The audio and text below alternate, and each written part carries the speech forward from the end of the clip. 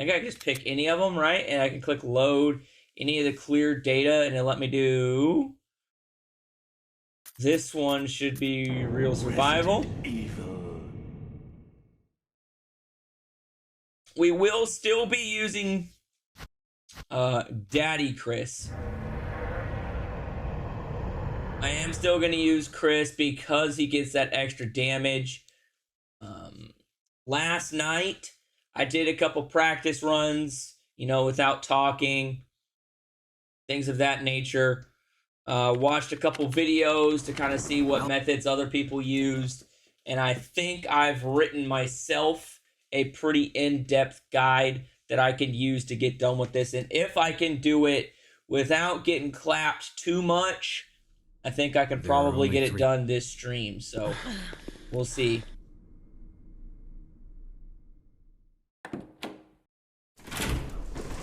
So if you catch me staring off at this screen, it's because I'm using my Google Doc.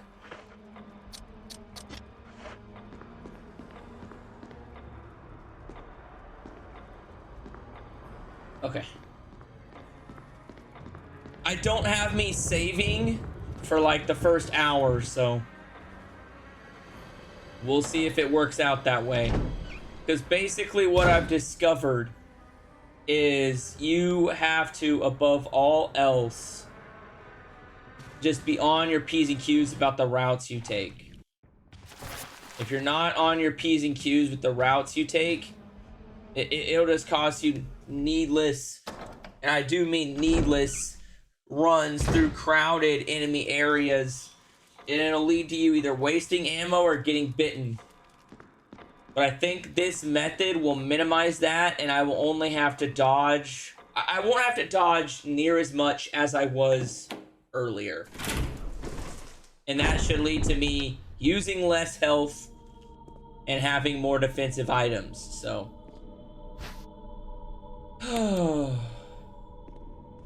Okay, so there's that. We're gonna pick that up.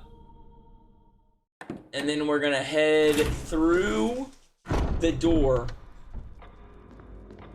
I'm sure you would, fam. I haven't had time to figure out what I want to do with that. I don't understand it yet. I don't want to do anything I don't understand. That's not my that's not my style. I researched stuff like crazy before I even got on Twitch. I researched kind of like what the rules were on Twitch. Not necessarily what you could do on Twitch, but what the rules were. Same thing with YouTube. Between that and work and studying for a school I got to go to right now, I just don't have a lot of time to do extra stuff when it comes to the channel and whatnot. But I will definitely try to look into it, if not tomorrow, probably this weekend. Damn it, I forgot to have my gun out. I should have my gun out. So basically, we got to kill this guy right here.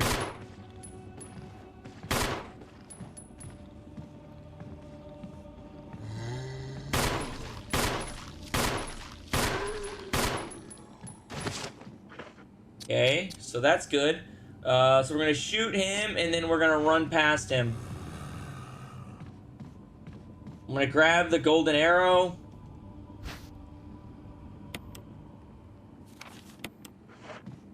And then I'm going to grab this pistol ammo.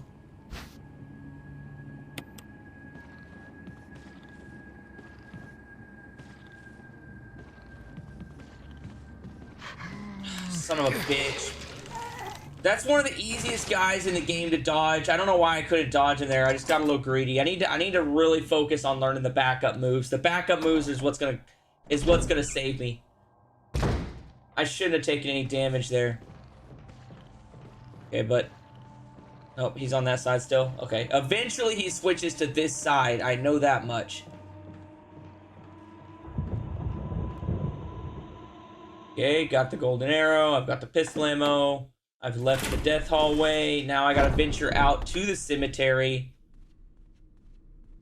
I do need to grab the shotgun shells. And in this playthrough, or like last time, I didn't go for the shotgun. I have to go for the shotgun. The pistol will not do enough damage. It is almost impossible to beat this section without the shotgun.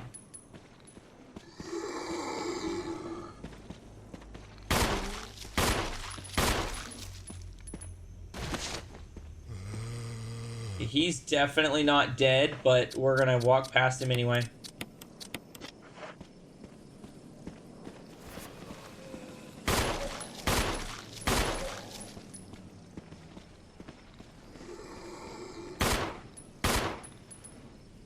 Okay, he's right there.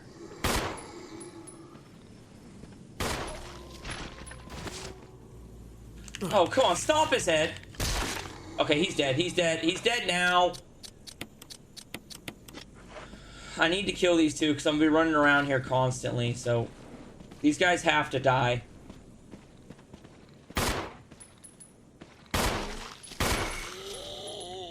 Hey, please tell me he died. Please tell me he died. Okay, he's dead. Okay, and I've still got 9 bullets. I shouldn't have taken that damage there. It kind of pisses me off that I got damaged. I should have been able to avoid the damage. I'm just gonna have to get way more proficient at dodging as we go along.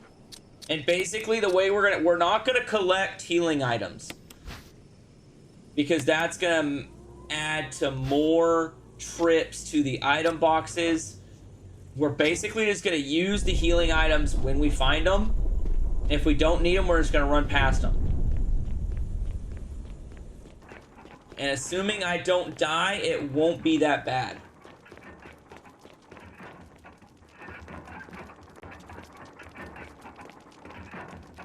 So here we go.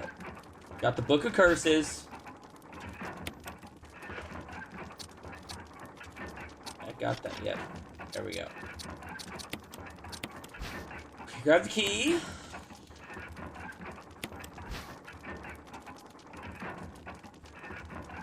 Got it. I definitely don't need the Book of Curses. I also found out if you just hit circle, it's actually way faster than reading through those books. So I wasted a lot of time going through all of those in my speed run.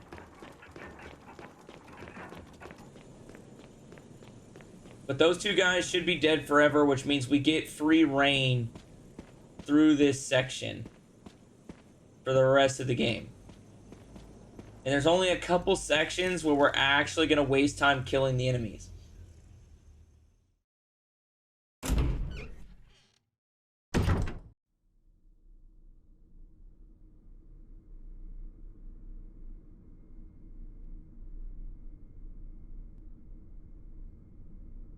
Oh, that's my wife watching SNL. I was like, who is talking right now?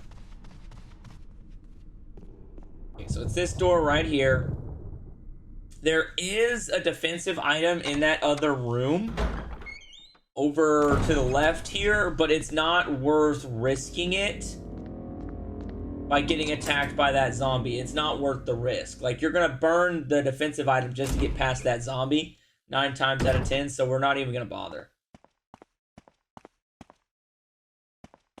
And this is very specific. You can only push it twice. If you go any further down that hallway, it will crack that window, and the cracking of that window triggers the dogs. So we technically haven't tripped the dogs yet. So we can actually still go back.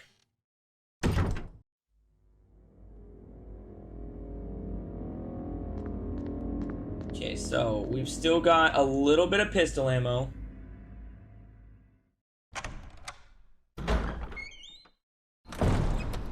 And we are going to go back and kill another zombie. They will turn into a Crimson Head eventually. But as long as I follow these steps, them turning into a Crimson Head actually shouldn't bother us too much.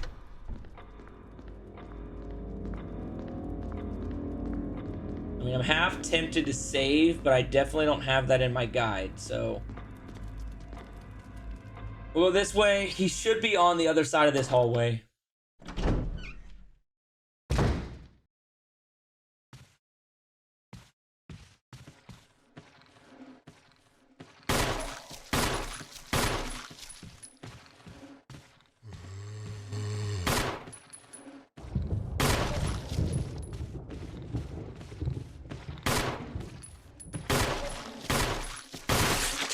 Okay, got him. Got him. That should have been the last bullet. Okay, yep, that is the last bullet. But that's all it took. He's dead. We actually got the critical hit on him, which blew up his head, so he shouldn't actually turn into a crimson head. So we actually just bought ourselves a big win there. Okay, now... That's the dead zombie and enter the kitchen. So we're gonna head to the kitchen. This is another section I like barely ever ran to for some reason. But we needed to come down here to grab an old key.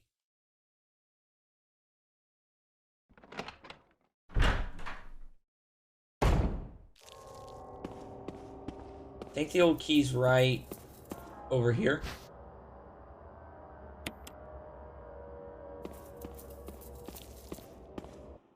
I wrote down that, yeah, that's what I thought. Okay, so there's that zombie. Not that big a deal. Let him go this way. And then we're gonna run around this one. He's gonna come back towards the table, and then you just run towards those commercial freezers. And then that's it. I don't know where that zombie came from, because I totally canoed that dude's nugget in the hallway, but it is what it is. It's fine. Okay, now that we're there, we're gonna exit the hallway, and we're gonna go upstairs.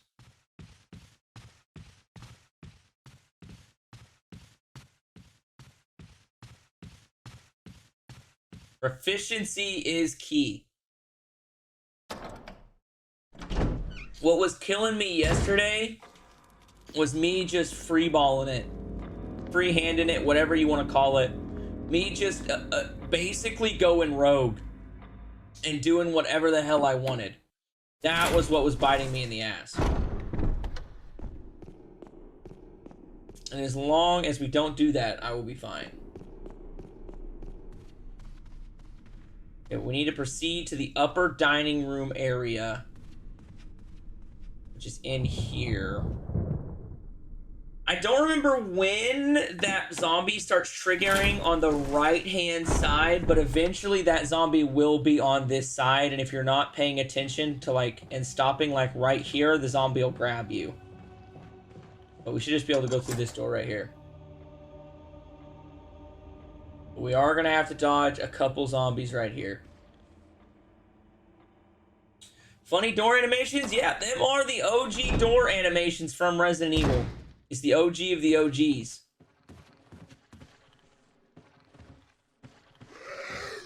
Okay, basically just make him lunge like that, and then you'll get past him every time.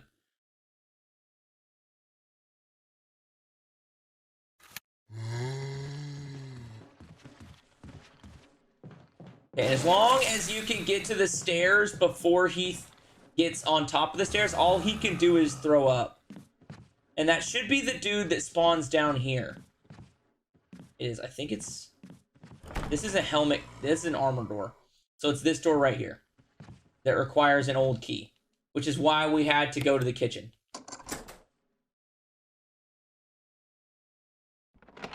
So in here, we're going to grab two things. We are going to grab the hand grenade. And I'm going to try desperately to save the hand grenades. I would rather burn the daggers and save the hand grenades for the end of the game. I think that's it. There's some ink ribbon there, but I don't want it. Okay, so... Yep. Okay, now we're going to go back to the fine china room.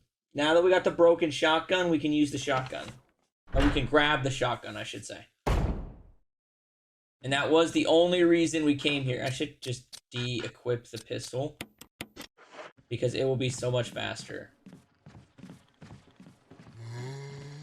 Yeah, he's on the stairs. All he can do is throw up.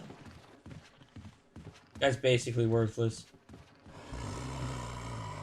And this right here...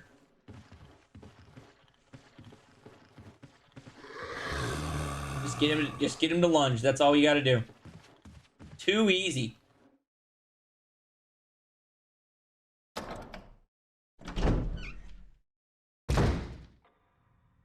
See, and that's what it is. I guess it's the old key.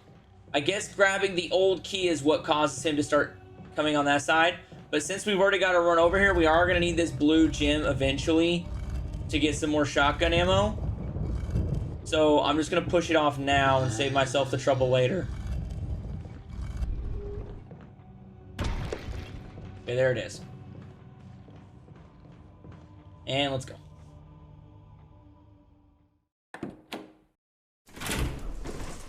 Okay, I'm just going to scroll so I don't forget where I'm at. I mean, we are making really good time, though. I mean, I know it doesn't look like it, but if I can follow this to a T, not die, get my saves where I want them, and one run this, which is saying a lot, I should be able to finish this in like 2 hours, and maybe 3 hours, and I should be able to grab another playthrough. Or start another playthrough, I should say. See, that window cracking right there is what triggers the dog. So as long as you don't see that, and you never come back into this room, you'll never have to fight the dogs.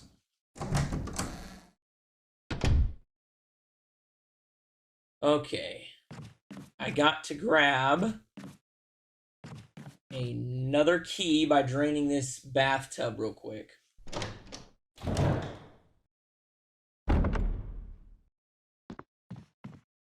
Anything in here? No. And the zombie doesn't trigger until you actually remove the plug.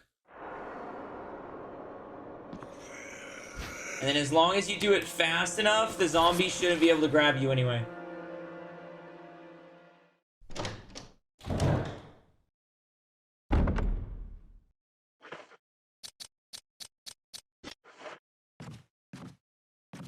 I'm gonna go grab this first. I'm gonna do something a bit out of order. That's not gonna matter because I'll put the shotgun there, so I'll go ahead and do it now. It's like basically the whole process with the herbs, right? So if you remember last time, I was trying to stockpile herbs. That is not the answer on Real Survivor because you have to go to specific item boxes. So the answer is whenever you see a healing item, if you get the chance, you just heal while you're there. Right, if you can't combine them, well, tough shit. You're not going to combine them. You're just going to eat the 2 greens. And I just fucked it up. So I can't even heal right there because I grabbed the bag of chemicals first. I was supposed to eat the 2 herbs first.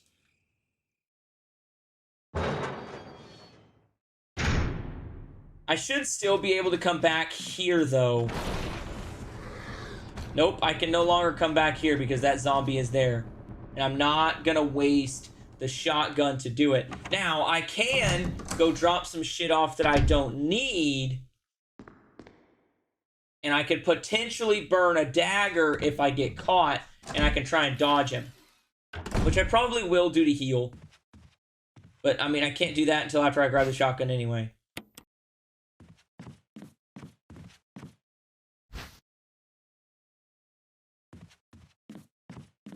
I've got to come back to this room anyway, so not too big a deal.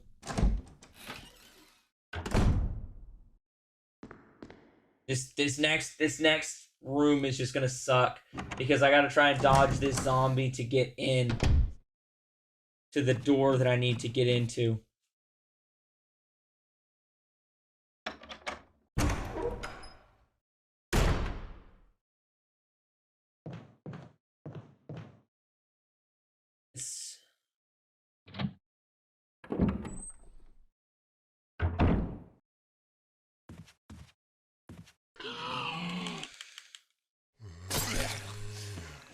Okay, so he just took the dagger. Hopefully, I don't have to waste another dagger on him. I probably should have just wasted the grenade, to be quite honest with you, but it is what it is.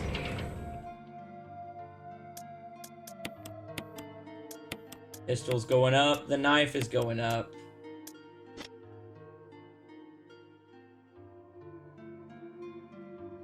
I need the old key. I need the old key.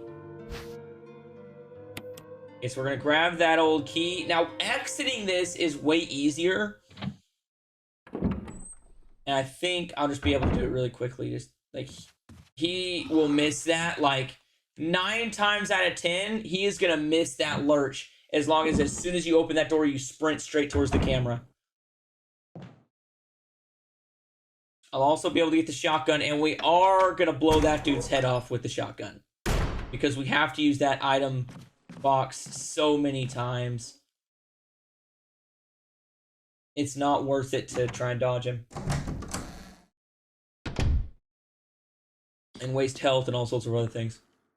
So I am going a little bit out of order on my guide, but this will be fine.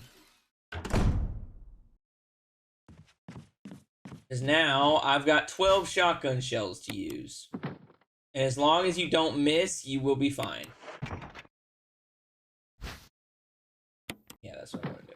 Okay, here. There we go.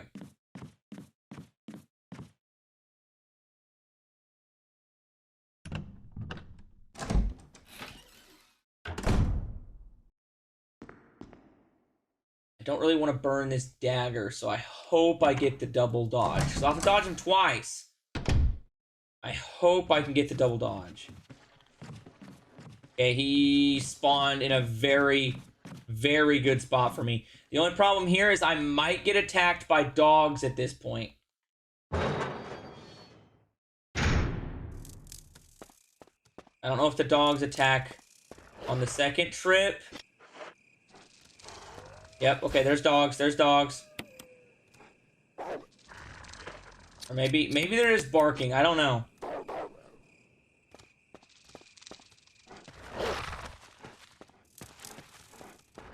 Woo! Okay. So they do spawn in the second time, that's why I didn't want to go out there, but I did get the heal.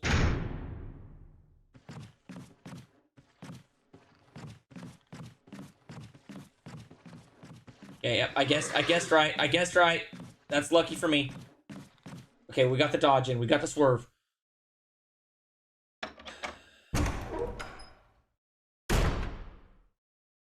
Okay, so now we gotta go back and blow this zombie's head off.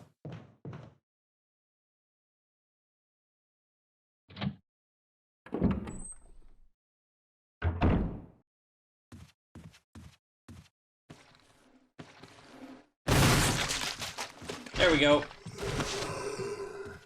Okay, so there's that. I killed him with one shot.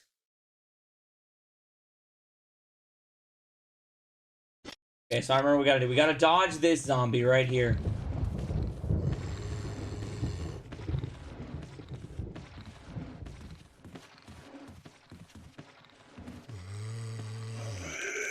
Well, he's getting daggered. Gosh damn it.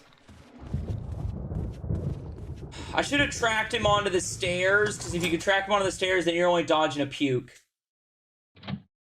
But I do have to go back to the study.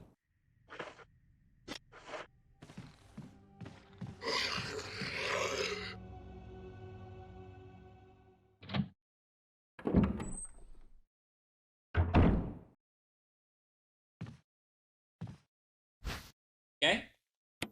Got the dog whistle.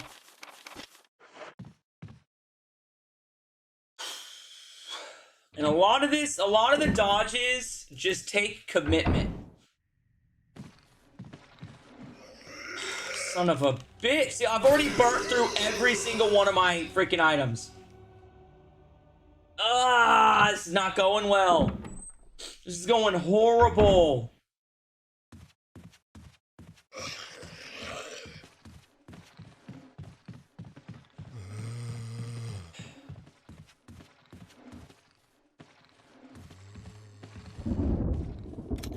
I don't remember which way to go.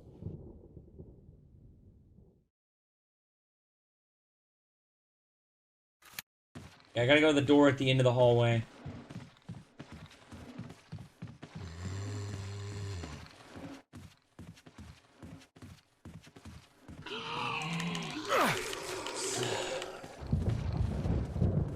I've got to pay attention to what I'm doing more. I'm just taking too many hits. I mean, the reason I wasn't super worried about it was this. It's the wrong room.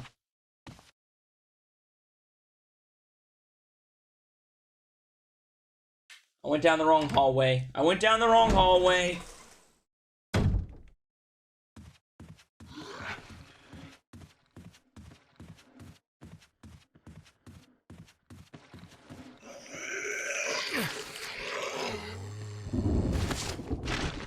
Well, if I don't hit this, I'm going to die. So that's a good start. Hey, you.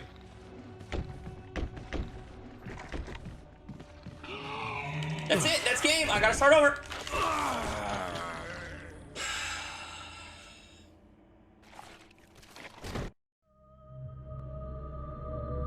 I knew I should have saved. I fucking knew it. I'm not good enough to do a one run. I'll be honest with you. I'm not fucking good enough to one run this game.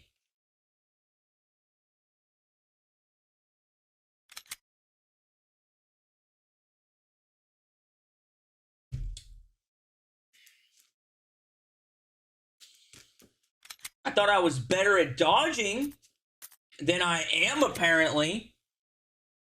Because that wasn't even close.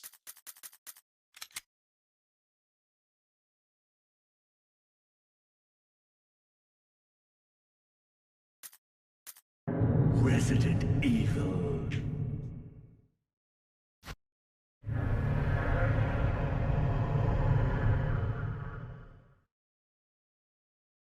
I was doing good, too.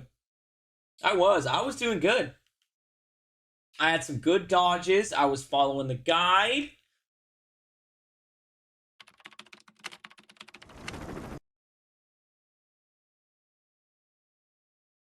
Like, if they just would not lunge, and it's an RNG-based thing if you get those lunges. They were just not willing to lunge at me for some reason. There are only 3. I can't dodge them if they don't lunge.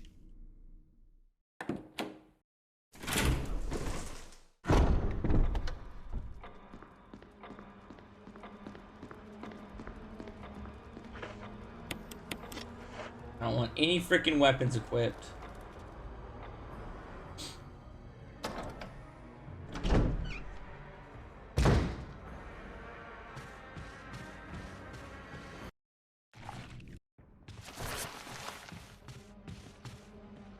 Okay.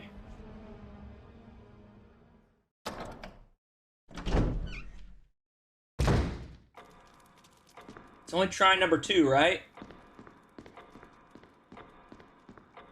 I don't think I have my first programmed save until, like, I get through the mansion. I think getting through the mansion is quite literally my first programmed into my guide save.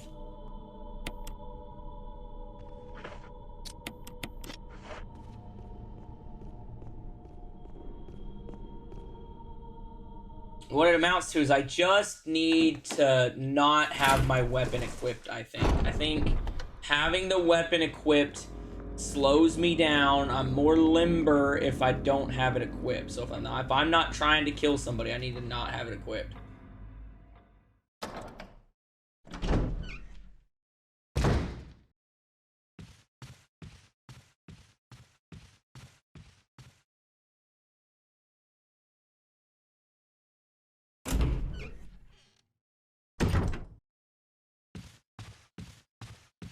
And I gotta remember where the pre-programmed heals are. Like, there's a heal in here.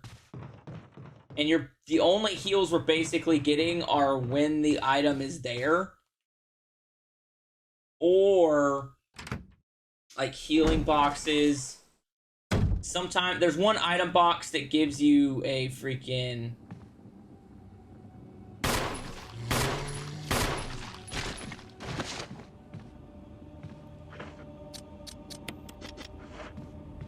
Well, I don't have any extra ammo, so I'm not going to do that. There we go. Grab that one. And if I move too quick, I don't get this zombie to lunge at me. And I need him to lunge.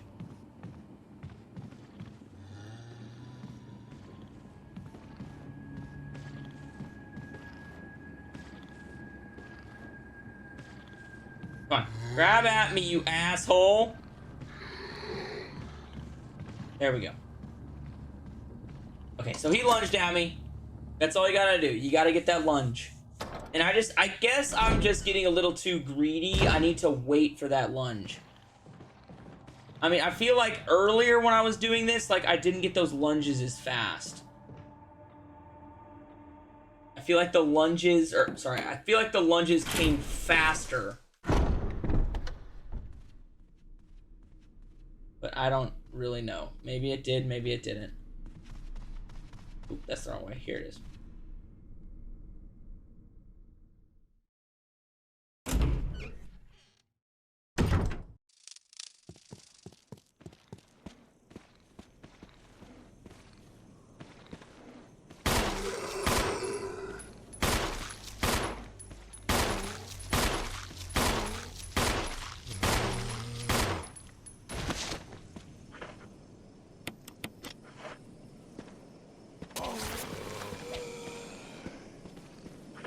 Okay, so that's how you test to see if they're alive or not without wasting ammo. Just stab with the knife, but we're only going to be doing that in this section because I don't care. Okay, so now we got to kill Big Homie, right? Ooh, and we got a critical hit, so that actually saved us some ammo. But we have to kill that guy because he's guarding the shotgun shells we're going to need later. Okay, so too easy, right? Too easy. Okay, it could be removed, and we can use it.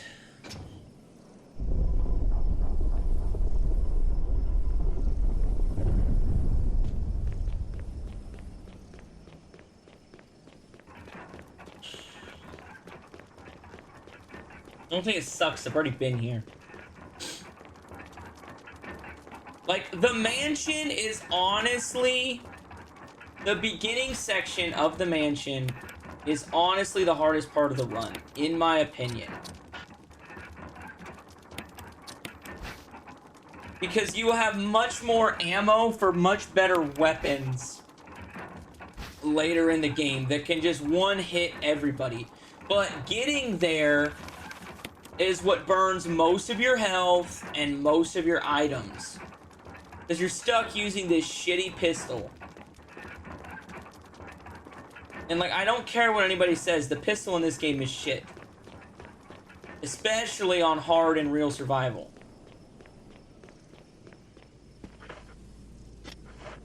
Yeah, I'm still doing good, though.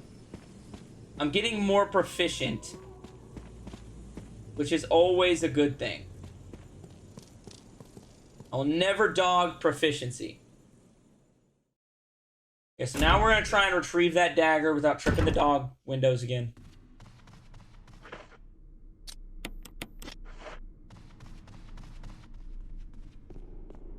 Might as well just not even have it equipped.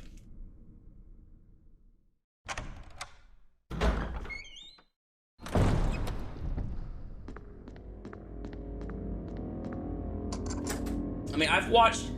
And what I did to build my guide was basically what I like to do, some trial and error that I did myself, and then I watched a couple of no damage runs to see what their method of just not getting hit at all took. And then that's how I came up with my guide. So I modified that guide, or their walkthrough with what I like. And then, of course, a lot of them were doing no damage best ending, and we're not doing best ending. We don't give a shit. We're making sure that Rebecca dies and we don't save Jill, because that's going to save us nothing but time. And nothing but time also means less boss fights. So we're not doing that. Okay, so now we gotta, if I'm correct, we have to go get the broken shotgun. We will need the pistol to do that. I gotta murderate some old dude in a hallway. The only thing that sucks is we got a critical hit on that guy. So he wasn't going to turn into a Crimson Head. If we don't get the critical, he might turn into a Crimson Head, which is going to make this a lot harder, but because you don't kill any Crimson Heads besides the mandatory one. Okay, well that was actually really good RNG right there.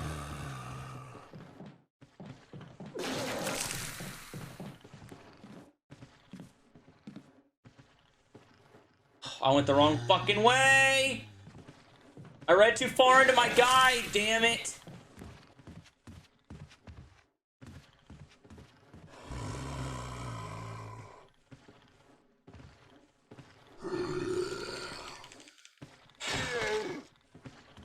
I wouldn't have wasted that if I'd have freaking done it right.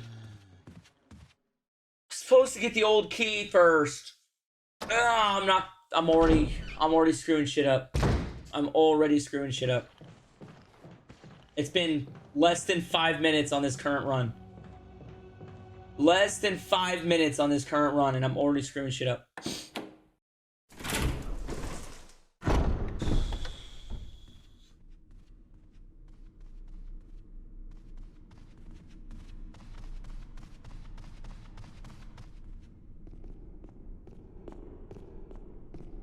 But perfect news. I stabbed that dude in the face, which means he's half dead already. Not that that's really good news, but it's better than nothing news.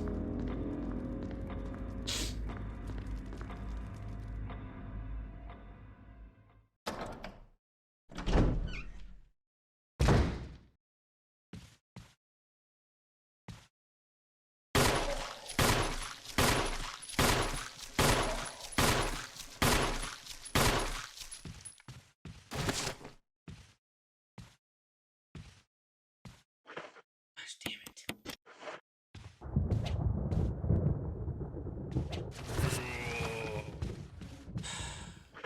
If I don't get him killed, we're screwed.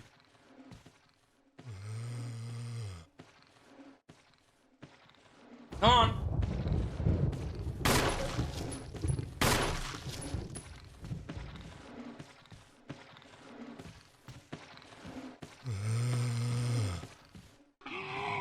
Son of a bitch!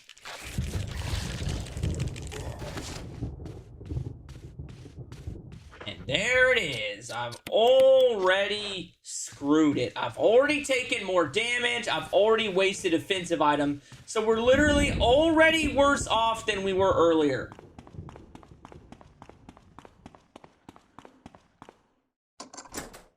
I don't know how I do this to myself. I honestly don't. I always just make shit harder for myself for no fucking reason.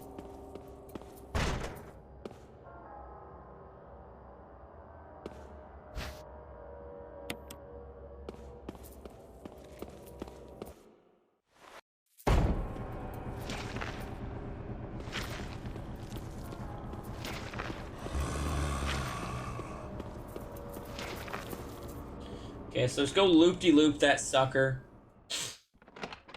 The part of this that sucks is that zombie is going to be in my way now.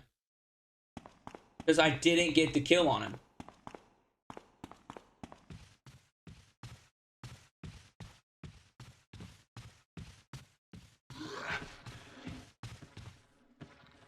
So now every time I run down this hallway, I'm going to have to deal with him. Awesome. But at least he won't turn into a Crimson Head. So I guess that's kind of a plus that he's not going to be a Crimson Head. But I mean, that's barely a plus. Okay, now we can go to the second floor.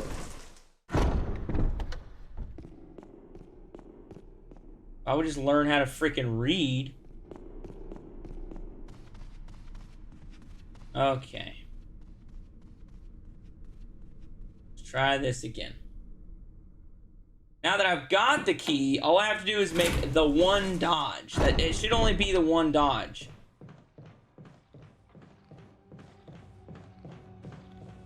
Okay, no dagger. There is no dagger there.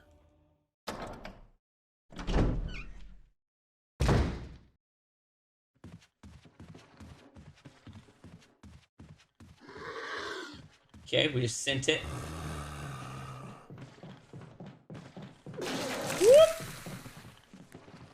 And this guy, if I'm not mistaken, is the dude that stays down here. In this exact area right there. If I'm not mistaken. Now, I could be mistaken. Don't get me wrong. I'm not 100% sure. It's not like they've got name tags to say like, hey, I'm Fred or whatever, but fairly confident that's the dude.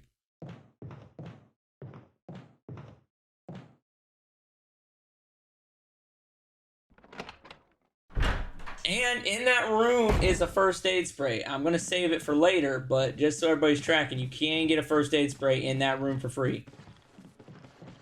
It's in the item box.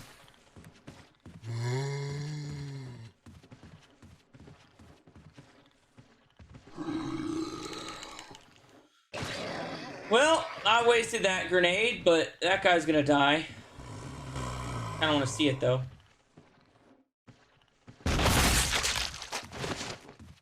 Guess that's one less guy I gotta deal with in here. That's good. Hey, glad you made it back, Lexian. Doesn't matter. You got back. You didn't miss anything because I... Oh, shit. Because I died, so you literally missed nothing. I had to start over. So it's kind of a win-win for everybody here.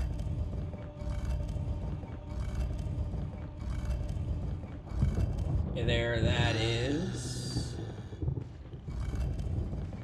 It 110% is a skill issue. Like, I'm not even gonna lie. Like, that's exactly what it is. Like, I am not very good at swerving enemies on this game. It's harder than on Resident Evil 0 to swerve enemies. That's what it amounts to.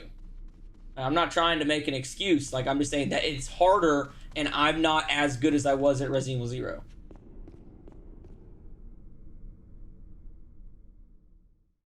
And because I got lost, because I didn't follow my guide to a T like I was supposed to, so I got lost. I had the same thing here.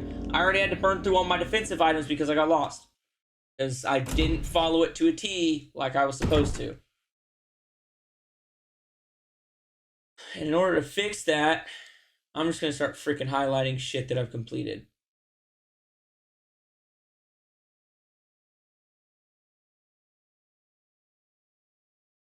There we go. Green means it's done.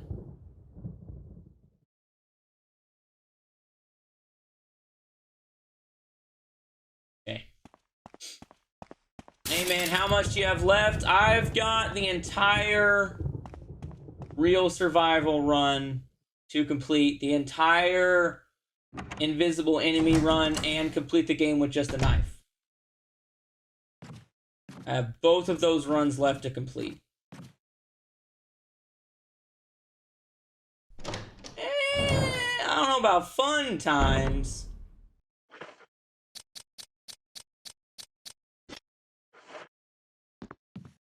It's something. As long as I don't screw up again and burn myself to where I have to inevitably use a bunch of healing items and stuff. Like right now is perfect. I've got one bite, but I'm not limping yet. I'm gonna go into this section. I'm gonna get to heal myself at least once. Because I am going to pick up the chemicals last. I should have wrote that in my guide that I needed to heal myself before retrieving the bag of chemicals. But obviously I didn't know. But the whole, like, heal yourself only when you get bitten kind of thing is going to suck for me. I'm not super good at that.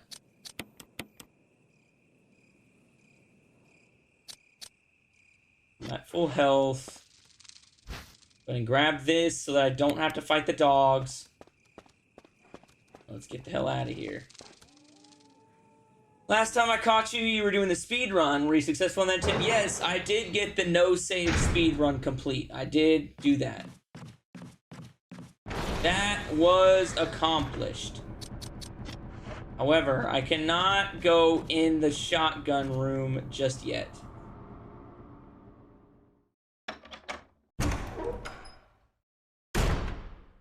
I've got to dodge this very, very nosy neighbor in here.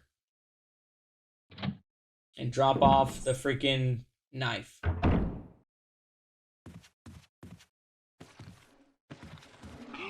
Gosh damn it! See, it's simple shit like that. I should not have gotten bitten by that guy. There's no reason I should have gotten bit by that guy, and it was a massive bite, so now I'm freaking limping. Which means I do have to fight through that zombie horde to get back there. Otherwise, I've wasted my chance in here. Oh.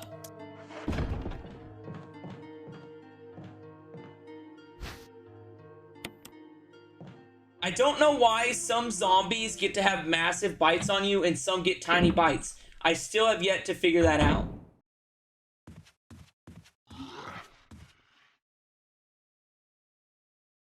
And because I'm refusing to save until I get most of this done, if I die, I die.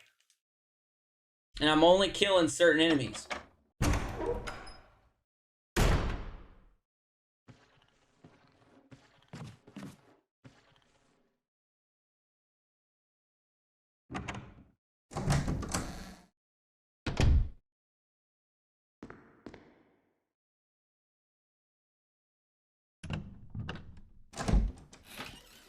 Okay, so I've still got to go get the dog whistle. I grab the dagger. I've got the shotgun, so I can canoe that dude's nugget out there.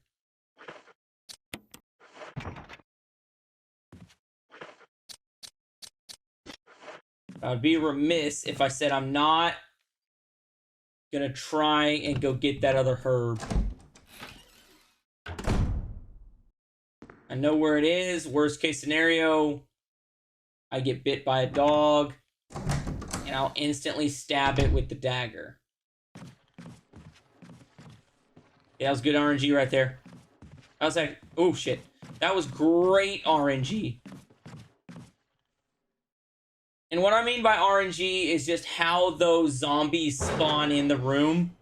Because you have to go in blind a lot.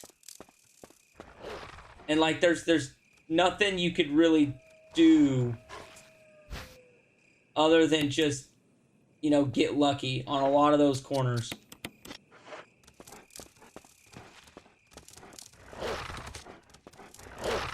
Because you'll probably, like, the thing is, you might screw yourself by going too fast in there, and you might screw yourself by hanging back. But either way, you're probably going to screw yourself. There he is. Okay, yep. He was facing away, so I knew I'd get away with it. Okay, so I already did the shotgun room. Okay, hopefully we can canoe this guy's nugget in one run. And it doesn't get us bit.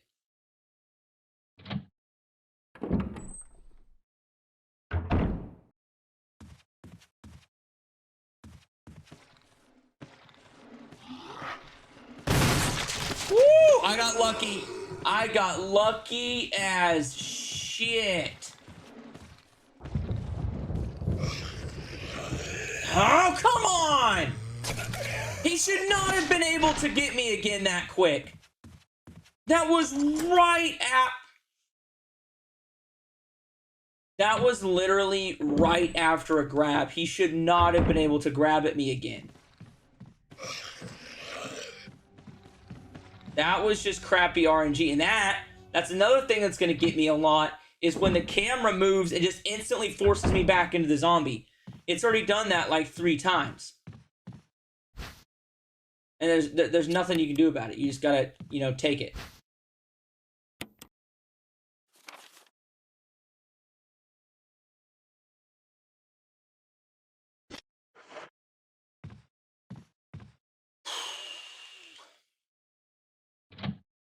Good news.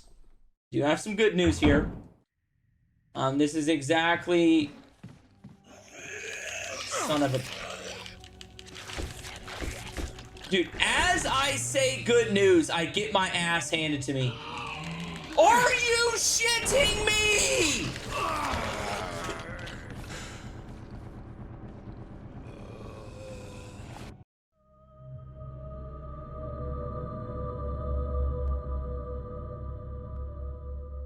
Why am I getting shafted by the...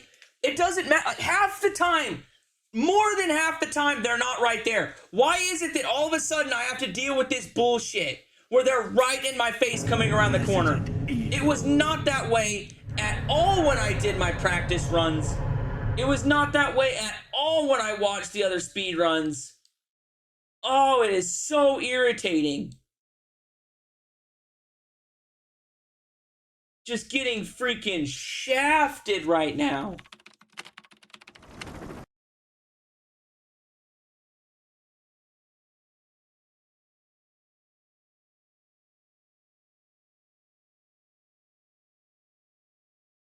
The only other thing I can think of is if I just don't pick up the chemicals right away so that I can shoot that one zombie in the face and then just come back. I mean, I've done the speed run. Like, I know it's possible.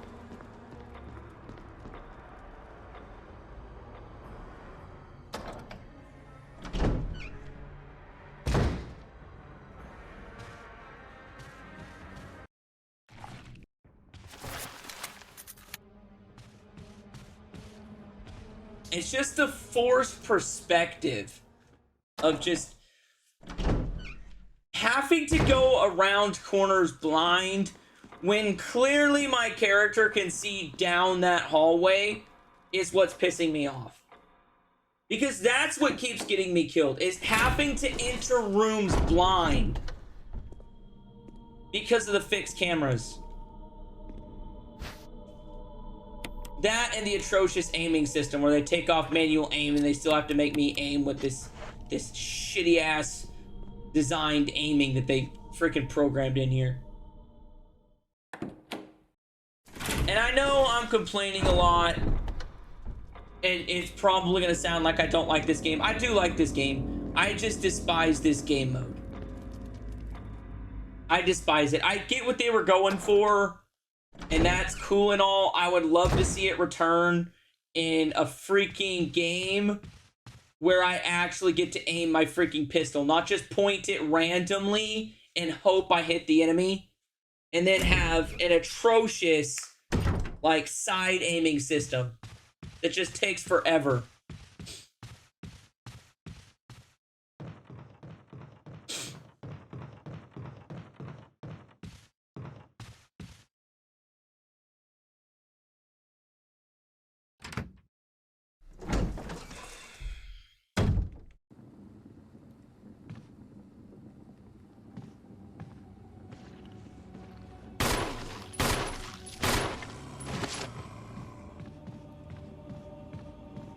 Okay, I wasted a pistol there.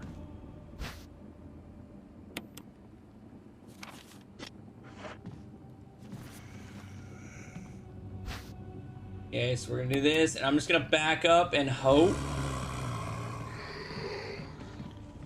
Okay, see, that time, the RNG didn't screw me. I'm still completely surprised that that guy was able to get that grab in so quick after another grab. That should not have been possible earlier. I don't care what anybody says, that should not have been possible.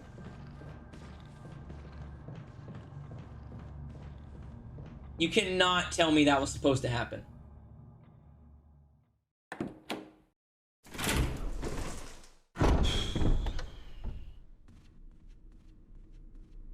But it's fine. It's fine. We'll get it. We'll get it down to a science. It will not be that bad.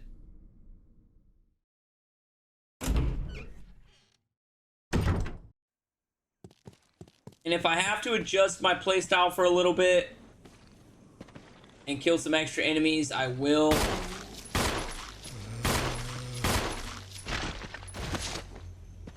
Okay, so grab that. Okay, so pistol.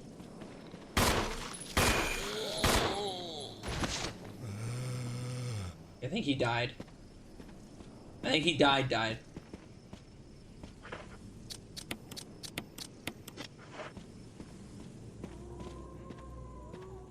Okay, there he is.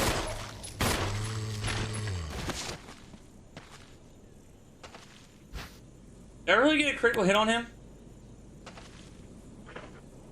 Yeah, I didn't think I got a critical that easy.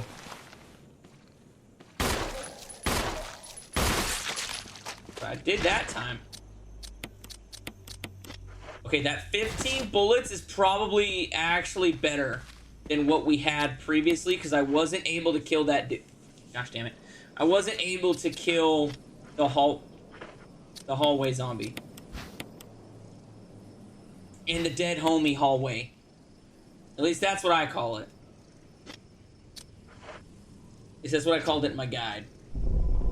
Okay, so I'm gonna go down here and I'm gonna grab the mansion key. I gotta keep color coding what I've done already so I don't get lost again.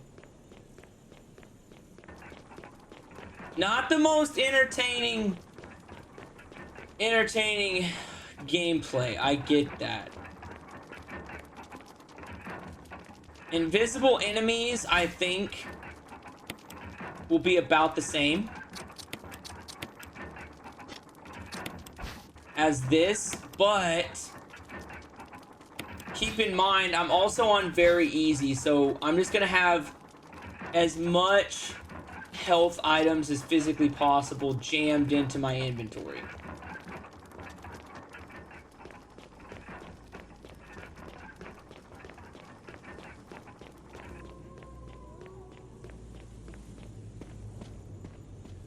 Those two dudes is dead. This guy can technically become a Crimson Head, I think. So I gotta be wary of that.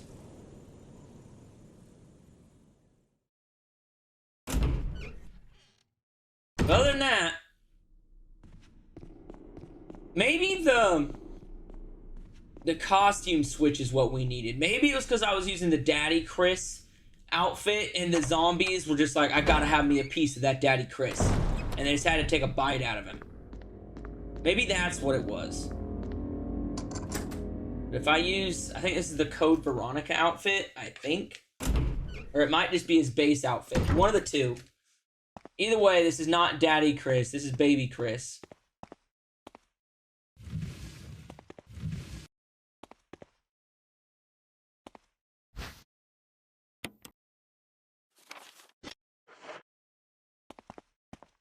I've got to get through this without doing that. Hall. And I'm going to try to update my guide in between the doors just to keep the flow of the stream going. We'll see.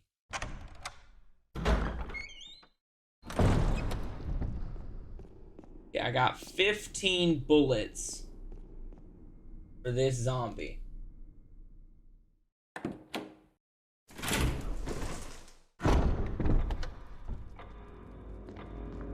And if I get the kill on this zombie, I'm just going to come back in here and I'm going to save 3 times to waste all that typewriter ribbon right there, just so we don't have to redo this part. Since I'm doing so good at the moment.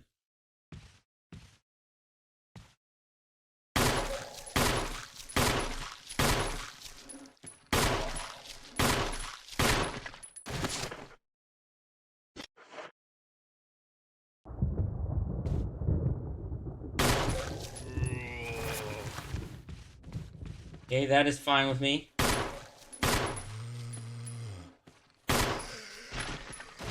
Oop, that sounded like death.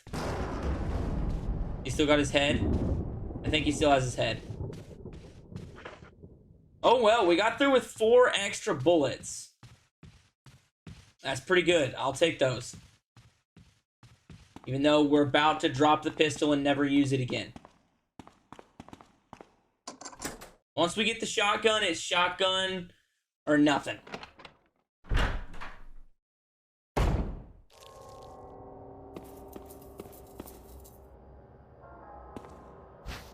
Okay, there's that one. Okay, I needed the old key.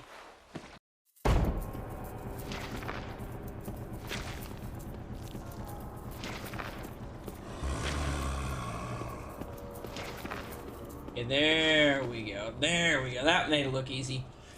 So basically, you just gotta make sure that that zombie on the floor drags itself one way or the other, and then you hug that opposite wall so that he can't grab you.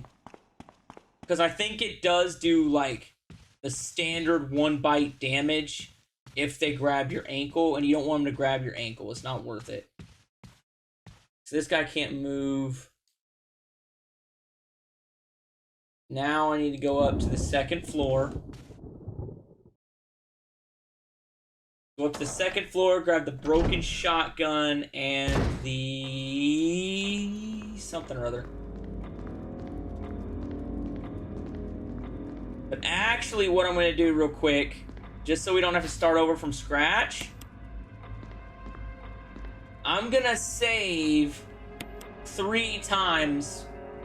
And the only reason I'm saving 3 times is so that I can get rid of the typewriter ribbon from my inventory without going to an inventory box. And that's basically what I'm going to do every chance I get, where I'm in a save room that's pretty well got the ink ribbon right next to it. Because it's stupid to carry the ink ribbon. It honestly is. You don't need it. All it does is take up an inventory slot for something you're not going to do very often, so...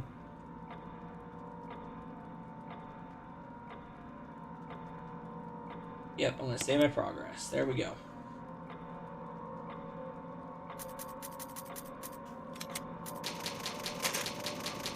And now, officially, we're actually saved, so we don't actually have to start over every time I die. And I'm going to die again, probably. But basically what it's going to take is a near perfect run at the game.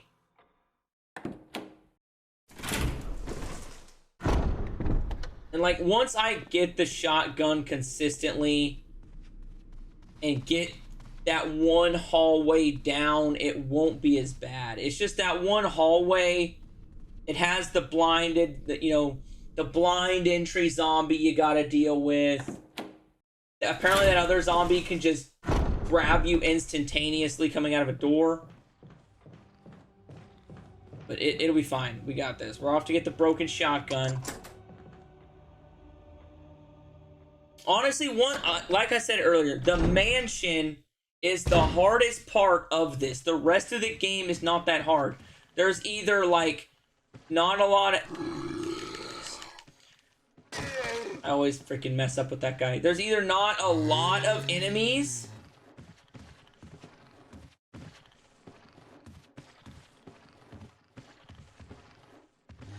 Lunge at me. There we go. There's either not a lot of enemies, or you have the ability to actually kill them. And I did just use my only dagger on that guy, which is not a surprise. I always burn a dagger on him that first time.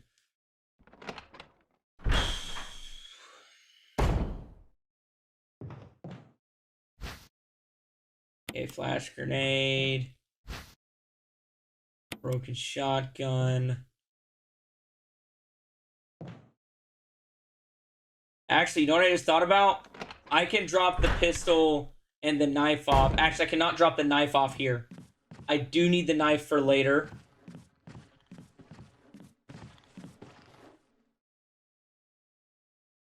I do need the knife for later.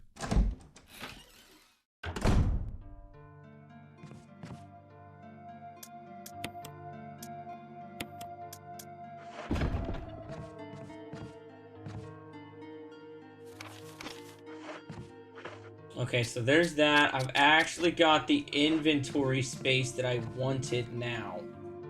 So now I should still be able to pick up the shotgun and grab the chemicals in the same run. Okay, got it.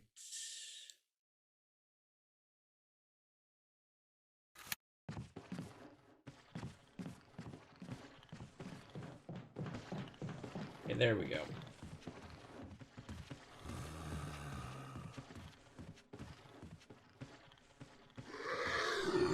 Oh, come on, man! See, like, it got one of those instantaneous grabs again. Like, I've never seen that.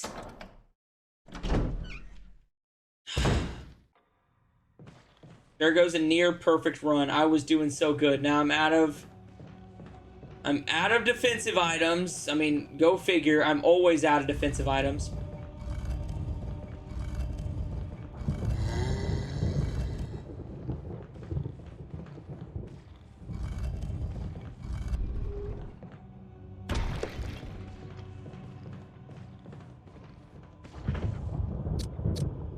I dropped the knife, but not the...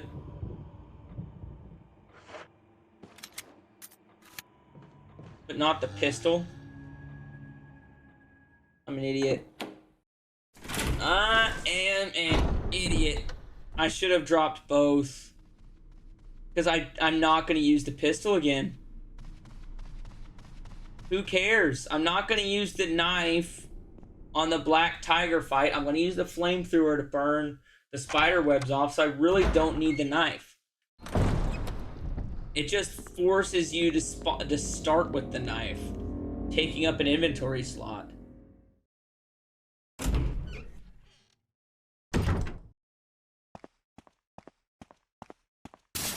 There we go. Well, on a more positive note, I'm still technically at full health. Technically speaking.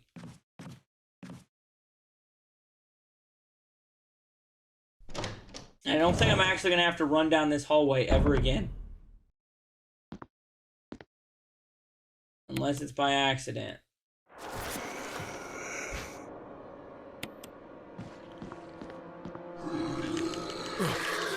I literally just fucking spoke out of my ass. Like, I literally said that, and then that stupid fixed angle camera crap, where if you're already holding the analog stick in one direction, it instantly makes you do a 180, freaking happens again. Oh, that's why that's why game developers quit using fixed camera. That exactly right there is the reason they stopped fixed cameras. Ugh. It is what it is. It is what it is. You don't actually hate this game. I don't actually hate it.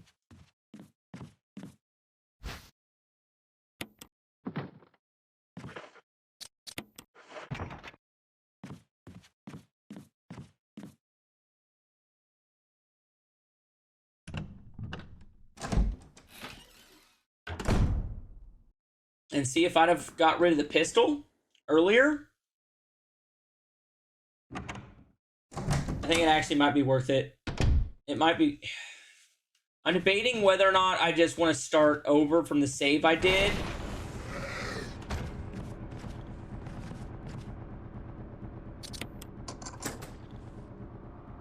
Because if I did that, I'd have all my defensive items back.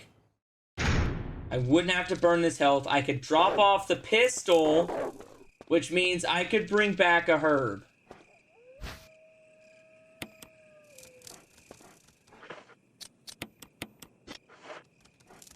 No, I can still bring back the herb.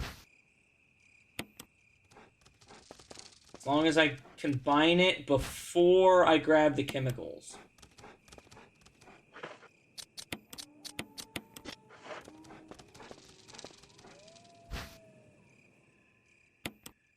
Okay, there we go.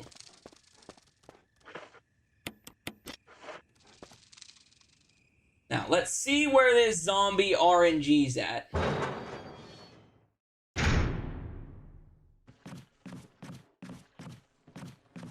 Okay, it's perfect. Okay, he RNG'd at, like, the best possible angle, like, ever.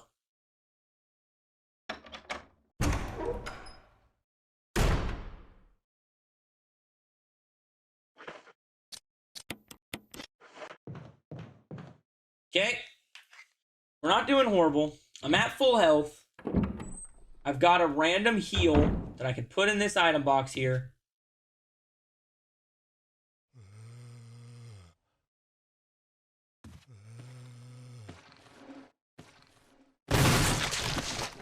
Wait for the grab, baby. Always wait for that grab. We're gonna grab the old key and drop off the pistol and the health.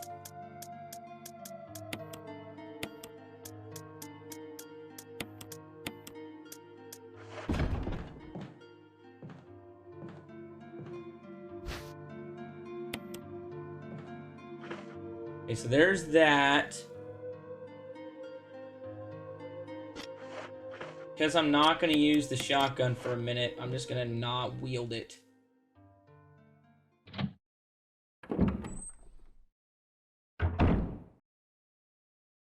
The crazy thing is, this is only 15 minutes into the run, and I've gone to this section 3 times already.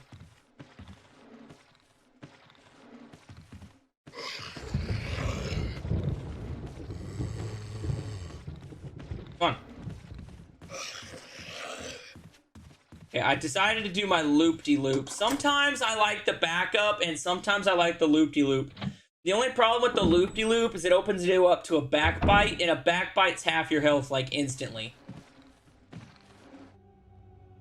Backbites will really do some shit to you.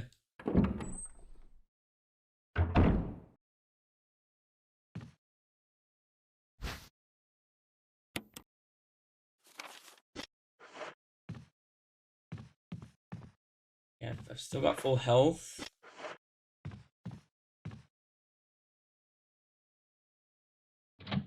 Yeah, let's see if I can't get this dodge.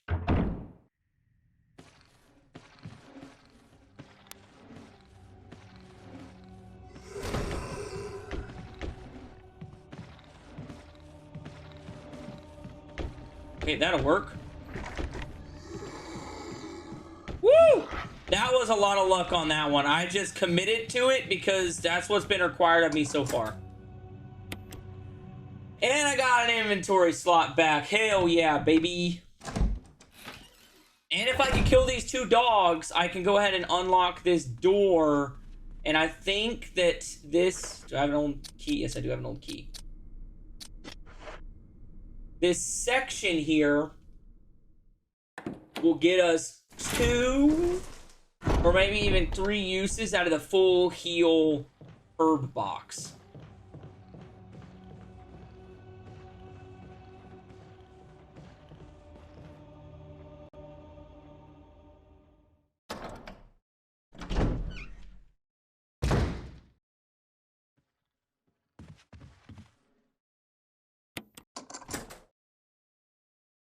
Because I'll be able to unlock the door at the end. Which means I won't have to run into any zombies to get a free herb.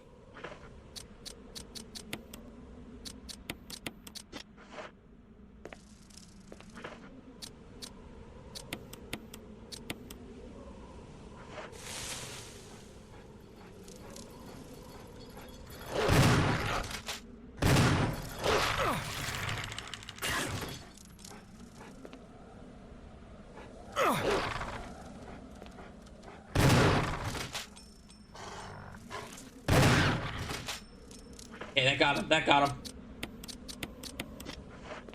And I don't think when they jump on you, you actually take damage.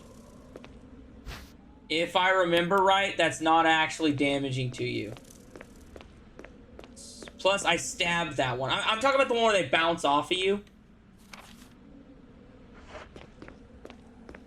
Yeah, this is the door I wanted.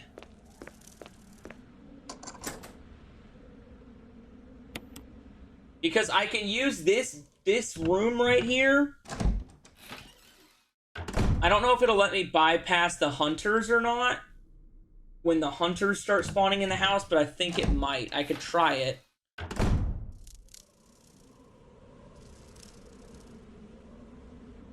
It's a multi-part one here. Okay, there we go.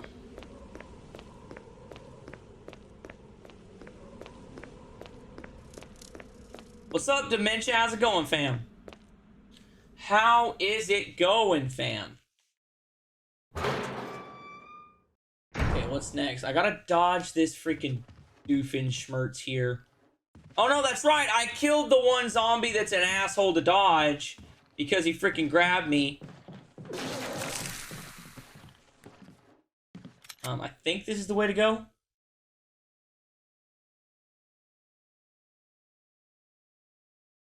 Damn, no.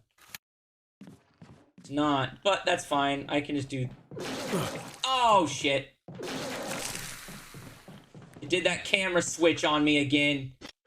Freaking hate those camera switches. I hate the camera switches. I'm doing alright. I'm not doing bad. I'm not necessarily hating real survival mode, but I'm also not liking it. It's kind of a love-hate relationship right now. Like, it's very frustrating. And there are a lot of things that zombies are doing that they've never freaking done before. But it's also not the worst thing in the world. Okay, so there's that. I think that's the door I need to use. See what I got written down in my notes. Okay, well, I need to examine this. Yeah, you're right. I am almost there. I mean, once I get real survival mode done, it'll be very easy from there. I'm not nearly as worried about real survival as I am invisible enemies, just because I can just have no ammo and just stock up on health. Same thing with the knife only. If I can only have the knife, I'm just gonna have my entire inventory full of health. And I'm gonna run past the vast majority of enemies. And that right there. I probably should have used that. I wanted to use that herb. I should have used that instead of the planter box. It was actually kind of dumb to use the planter box for a minuscule heal, because those are full heals, I think. I don't know. I've never tried to heal it while I'm limping before, but I want to say it's a full heal. Okay, it's going to be a cutscene.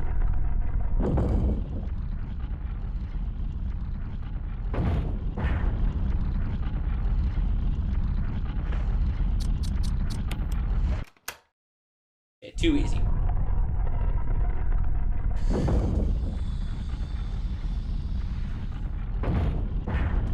So right about here.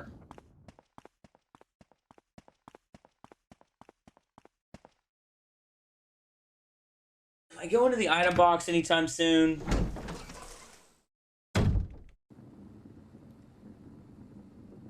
Yes. Yes, I am. But I'm not going to grab that because I have to come back through here anyway. And I might need that herb going into the yawn boss fight. So I'm going to leave that herb there for now. If I remember right, these are just crows, and crows are literally nothing. As long as you don't shoot them. I think the only crows in the game that actually are aggressive enough to attack you, I want to say, are the ones in the cemetery. But I'm not 100% sure about that. Dementia, the only enemies you really have to fight are bosses, so that'll make knife only easier. Yeah, I'm not fretting the knife only. I've beaten most of the Resident Evils. I've done a knife only run on most of them. So I'm not too worried about that one.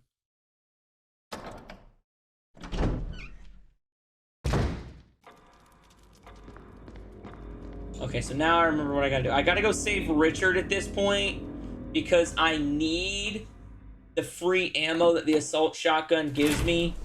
And you get 10% more critical hit chance with the assault shotgun. So the assault shotgun is like... it's definitely a requirement for this playthrough. 6 trophies in Hades. How many trophies are there? Are there a lot? I mean, 6 trophies, like, sounds like a lot for a game that if you die, you start completely over from scratch. Well, I guess not scratch, because you do get your earned perks or whatever from what you were explaining. So I guess it's not truly from scratch, but you know what I meant. Oh, also right here, after you save Richard, it's an automatic teleport into the save item room right there. The game automatically teleports you there after you save him. So if I do run across some ink ribbons, I'm going to grab them. Although I'm not going to. I'm just going to save Richard.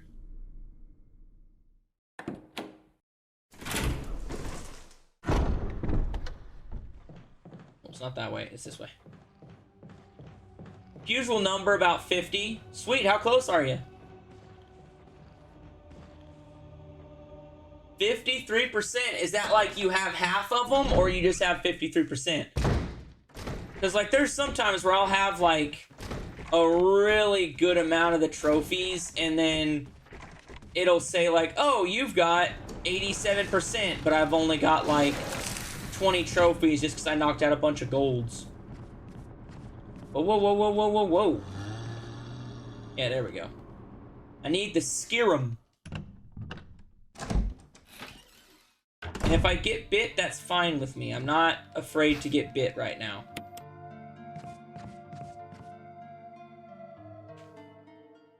Okay, but if I could avoid it, obviously I would like to avoid getting bit. That's not too bad. That's not too bad. And now that I grabbed the serum, that zombie should miraculously teleport to the end of the hallway for all time.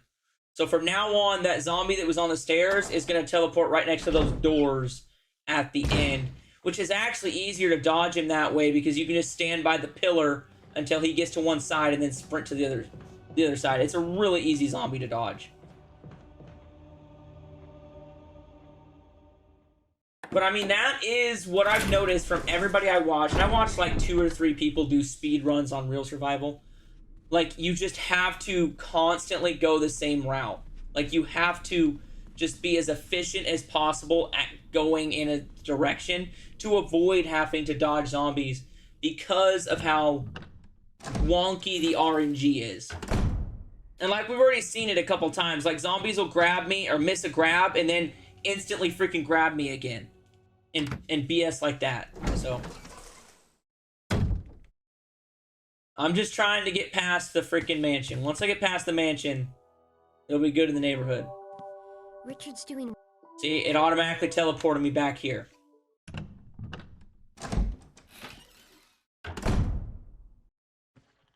Which is perfect for me.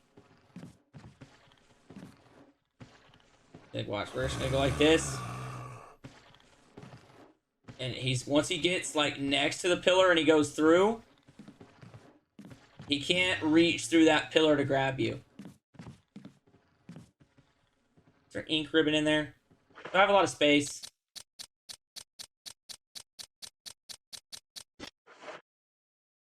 Might grab that ink ribbon just so I can get another solid save in and use up all the ink ribbon. Which I'll be really irritated if... No, that's gonna cost me. That's gonna cost me, and since I went in that door, it should respawn this freaking zombie.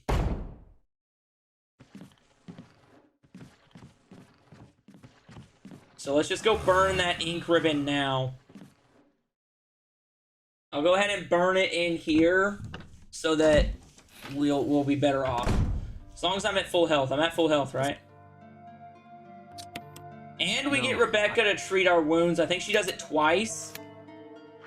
So she's also a free heal if you're ever in a pickle.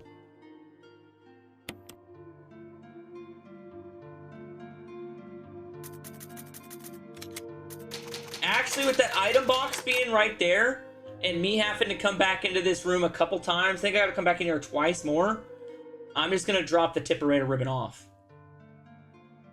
See, that was the thing. All the speedrunners don't save because it wastes so much time to save. So I didn't actually plan out very many saves. I think I only planned out 2, and that's just not feasible for me. I'll be honest with y'all. There's no way I'm getting through this game on hard, real survival, only getting 2. I barely got through the game without saving on the speed run.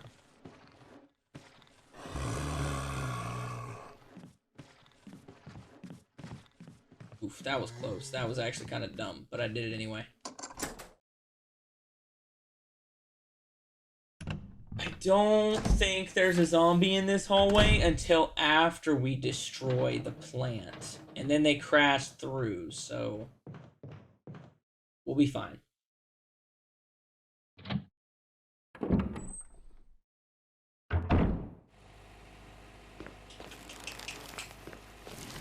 Yeah, okay. And there's a bunch of healing items that if I can take with me, I want to try and drop off the next time I get in a save room.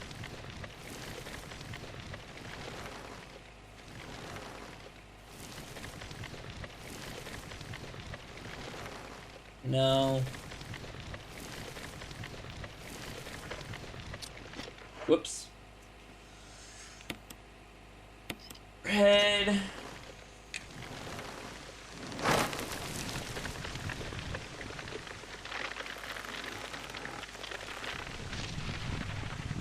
Wrong way. I want to do that right there. I want to get to the grab the death mask section.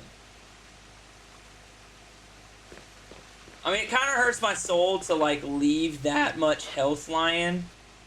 But I don't think I'm going to get back to my save box for a minute.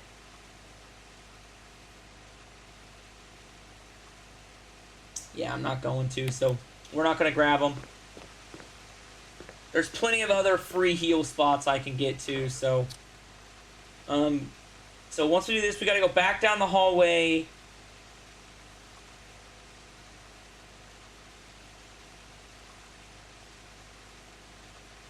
Okay.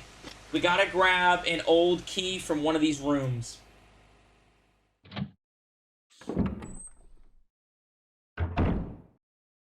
Which, this will trigger the zombies. And this is now gonna be a zombie hallway.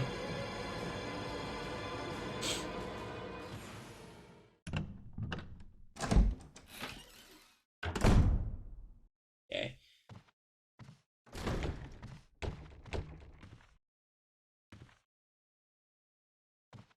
Don't remember where the old key is in this room.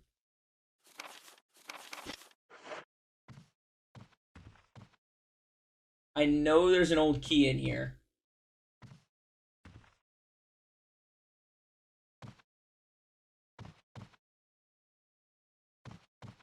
I gotta trigger the zombie in the door.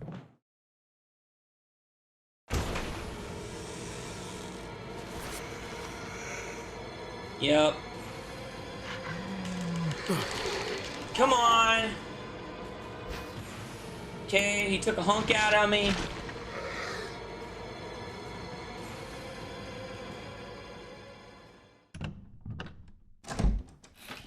Try this door. Pretty sure it's this door.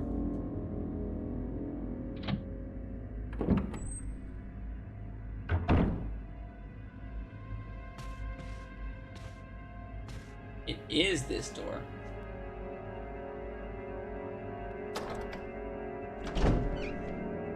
Okay. We're gonna open up another door. And it gets me a dagger. And I need to be better about saving my defensive items. Like, the back half of the game is going to be where there's a lot of really close quarters. I have got to get better at dodging before then. And there's going to be a whole lot of enemies that I kill that a lot of other speedrunners don't bother. They just run past. But, like, when it comes to hunters, I'm not very good at dodging them. They're what end most of my runs. I'm gonna kill those assholes. I despise them. But the only reason we come in here is because on this bench right here is a dagger. You can't see it, but there is a dagger. Pause it just in case that dude wakes up.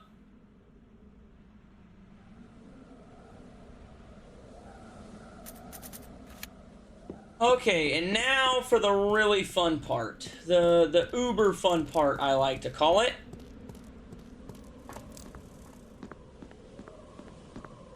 This is actually one of the worst sections, and it's probably gonna cost me this defensive item. I guarantee you I'm gonna get busted. I'm gonna try, though. If I can get this... If I can get this critical hit kill, then I will only have to face one zombie, and that's completely doable. 2 zombies is completely doable too, but it's going to cost me an offensive item. But I'm also going to get to heal right here, so that's a plus.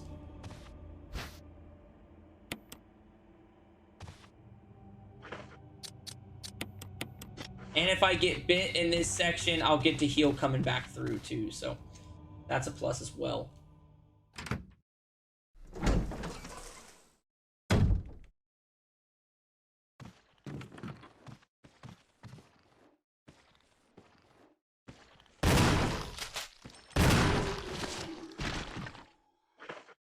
Should not have wasted 2 shells on that, but I did, so it's too late now. Oh well.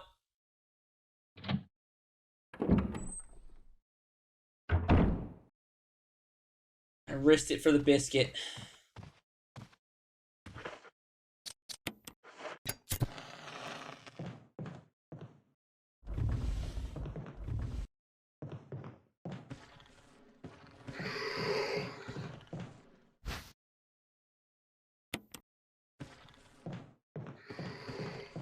I don't know how in the hell I accomplished that. Oh, I killed him! I killed the dude in the hallway with the double shotgun, so that actually worked out in my favor. And I didn't burn the defensive item like I thought I was going to. So that's a schwinn.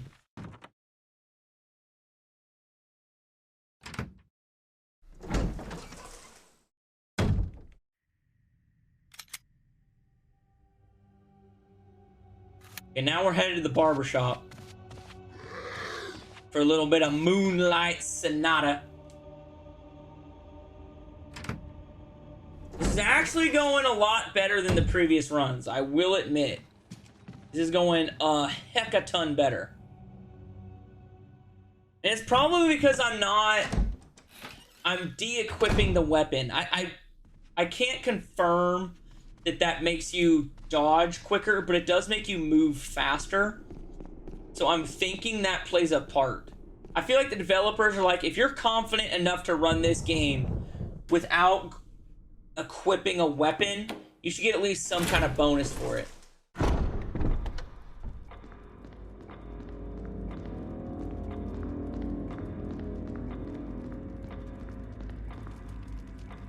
Okay, there it is. Pillar juke zombie near the bottom floor of the dining room. Tell the hallway in the second door on the left to enter the barbershop.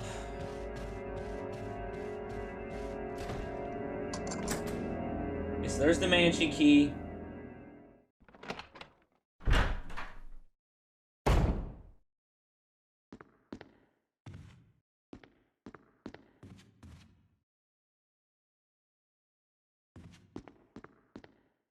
There's nothing. Yes, there's no Tipperator ribbon there.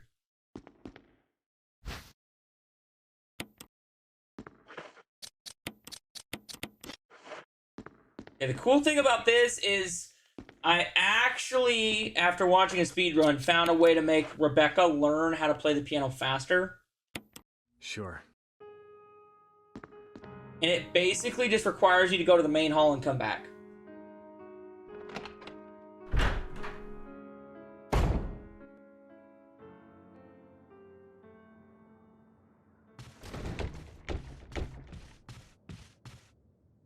Dude's gonna want to try and bust through there eventually. He is gonna kick that door in.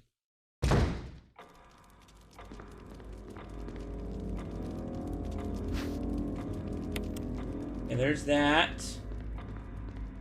Do do do do do do do do do do do do do do do.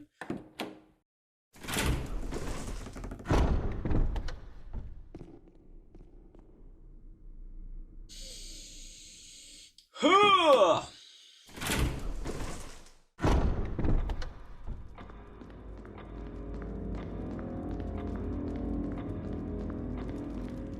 The real question that I'm gonna have for myself is, am I going to be able to dodge yawn and get the death mask? That, if I get poisoned, Rebecca has to save me. Which will lead to a heal, yes. Chris! See, like right there, she's already done playing it, so that is actually the fastest way to do it, instead of just running around and being like, oh, I guess I'll go back and find her.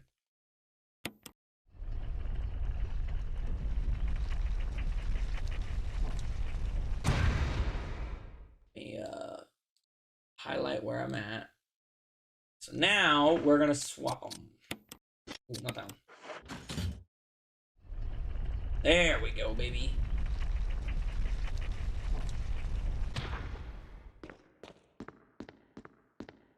Hey, what's up, girl? How you doing today? You doing pretty dang good, girl? You doing pretty dang good, girl?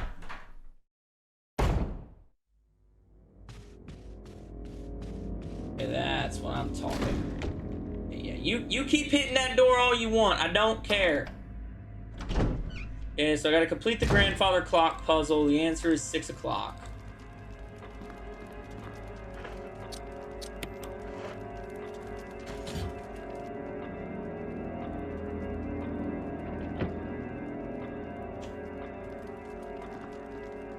Almost got the 2 easiest ones done.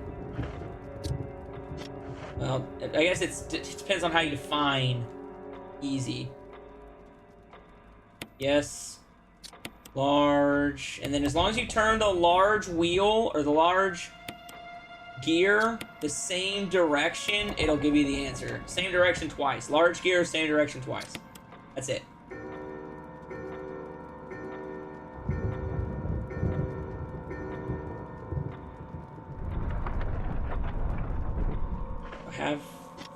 You have the inventory. And that key right there only opens the one door to the attic.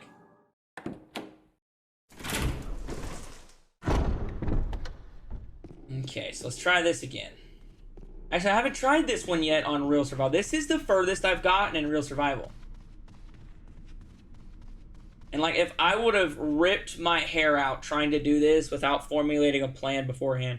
So whatever you do, whenever you start Real Survival, just write down notes or something that you're gonna follow to do it. And just stick to it. Just stick to your plan. Because as soon as you start deviating from that plan is when shit hits the fan and you start getting clapped. Just hoping this guy's not a Crimson Head, because this is the last time we're ever going to come up here. Not a Crimson Head yet.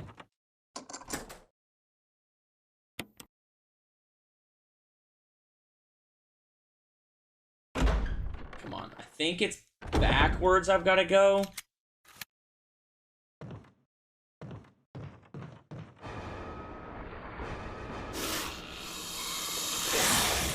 I don't remember where exactly he spawns.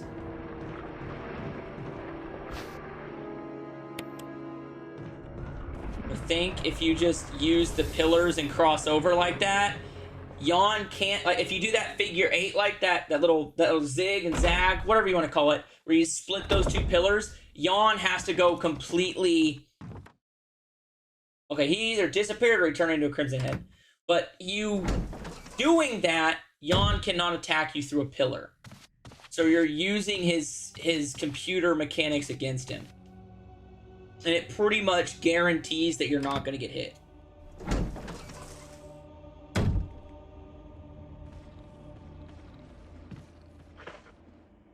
There's that. So I gotta go through the double...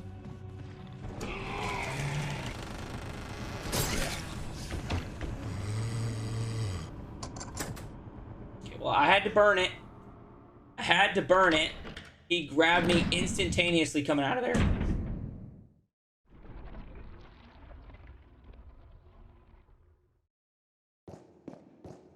If I could afford to kill them, I would, but I need the bullets for later. So it should be spear, axe, shield.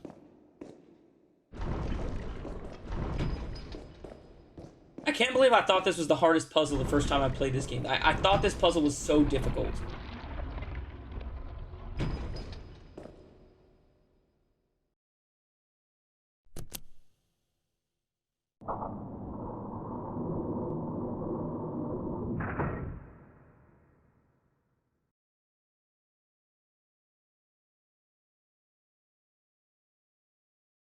Yeah, I remember... I should just have to dodge the dude. The one dude.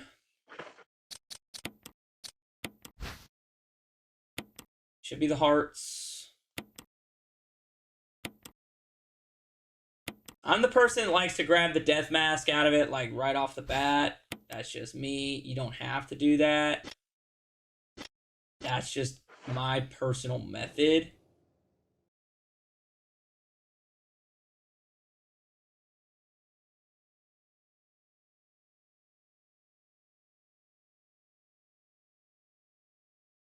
Okay.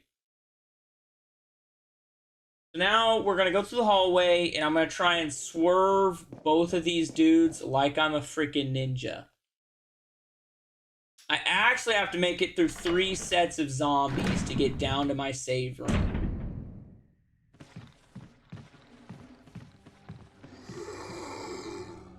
Grab that one. This guy should have his back turned to me, so as long as I go to the left-hand side, he should not be able to grab me. Sorry, right-hand side. Because they cannot...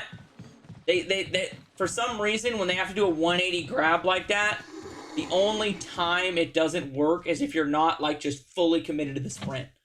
If you're not fully committed to the sprint, yes, they can grab you.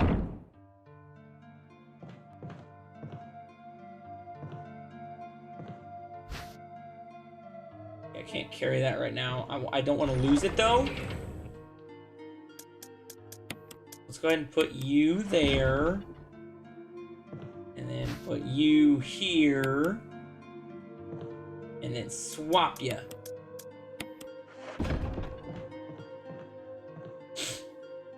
Okay, so all I got is...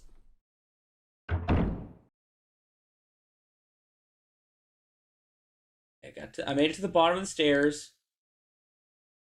I need to unlock the blue door that leads to the final death mask.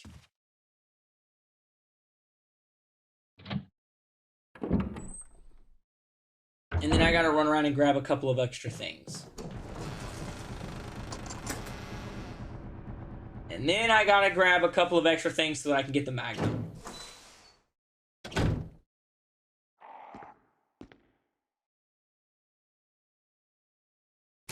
Yep, okay, so that one. We're not gonna use the Magnum to kill the big badass dude, but I am gonna go drop off 3 of the 4 required death masks to free up inventory space. And in doing so, I should be able to grab... Oops.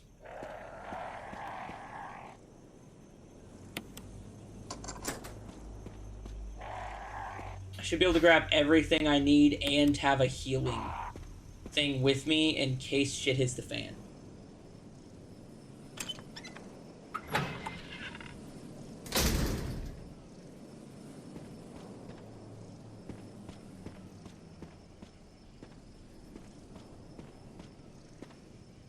Shit.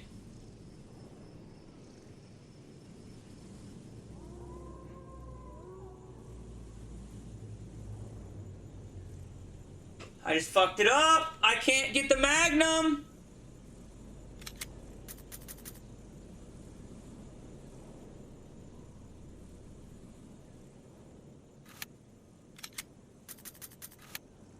I gotta go back.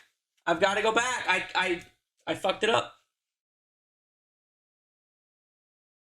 Damn, that sent me back so far.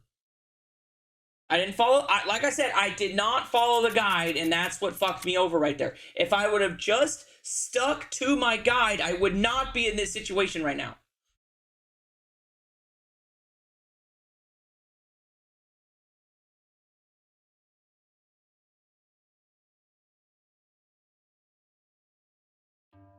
I should be right where I was after saving Richard.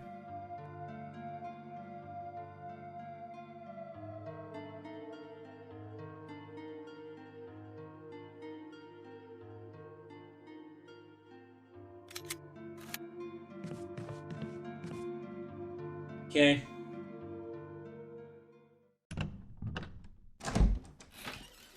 I shouldn't have any death masks. Nope, I don't have any death masks.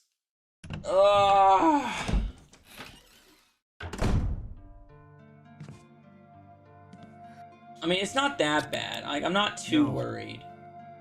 It's not that much of a setback, but it's enough to irritate me. Especially when it was due to some stupid. It was due to some stupid.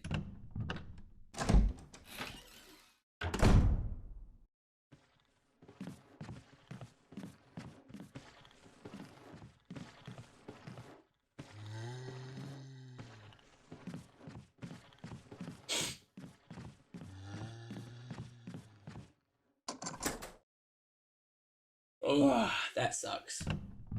Oh well. Too late now.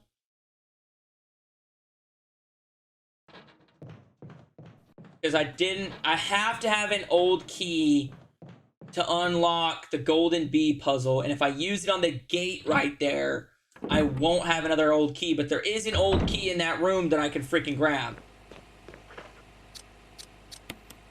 That's what happens when I don't follow my notes.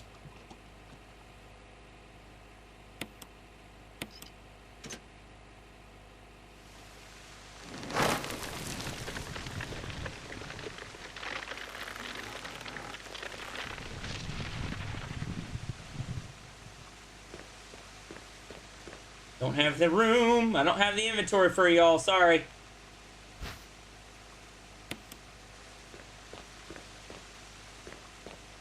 Okay, here we go.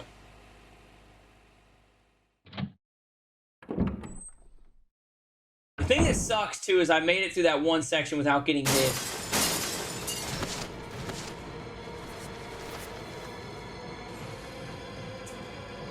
Honestly, probably the worst part. Probably the worst part.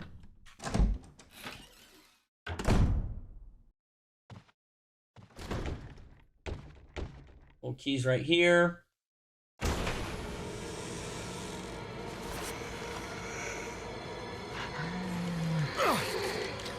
I'm okay with it. I'm okay with it. I'm okay with it. Okay, I'm not okay with that.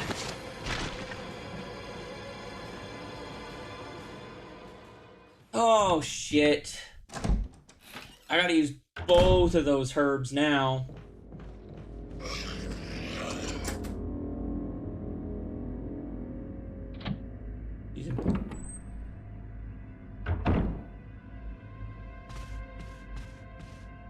No big deal. No biggie.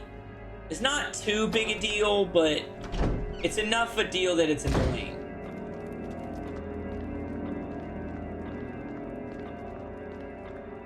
Okay, so let's try this.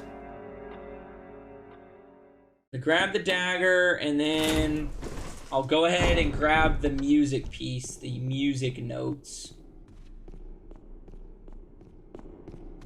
Because in that room, there are 2 green herbs, which I will be able to combine and full heal myself. That is the other part of this real survival run. You just gotta kind of know where the healing items are, because you're not gonna be able to take them in your inventory. At least not if you play as Chris. If you play as Jill, you might be able to accomplish it, but not if you play as Chris.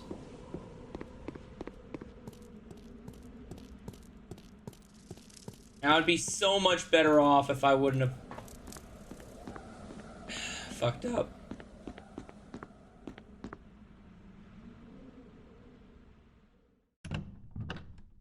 Now I know why I didn't write down to go put those freaking death masks on the totem, because I knew it would cost me.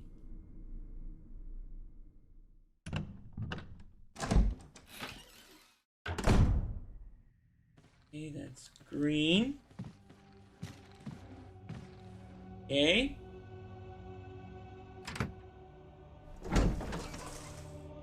Still gonna go for killing this zombie.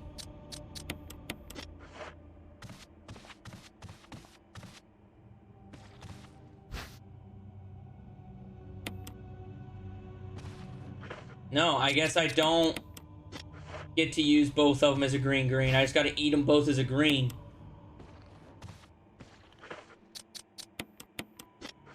Which isn't a full heal, but it's enough to be worth it. But it does give me another chance at a critical for this guy.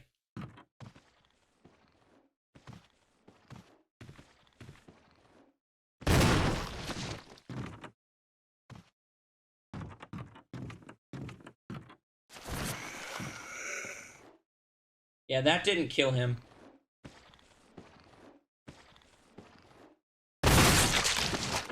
And now I've only got to worry about one. So that I actually like that a little bit better.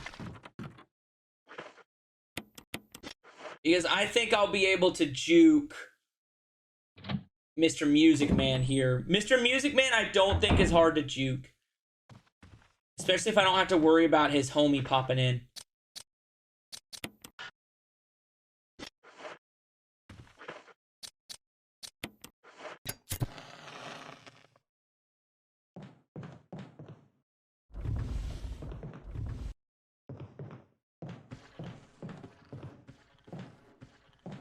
Because I can do this right here.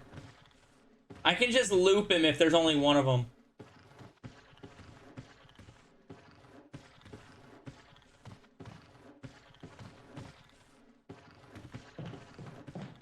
And then I don't have to worry about burning a defensive item on him.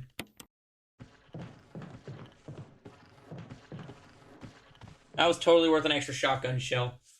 I'm okay with that. I still have enough shotgun shells to kill the Crimson Head and the sarcophagus if I need to. Okay, I've exited the room. I mean, as much as I hate it, we're still almost about where we were. So it's not that bad of a setback, I guess. Mildly frustrating, sure.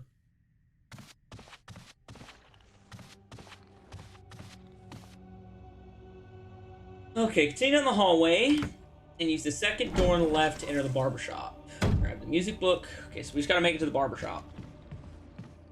And if I remember right, the barbershop is bottom floor and there should be no zombies between me and there.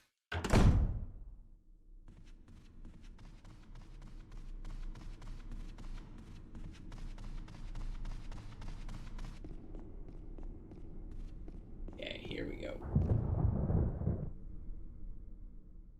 I haven't died in like a solid hour and a half, so I will say that. I haven't died in an hour and a half. I'm gonna grab you a little bit later.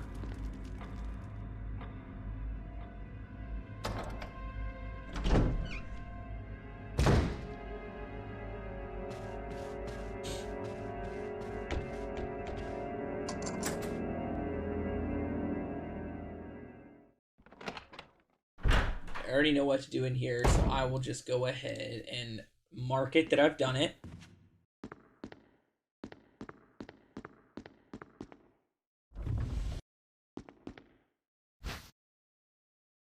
And that's the other thing you gotta be really careful about. You have to ensure that you don't accidentally pick up something you don't need. Because if you do that, you will have to make a trip to an item box. Sure. Okay, we're gonna trigger the quick learn. She's gonna freaking learn how to play the piano from, like, Mozart himself. She's just gonna be born with a gift.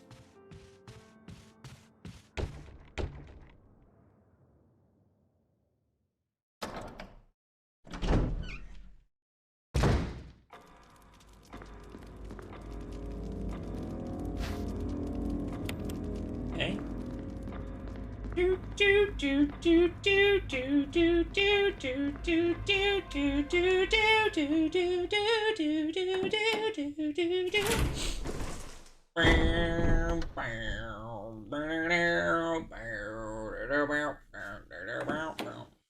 I don't know why I was doing the Game of Thrones theme there. I was just feeling it. Kind of like how, you know, like whenever that, back in the day, whenever Game of Thrones was popular, and like that theme song just hit, and you were just, whoo! I'm just so pumped right now. That's what I'm getting. The hair on the back of my neck standing up in anticipation of being done with fixed camera angles minus, I think maybe Revelations has Chris!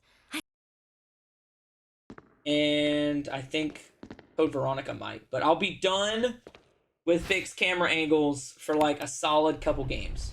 At least 2. Because Resident Evil 2 and Resident Evil 3 are next, so I am looking forward to that. This game is taking immensely longer than I thought it would.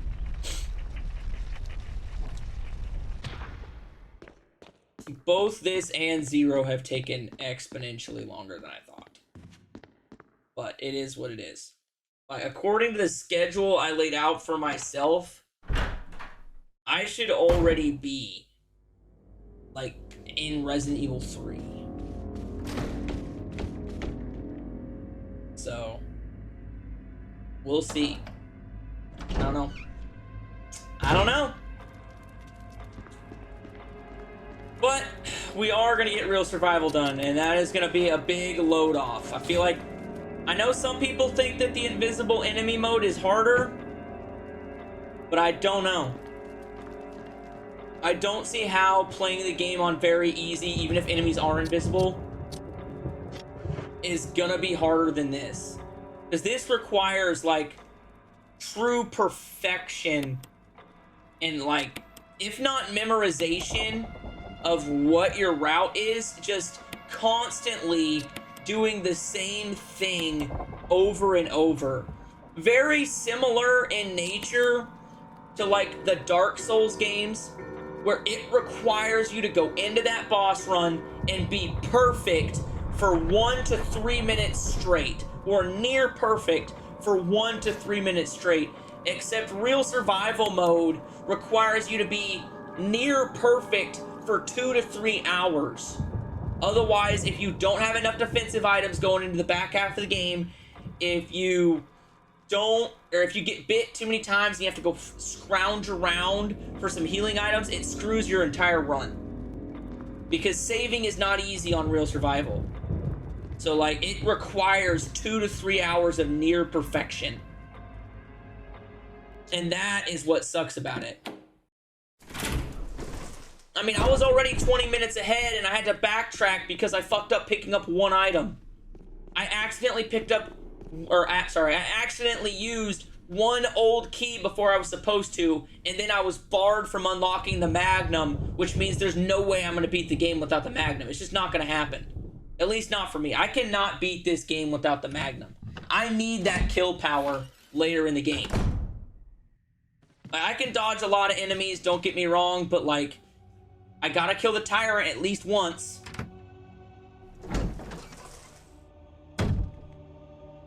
But this is an easy one right here. Because I know exactly what Yawn does. This is an easy Yawn fight to bypass. Or not necessarily bypass, but just get through with very minimal effort. Once again, that near perfection. You just gotta memorize everything the enemies do. Or write it down like I've got over here. Okay, here we go, baby. You ain't so bad. You ain't so bad.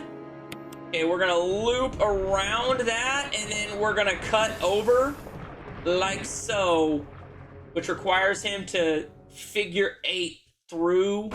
Because Yawn has to follow you in the pattern, so if you figure 8 like that, he can't attack you through the pillar. He's got to go around the pillar to attack you. Which makes grabbing that one too damn easy. Whoop. He missed me. Okay, I do have a healing item. Okay, there we go. See, that was a good RNG. He spawned on the right side. The thing that sucks is when they spawn in the middle, because no matter what, when you kind of cut around that corner to get that peek at where they're at, if they're in the middle of the screen, they're going to grab you. If you go left, you go right, it doesn't matter, they're going to grab you. But if they're all the way on either side, if you just take the opposite side of them, they usually can't grab you. Just like that. He was all the way to the right, so I just went left. I mean, I know that's kind of a garbage answer, but that's the only answer I got. And I mean, that just comes down to reaction time. The thing about platinuming a Resident Evil game, outside of, I think, probably Resident Evil 8 and Resident Evil 2, maybe even 3, depending on who you ask, like, you actually have to be very, very skilled, or at least adequately skilled just to beat the game. It requires some skill to platinum. You just have to play it over and over and over until you get that skill. I mean, none of them are insanely hard, in my opinion.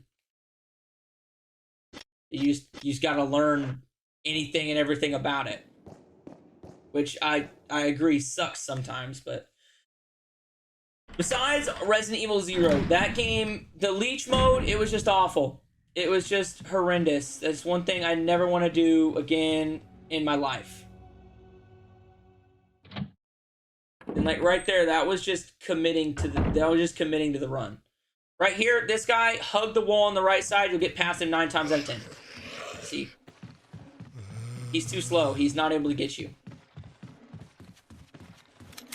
Okay, let me... yep. Bop, bop, bop.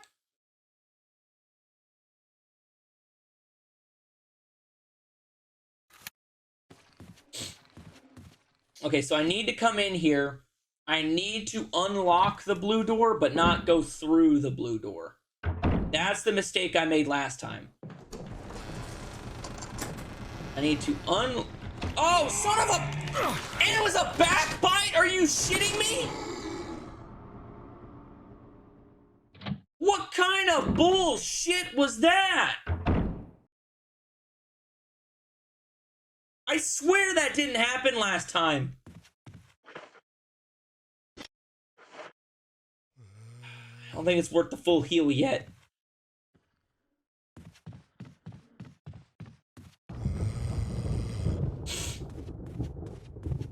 Gosh, damn. Maybe that does happen. I don't know. It's been a minute. I haven't gotten this far in my practice runs yet, so... I mean, that could have been just the way it's supposed to be, for all I know. Yeah, I gotta go through... Yeah, that one. I don't know if does this require an old key? I don't know. I don't think it does. I don't remember what's in that room. Oh, there's just an old key in there. Okay. Okay, so I need the gold lure of a bee.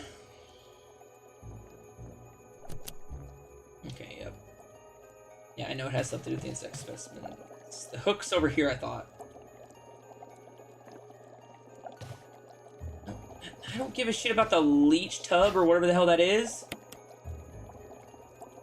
Which I think is what they're hinting at, is that this is where they were growing some of the leeches. The lure. Now that it's combined, I can grab the bee specimen.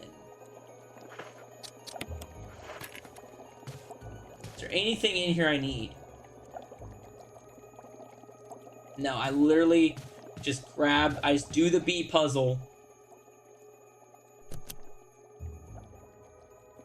And then I grab the little medallion. And then I get the hell up out of here.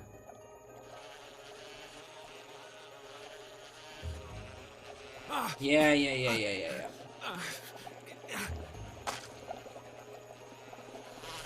Dude, I think you should have, like, stomped on it.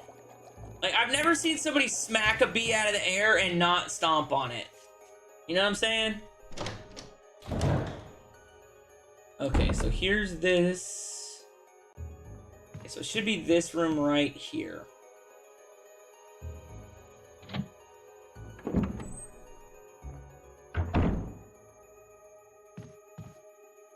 In here, that should be the old key right there. Okay, yep, that is the final old key I think that I get in the entire game, which is gonna be used to open the gate. And then I gotta grab the death mask. I have 6 shotgun shells. I do not have enough shotgun shells yet. So I do need to go put 2 or 3 totems, death masks on the sarcophagus, and then come back up here, grab the blue gemstone, and use it in the tiger room. Because it took 2 shotgun shells to kill that dude.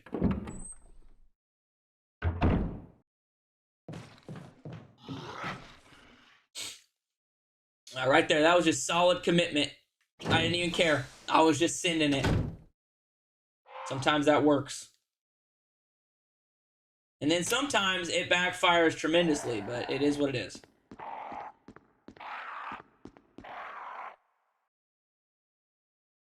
There's that.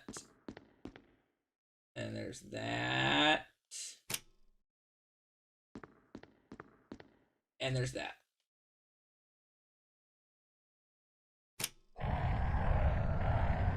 Okay, so we're still going. We're still going strong.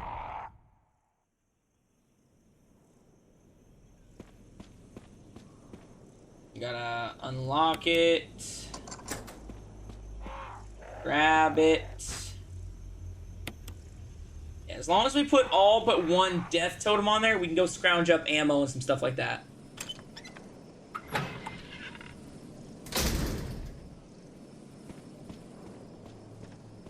I also gotta remember how to get to the shotgun section.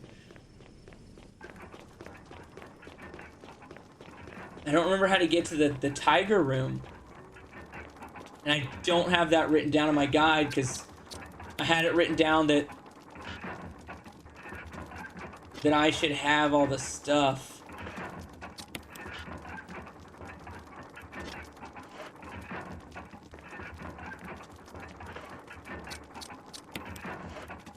There's that one.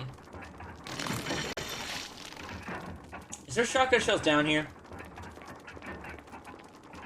No, that's just on easier playthroughs. Got it. I was about to say, damn it, that'd have been convenient.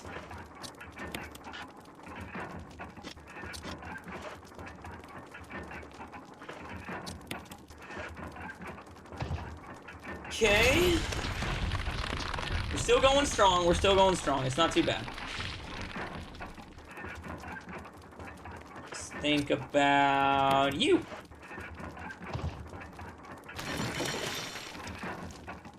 Oh yeah, I know you want to get out of there, old Crimson Head boy. Crimmy boy. But Crim Daddy, but it's not happening. I ain't fighting the Crim Daddy just yet. Think it's honestly through the bottom floor.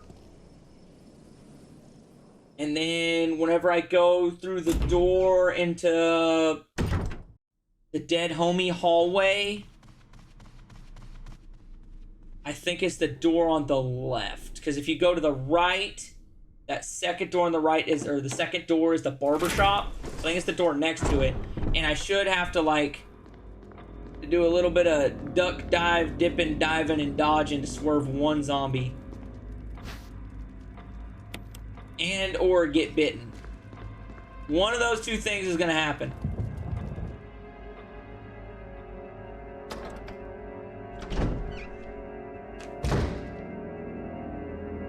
This door right here, I think. If I want to say that this zombie should have his back to me so he can't see me, and we just go left. There it is. Okay, not even hard. Not even hard. Now I've got extra ammo for the Crim Daddy. We ain't fighting Crim Daddy with no ammo. Not happening.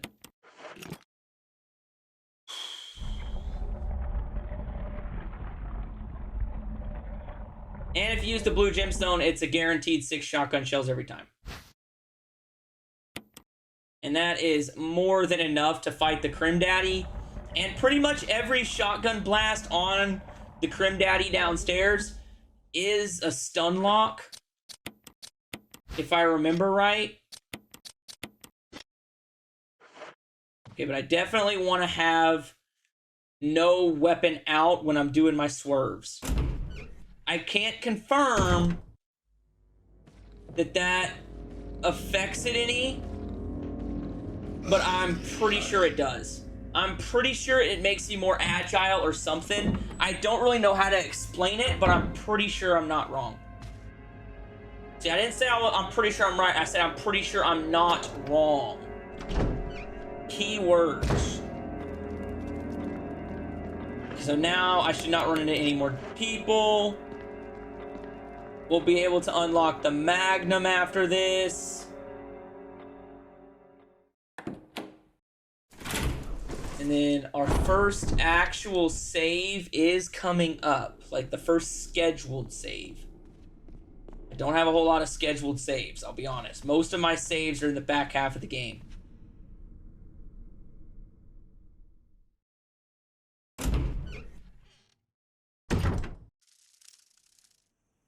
I don't know why I used the blue gemstone on the tiger after I killed the Crim Daddy.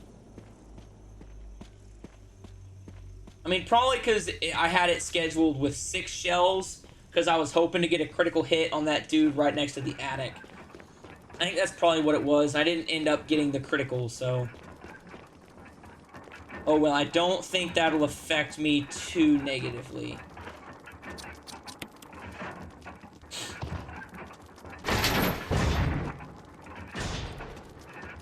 Alright, let's go, baby.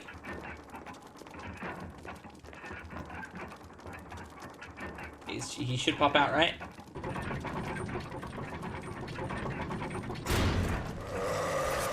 This should be an easy fight. This is the slowest Crimson Head in the game. Maybe I should be calling him Crim Grandpa.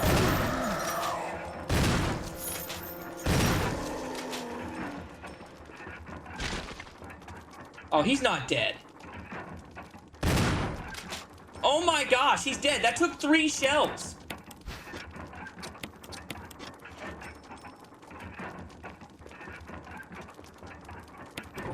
I must have got a critical or something on him.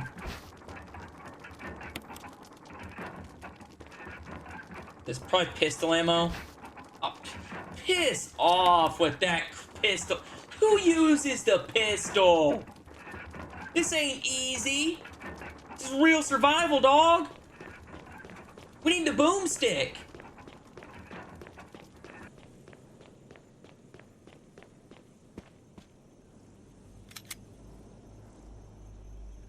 Okay, so I do need to the pistol, exactly. It is piss. It is garbo. It is ass. It is not worthy. Whatever you want to call it.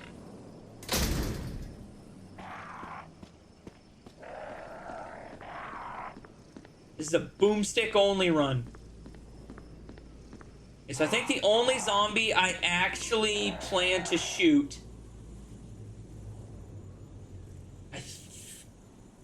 I forgot about the dude that storms me.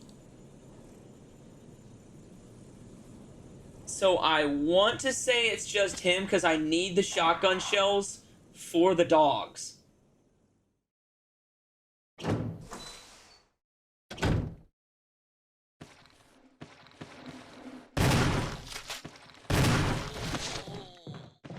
Okay, yep, yeah, okay, we're good, we're good. Oops. Well, I don't know if I was supposed to use 2 there. I only had written down to kill the 1 guy, so I guess I left 1 in there, because it's easier to dodge 1 than 2. I mean, I'm pretty sure there's a heal in here. I just didn't want to burn the full heal yet. There is a green herb, I think, in the section with the dogs that I can probably grab. Oh, there's more shotgun right there. We're good. We're good. I'm not even worried now. I'm not even worried.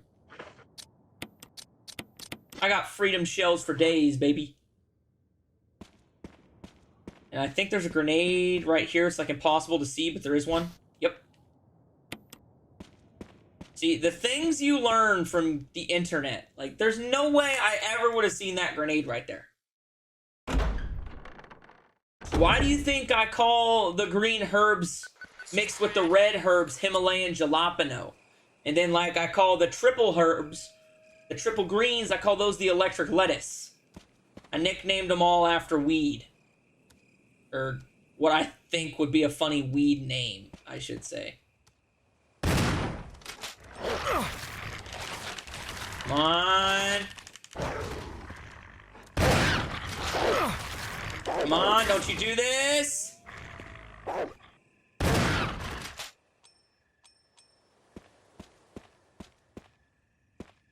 Okay, well now I need to use the free the free herbs. I do call, well, I don't do a lot of combining on the harder playthroughs, but like ever since I played Resident Evil 3 for the very first time, I have called a red and green herb a Himalayan jalapeno. That's usually the only one I actually use a nickname for.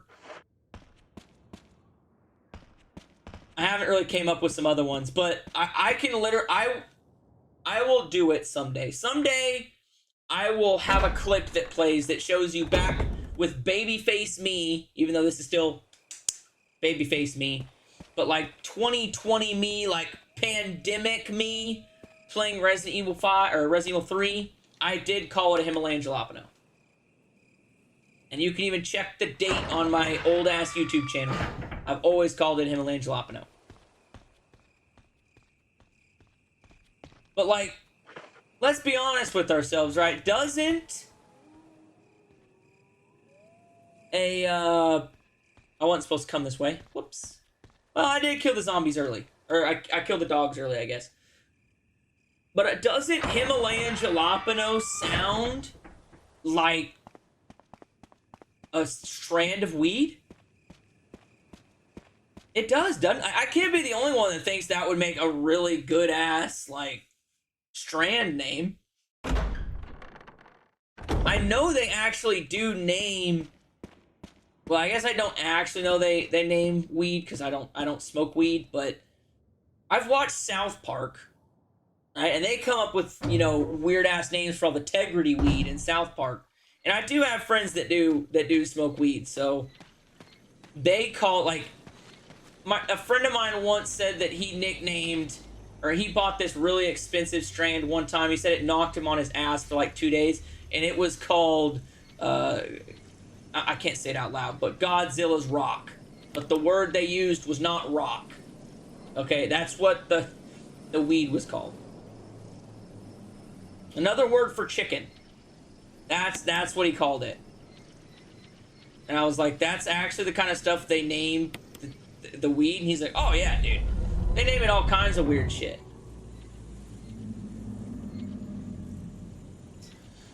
Sometime when lockdown was in effect, I got super baked and played just the Resident Evil games for like a day straight. It was a good day. I bet that would be a good day. That would be such a good day. I mean, like I said, I don't smoke weed, but I mean, that does sound really fun. If I was into that, that sounds really fun.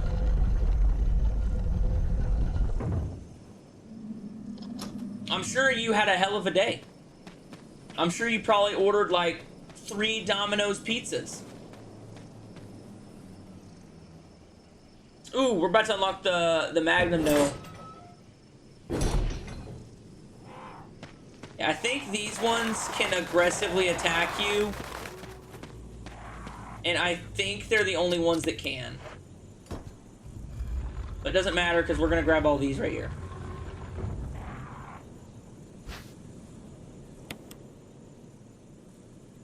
Nah, I didn't order any food. I did empty out the pantry a chunk though, LMAO. I mean, I feel like, you know, I always knew that like DoorDash and Uber Eats was a thing. But I feel like the pandemic just cemented it in today's society that DoorDash and Uber Eats are such a big thing. Because, like, before COVID, I never used DoorDash. Ever. But, like, after it, when, like, that was the only way I could get, like, a Baconator from Wendy's, it just, like, changed my life. And I'm like, why would I go why would I drive across town, wait in line, and be annoyed and bored the entire time when I can just pay somebody to bring me my food while I'm playing my video game or whatever, you know? It was like, it was a game changer.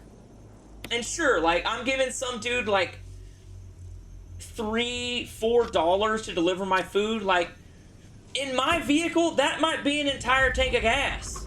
So, like, it's pretty much the equivalent anyway.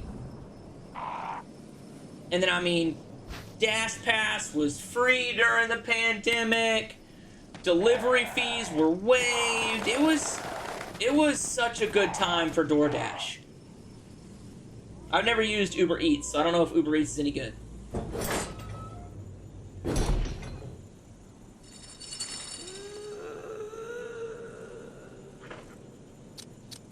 Let's combine that shit. Okay, but now we gotta go get knocked out by Lisa real quick. Yeah. She just really loves the way her mother looks. That's why she wears her mom's face. Oh, yeah, you can't tell me that DoorDash didn't make freaking billions of dollars during the lockdown. I mean, honestly, in my humble opinion, I don't think DoorDash would be as big a thing if the pandemic didn't happen. Like, if that never happened, I don't think there would be as many people using DoorDash. Because like I said, I never used DoorDash before the lockdown, but it got ingrained in, like, me to just use that instead of driving. Because it was so much more convenient just to have it delivered. Like, I was getting DoorDash delivered to my job all the time. Just constantly having it delivered. I spent so much more money because I was able to have it delivered to me than if I had to drive it and get it myself. I would order 2 or 3 times a week extra, more than I do now, because I only go out to eat once a week. But when I was doing DoorDash, I would at least order myself a meal 3 days a week. Between breakfast, lunch, or dinner. Like, it was just insane how crazy I got addicted to DoorDash. I didn't even know you could get groceries delivered. That's kind of cool. I mean, I get my groceries delivered to my fridge courtesy of my wife. I haven't went grocery shopping in a long-ass time. I can't even tell you the last time it was. Yeah, see, oh shit. I took that one on the chin. I was actually trying to dodge her, but I just fucked it up. I'm an idiot. You can get groceries delivered by Walmart? I mean, I live in the KC area. That definitely ain't a thing where I live. You gotta live in some kind of big city. I mean, I know, because we don't even have, like, the Amazon garage delivery service. Ah. Florida. That makes sense. Low-key jealous right there. No state income taxes. No state income taxes would be hella nice. If I ever made, like, buckets and buckets of money, like if I was ever to become a millionaire, I would move to Florida or Texas just to save on state income tax. I mean, Missouri's state income tax isn't that bad. It's only like I think it's 3.3 or 3.4%, which really isn't a whole lot of money. But if you think about it, like, if you have $1 million in the bank, 3% of $1 million is $30,000. So, like, if you're a millionaire, imagine if you're like a multi-millionaire, how much money you could save just by living in Florida or Texas. If every $1 million you save $30,000, at $10 million, you're saving $300,000 a year in taxes. And that's not counting all the other ways you can write off money. Or tax credits and all kinds of crazy stuff. All I'm saying is I definitely dig Florida. That's why I'm trying to give you a compliment there. You ain't missing much. It hits 80 degrees in the middle of the night most of the year, and every year we get at least 2 hurricanes. Do you guys, like, I'm not talking about living in, like, southern Florida. I mean, I know that the whole state of Florida can get hit by a hurricane, but I'm talking about mostly, like, living up in the Panhandle, a little bit more towards the Gulf, if that makes sense. And I know the Gulf can get hurricanes too, but I feel like as I've been, like, into learning things about the United States, I guess you could say, I feel like there's less hurricanes that hit the Gulf of Mexico than there is that hits the Atlantic seaboard. And maybe I'm wrong, and you could probably tell me since you're a Floridian, but I feel like that's a thing. Okay, yeah, that would suck. But as a native Missourian for my entire life, and somebody who has literally lived through a tornado that did hit the building I was in, I can say I would probably rather be out of power for a week because of a hurricane than have to live through another tornado. Because mind you, it was when I was a kid. I was old enough to remember it. Don't get me wrong, I do remember it, but it did demolish the city I was in. The building I was in was on Main Street. It wiped out the whole thing.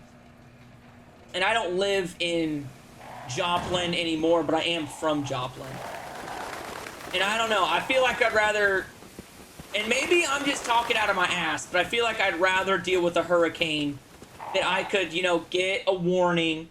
And like, my family lives in Missouri, so say I lived in Florida and we got a hurricane warning, I would just leave my house and drive up to Missouri to visit my family until the hurricane blew over, and then come back. So I feel like that would be a much better existence, because I'm not a fan. I think tornadoes are the most fascinating natural disaster on the planet, because they pop up out of nowhere and just destroy everything. But like, yeah, it's definitely not fun living through one. And you can technically, I don't want to sound like a dick, but you can technically, if you have the resources, avoid a hurricane because you get enough warning. You get, what is it, like a week? And I could be wrong. Is it like a week warning?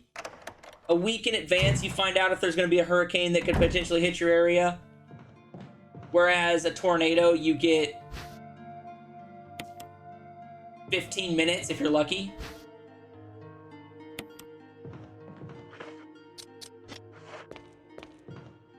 Okay, well, we're going to save right here because I can.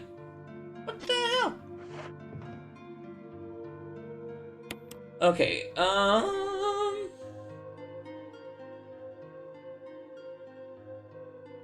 okay, I made it to the guard shack.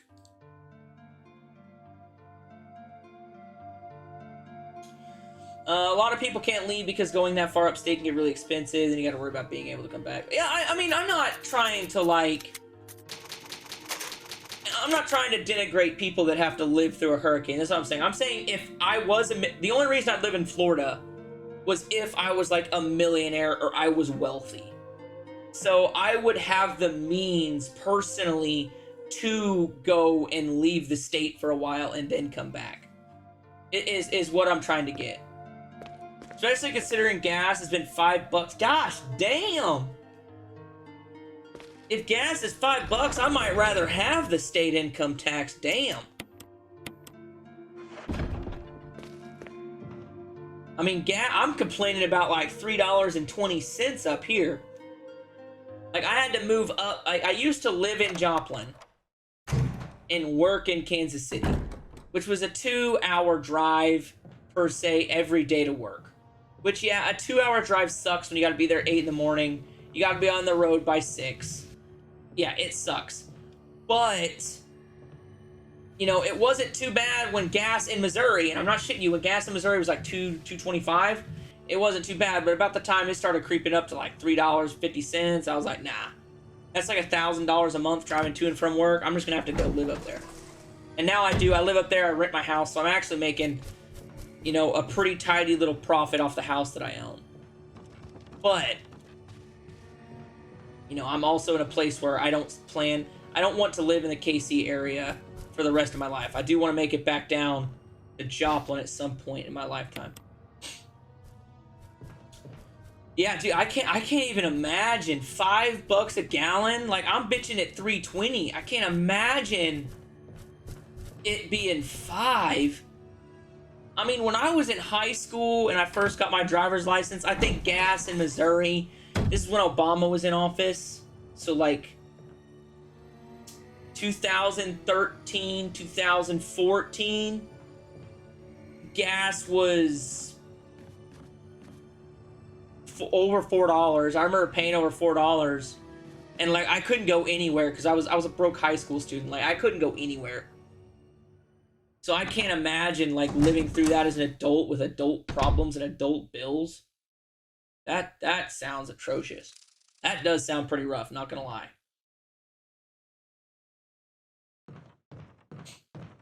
Okay, so here we are. All tangents aside, we're doing pretty good. It's been a minute since I've actually got hit, and like I said, once you get the shotgun and you get into that rhythm, it's actually kind of hard to get grabbed.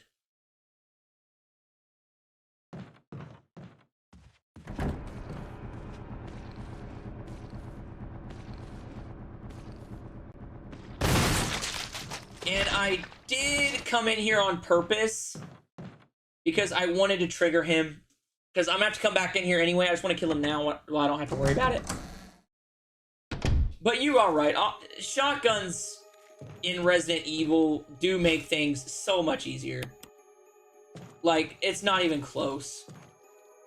Like, imagine playing real survival mode, and I guarantee you, there's some crazy freaking person that's done it on the internet, because there's nothing on the internet that hasn't been accomplished, but some crazy person's probably beat real survival mode with only a knife and never saving. Like, something crazy like that. But it ain't me. That ain't happening for me, fam. Okay, so now I gotta make it back to the main section. But I will show everybody a nifty little trick real quick. Yeah, people are scary good at shit, dude. Like, it takes so, like, who is it, that person that plays, like, Elden Ring, wearing nothing but a loincloth? Like, let me solo her, or let me solo him. And they literally never get anything above, like, the base level item. They parry everything, and they never get hit, and they beat every boss. It's insane. I'll never be that good. But, what I was saying about a nifty little trick, if you push the box where I'm standing, and then just continuously jump over the boxes, you'll never get grabbed by the tentacles. Learned that from somebody today. Oh, dude, not just a Chad, a Giga Chad. Like the most Giga of all Chads. That is insane. I can't imagine ever being that good at one video game. Oop. I'm gonna drop the Magnum. For now, just do not let me forget that I dropped it in this one, because I need the Magnum. Just do not let me forget that I dropped off the Magnum, because I want to grab the self-defense gun, because I'm going to burn it as soon as I get back into the mansion on the first hunter, and it should kill him. It should kill him.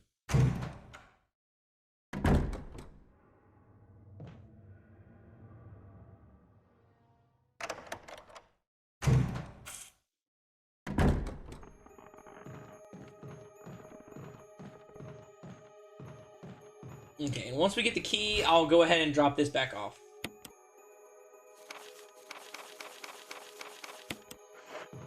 I totally could have also grabbed the, dropped off the crank and the book. And I probably will whenever I go to the Shark Tank section. What is it? I think you drain the tub to get this key.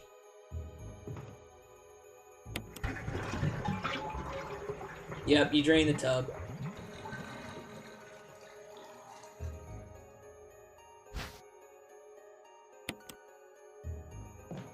Okay, yep. Don't have to worry about that guy. Just dodge him.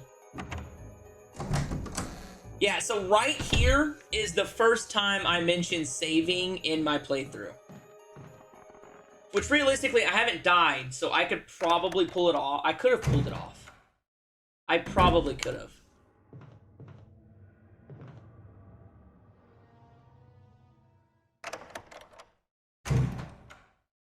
I don't have a healing item.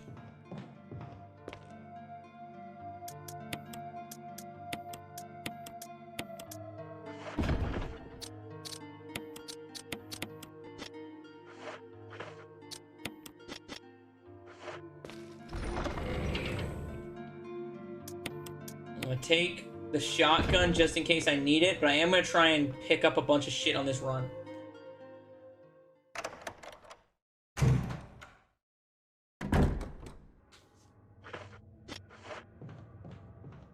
But I think I have an answer to not, you know, get turned into shark chum. As much as I love Finding Nemo, I do not want to be shark bait right now.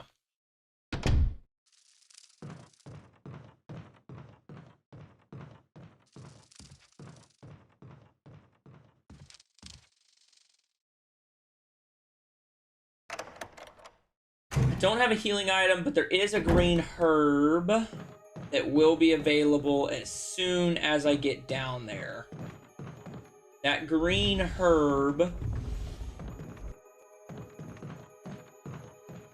should get me from a minor bite, maybe?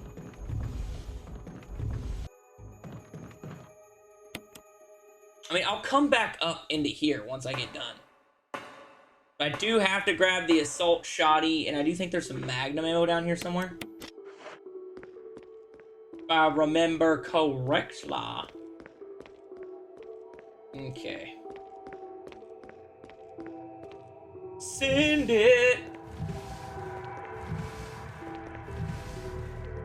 To think, if I beat this, I only have to do this boss box puzzle 2 more times after this.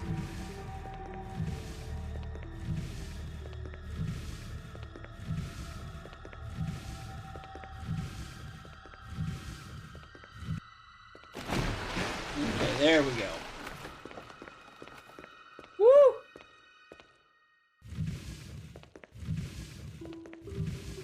I think that's the exit door.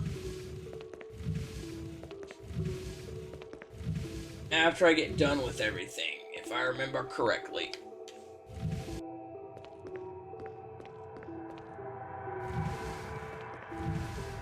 You know, my back could probably not hurt as much sitting in this chair if I actually just sat in it right. I want to get a better ergonomic chair. At some point.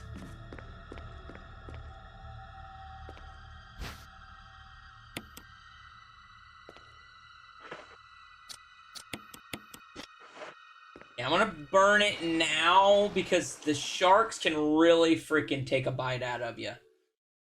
And I think, because I've done it before, I've made it all the way through this room without being eaten before.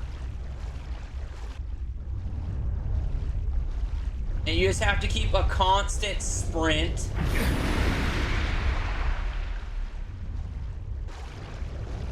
See, I think that's the minor bite, as long as they don't grab your leg. I think them grabbing your leg is what does major damage. Like, yeah, I'm barely bleeding.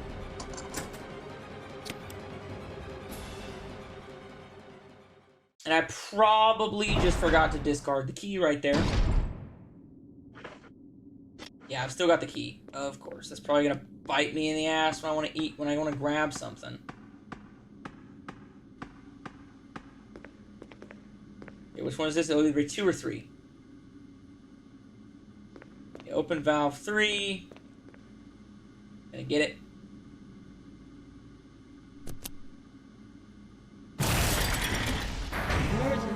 Emergency. Unknown source of pressure detected. Locking all doors to achieve. You know, at the first time I did this puzzle, this felt like really complicated, but it's really not. You're gonna go right here, you're gonna release the safety, then you're gonna try and pull this lever, it's gonna pull it halfway down, and then you're gonna go hit tank number 2, which was why I looked at the whiteboard.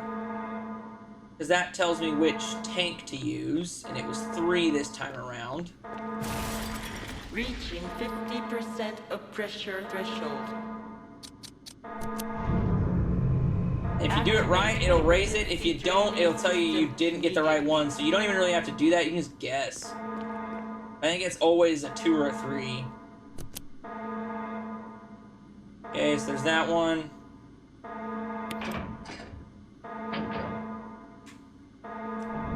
And that's it. Puzzle solved.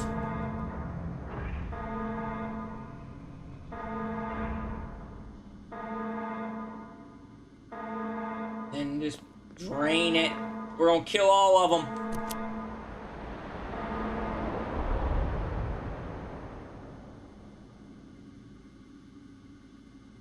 Okay.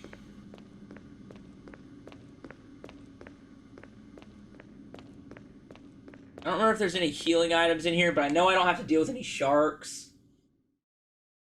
And I really don't need any healing things until after I fight Plant 42.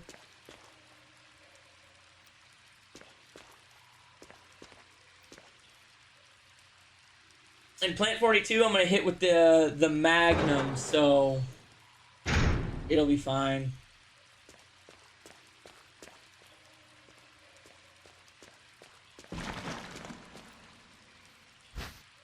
Oh, so that must have been the shark that ate our boy. Let's see, since I've already got this, I'm gonna blow through that 6 rounds first. Now, I know when I was doing the speed run, or whatever it was I was doing, it might have been the hard playthrough. I don't remember, but I forgot to pull the lever down.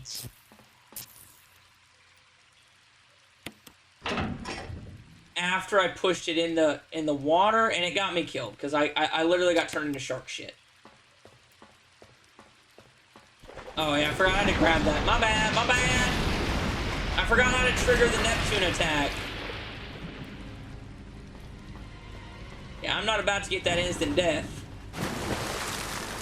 You're gonna ride the lightning today, mama.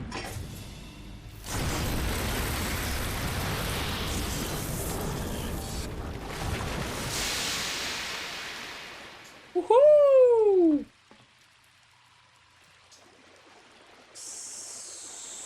Sweet.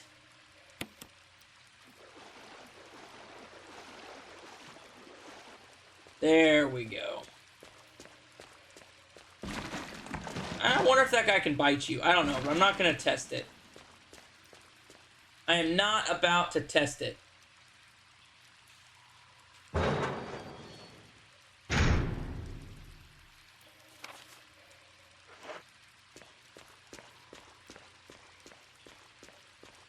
Okay, I don't remember anything being up there that I need, so I'm not going to worry about it.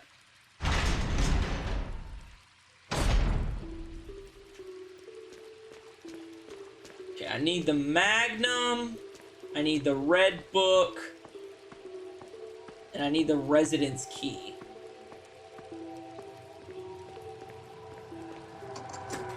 I don't care about the V-Jolt. I don't think I can get the V-Jolt anyway.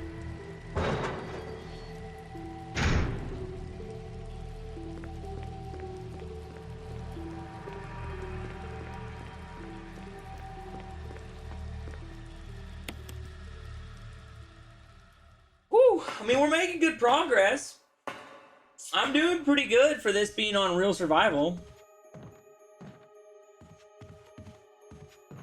Doing a whole hell of a lot better than I thought I would do.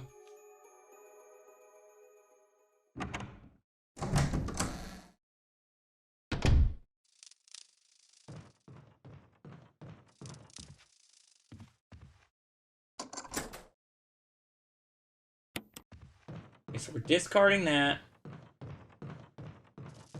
Now we're gonna run back and get some stuff.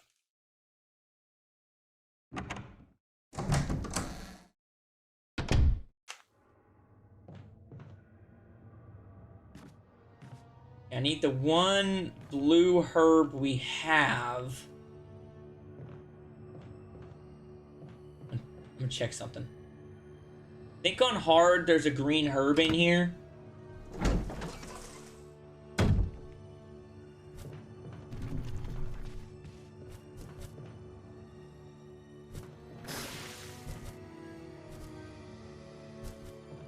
I don't think I can get grabbed in the middle of an animation. Yep, okay, that was risky. That was risky. Holy shit. Woo! Woo! That was probably a really, really bad idea.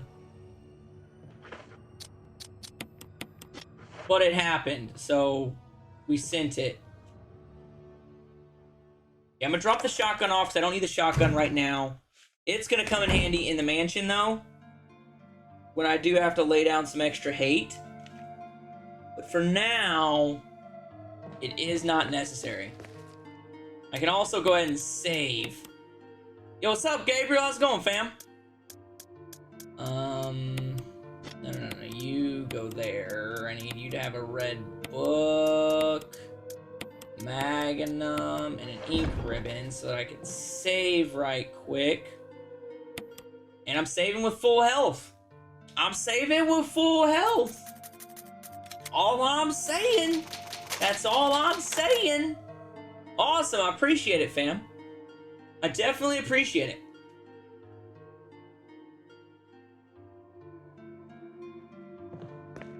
Okay, so I think...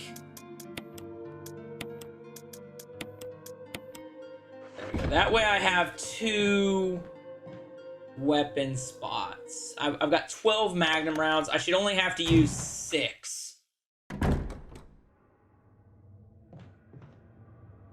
Okay, so now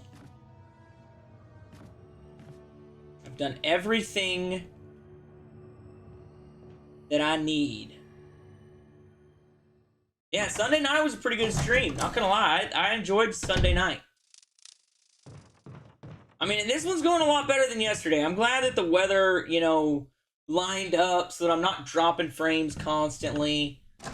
It's looking pretty decent from my end. I've got me pulled up over here so I can see what you guys are seeing a little bit. I mean, I feel like it's going, whoa, shit, pretty well. Yo, what's up, Bubba? I'm gonna need that insecticide spray, homie.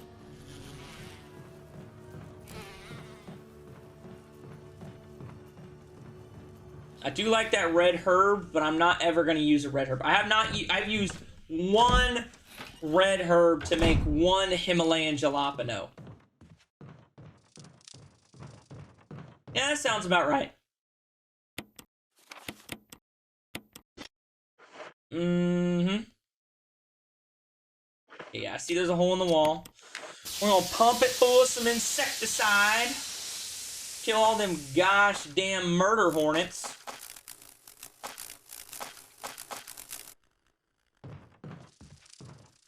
Not this way, it should be here. I'm at full health, so hopefully I don't get hit by Plant 42. That would be much preferred. Oh, yeah, I forgot. I gotta go to the end of the hallway to grab the key to that door.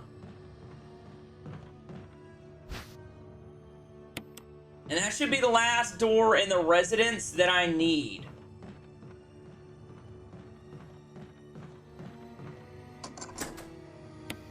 I'm trying to think. I don't think there's any healing items in here. I don't think there's anything that I could really use that's in here.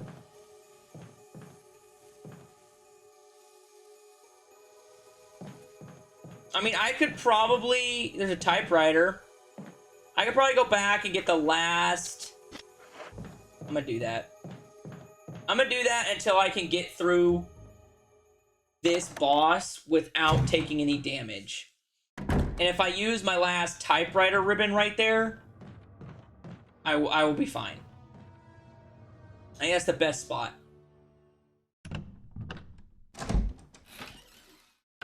Right before the boss.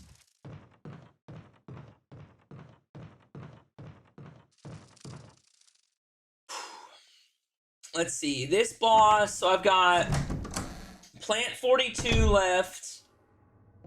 I've got...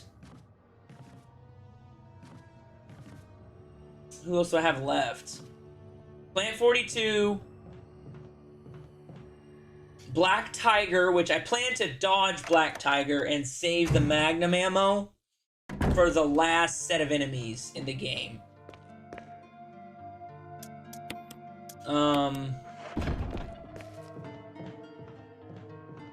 And then I'm only gonna fight the tyrant once because I'm not gonna save Jill and I'm not gonna save Rebecca. So that means I only have to fight the tyrant once. Yeah, Black Tiger is the spider boss from this game. I think, honestly, I think out of all the bosses in terms of you having to dodge them, outside of Yawn, I gotta fight Yawn again. That's what I was forgetting. But that's what the shotgun's gonna be for. Yawn's not a hard boss fight.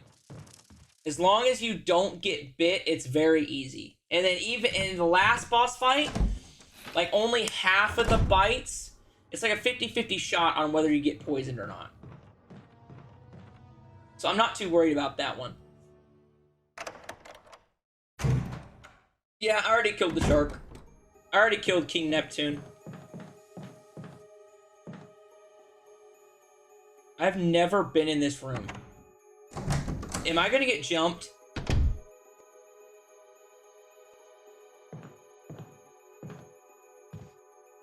What the hell is in here? What? Did I just do something wrong?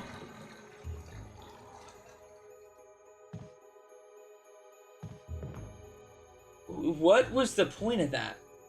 I was hoping I'd get like a defensive item or something, because I don't have too many of those right now. Oh well, I guess. Okay, let's go and save.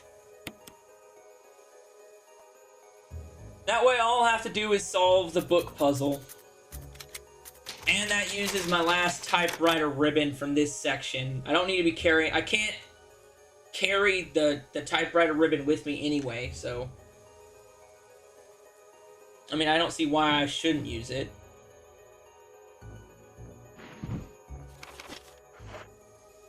Okay, let's go ahead and use you. Yes. That goes there.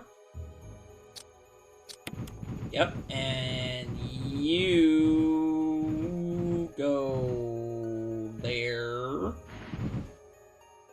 And one more is here goes there. That's probably the easiest puzzle in the game. I don't think I've ever messed that puzzle up. So as long as we can get to the left-hand side and get up to the top floor, I think I'll be fine.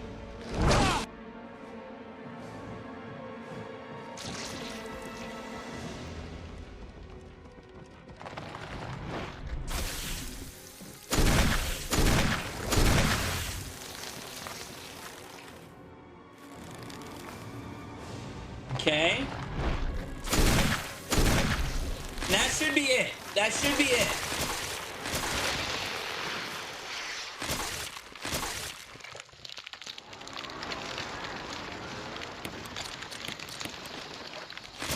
Yep, I got it in the minimum amount of hits, which was 5. Which is perfect. That's a perfect boss run right there.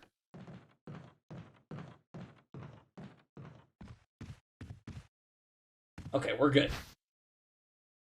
Okay, grab the helmet key. Now we're off to the mansion. Back to the shithole.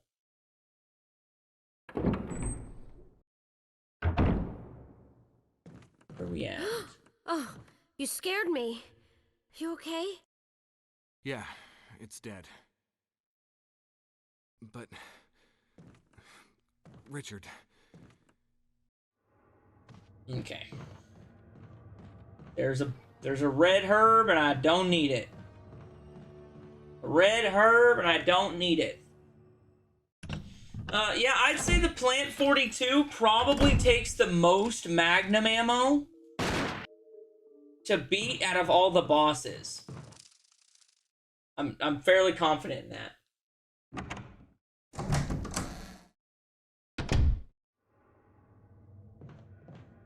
Yeah, I should just be able to run past it. Yep, now I can. Okay. So this part, I'm going to have to make some decisions. I'm going to be down probably 1 Magnum round unless I can take it with me. I need the crank. I need the self-defense gun.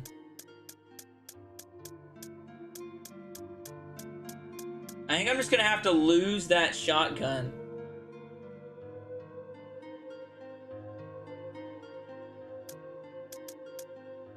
That's an instant kill. Do I want to lose that Magnum? Yeah. I'm going to do it just in case I get poisoned because I don't know where any blue herbs are. So I'm going to risk the Magnum round to hopefully avoid being poisoned.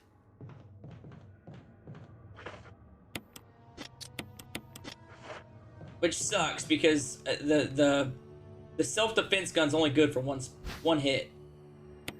And I'm just gonna have to eat it, but... Okay, yep. I gotta make it back to the drained pool.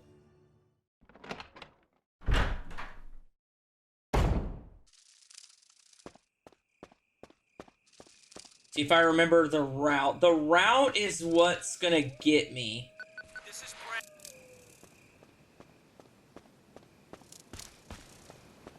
I don't remember exactly what route I need to take. I think I need to hug the railing and then just cut real hard in.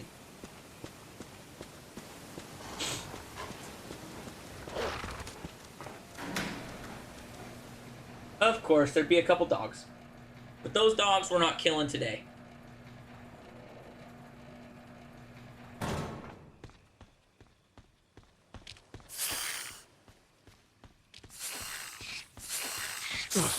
Yep, I knew it. I knew I was gonna get hit. But I didn't get poisoned. So that's good.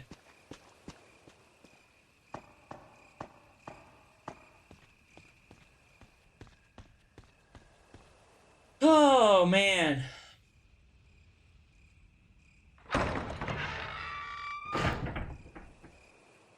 This is gonna be fun. It should be an instant kill on this hunter, though.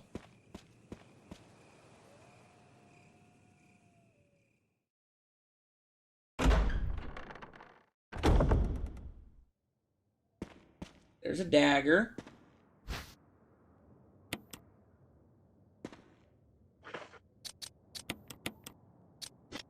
I'm gonna have to eat that because I need it.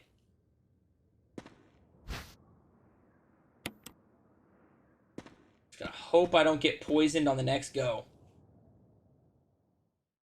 I probably should have threw that in the item box, but too late now. I already sent it. Okay, so I'm gonna get attacked by a hunter. That's for sure gonna happen.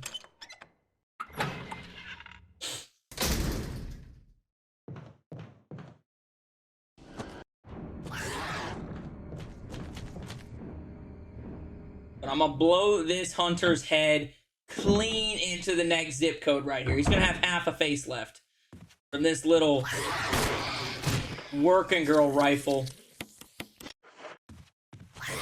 I'm gonna let this guy jump down the stairs. And then we're gonna waste him too.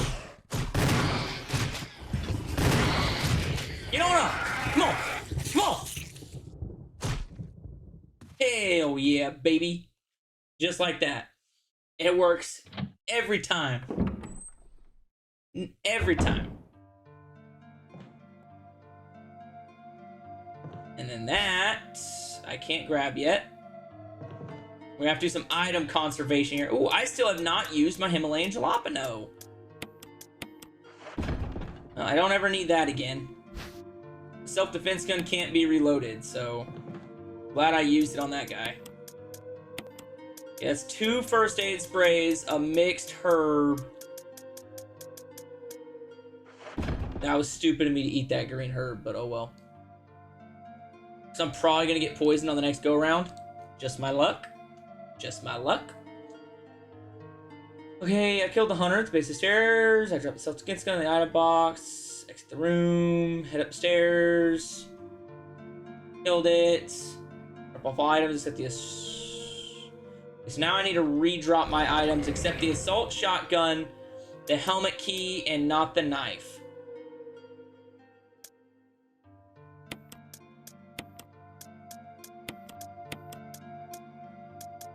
Yeah, I had the knife in there, but I'm not gonna use the knife.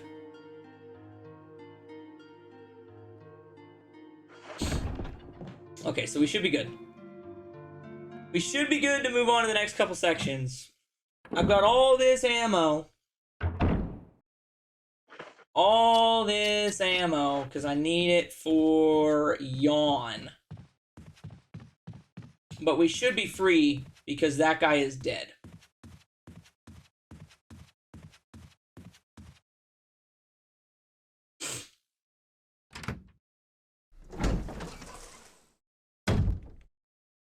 Hold on, let me green that sucker. Okay, there we go. That's a green herb. There's a shit ton of dudes in this section. There's gotta be a blue herb I can grab.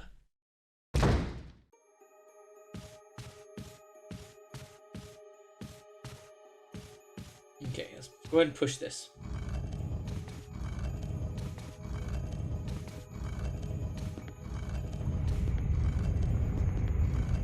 Yep, turn back, avoid both zombies. I have not killed the big snake yet. No, Yawn is one of the bosses that I have to face here shortly. After I get this red book, I'll be working on getting the blue book.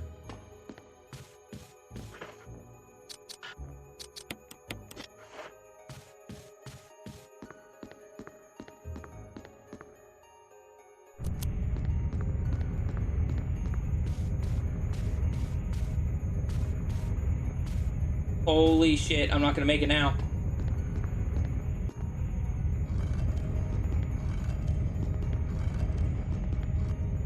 See, I knew I wasn't gonna make it because I messed up the camera angles. Hate this camera. I hate it.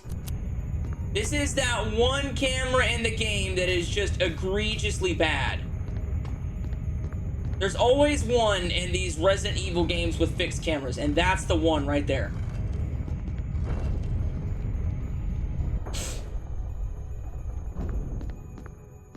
Nope, there's no dagger on hard, I guess. This is the one hole it lets us just drop into for no reason. Yeah, I'm gonna take the last book. Are you high?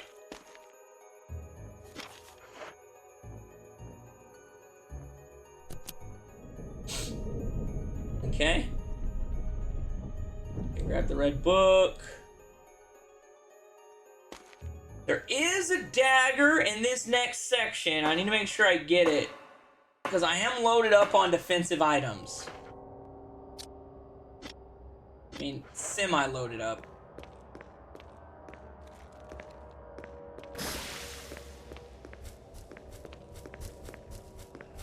Is it over here?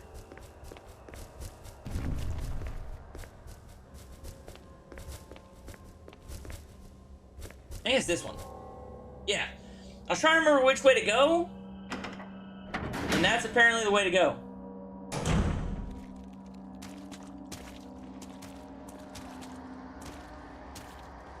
Yep, there we go.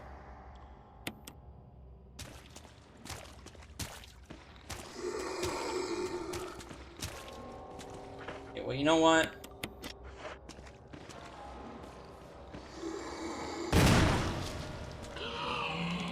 Yep, that'll work. That'll work. I'll give him a grenade. I'll give him a taste of the nade.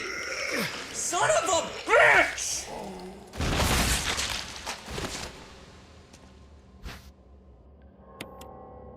I just lost so much right there. So much progress down the commode.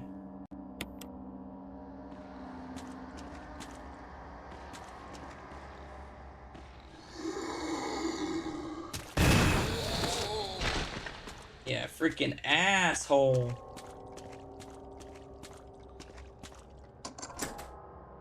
Yeah, I got the blue herb back that I needed.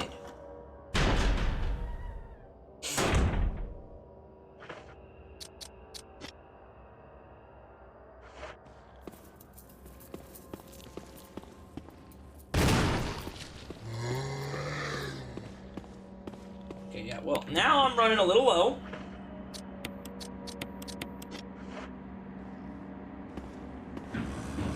Come on, come on.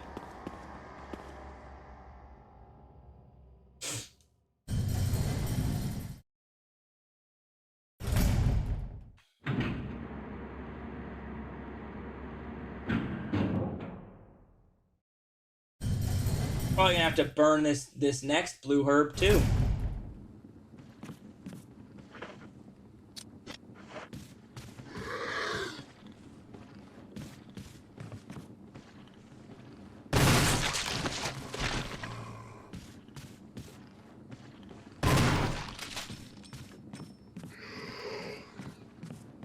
Okay, I used way too much shotgun there.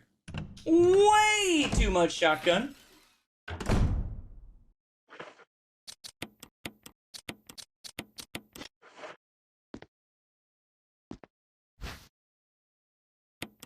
Okay, well, I got the shotgun shells. I need the magnum ammo. I can't...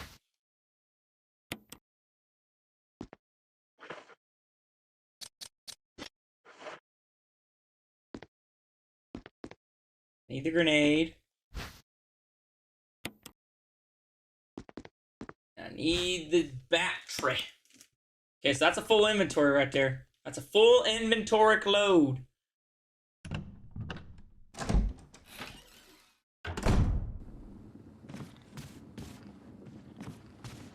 Okay, gonna head right through this door. I unlocked it.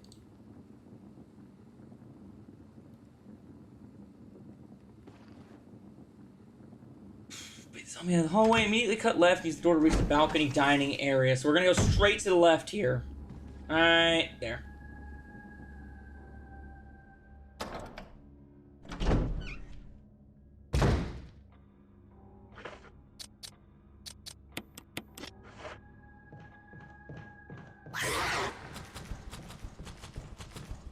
Whoop.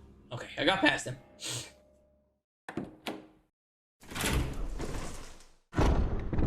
Bottom left door. Hopefully, after unlocking the bottom left door, I have unlocked everything that I need to unlock.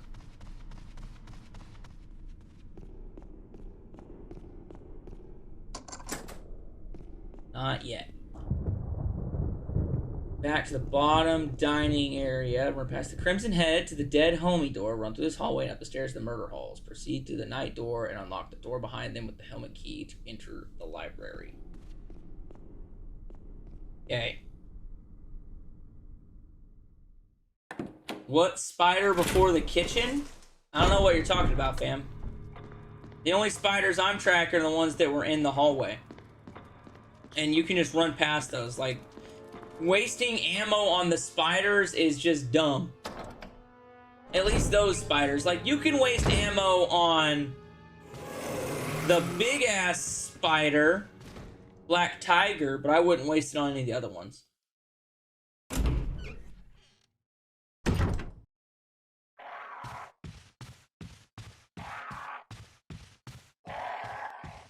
Yes, there's this one. Not eat it.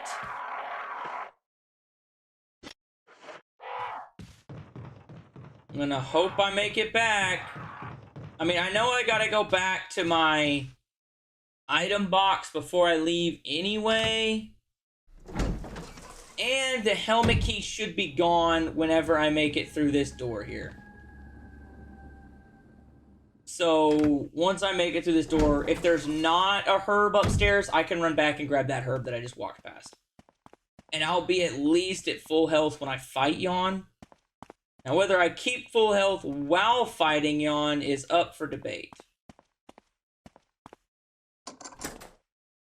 Okay, actually, that doesn't unlock the last door that I need. Ooh.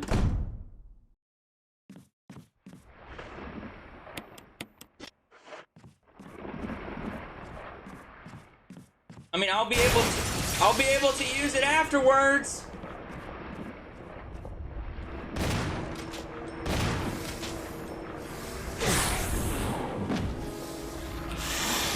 Well, that sucked.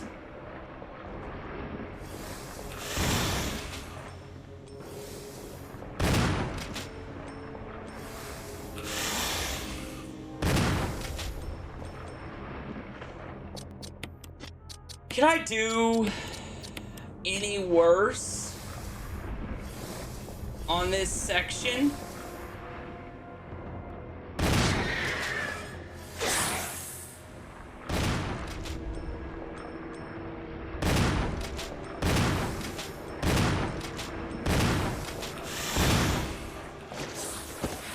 Okay, well, I got it. I got it, and I was only hit once. And I was only hit once. It's not bad.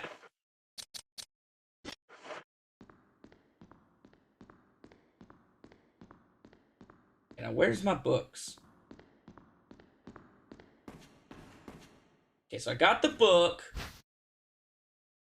Okay, I exit the library.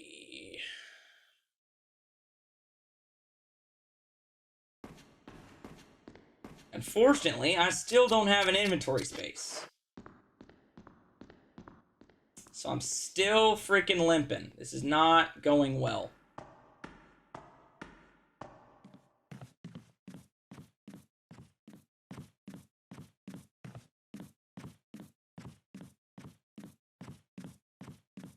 Okay, so I'm gonna come back to this section.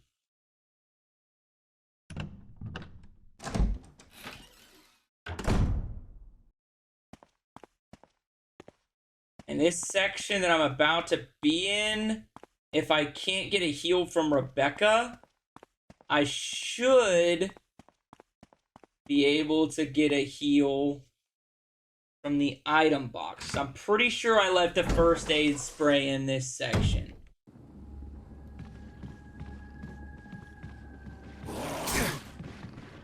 Fuck, fuck, fuck, fuck, fuck, fuck, fuck, fuck, fuck. Oh, shit.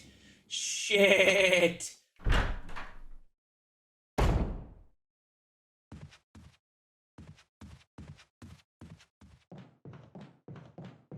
Should be no zombies here because of hunters. They should have killed off the zombies.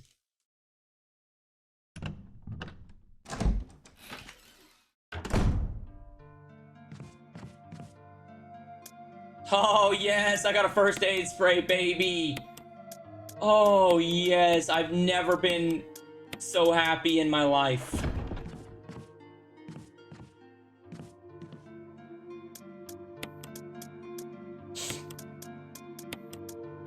And I've got an ink ribbon, so I'll get to save.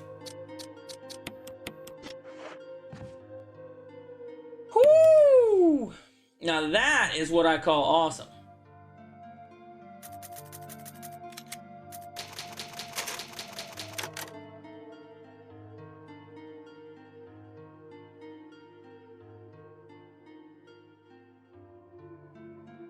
I don't think I need to be... I don't think I'm actually gonna be grabbing any... I'm not gonna be shooting any enemies for a minute.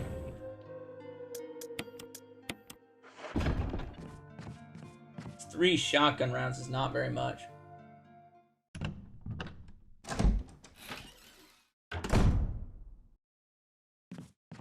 Okay.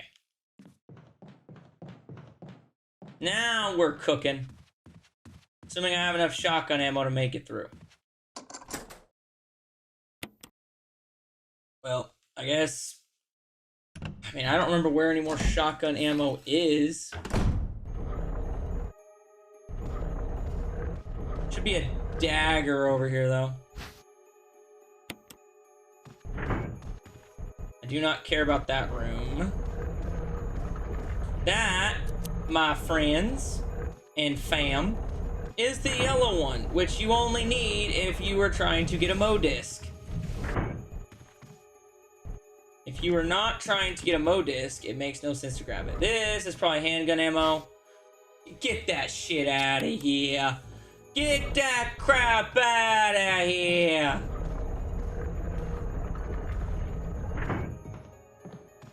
Where? Get it all the way focused. There's my red jewel, baby. Okay, now we exit. Yeah, grab the red gemstone. Exit through the dining hall upper level door and use the left wall to dodge the hunter. Exit the dining hall.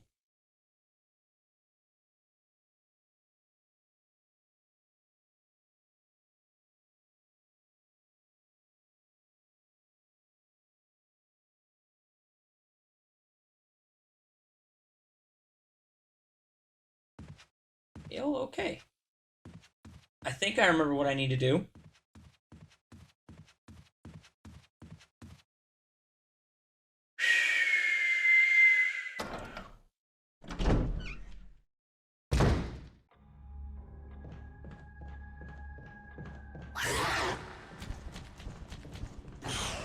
See, that guy does the like, gotcha, bitch, and then he just misses because he guesses wrong. Every time.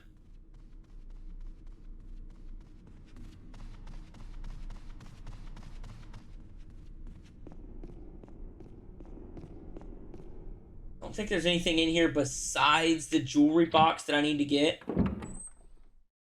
I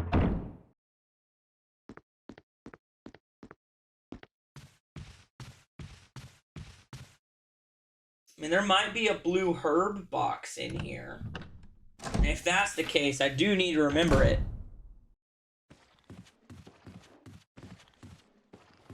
Yes, so there is a blue herb box in here. So if I do get poisoned, I can run back here and grab it.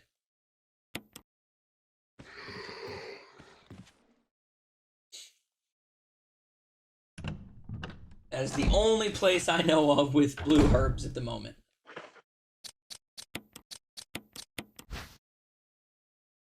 I hate this puzzle.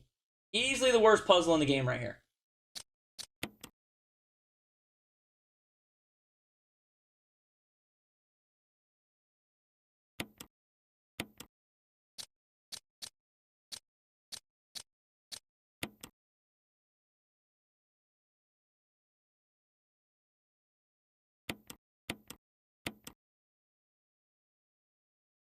There we go.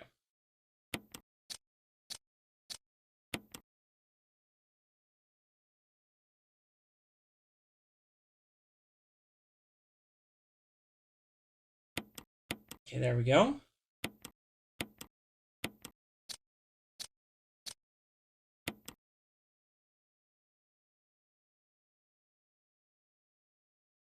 I was gonna say, like, I got this set up. Perfecto, baby. Perfecto Patronum. Look at that. I don't think I've ever done it that fast in my life.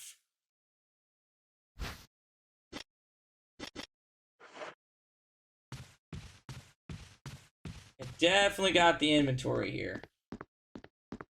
Definitely got the inventory here. Okay, we're gonna dodge this hunter here. We're gonna drop off the Spencer key so I don't have to carry it.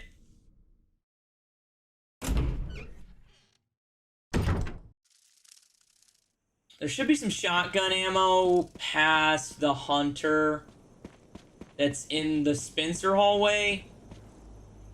I mean, there should be. I can't say for certain if there is or not, but I'm fairly confident there is.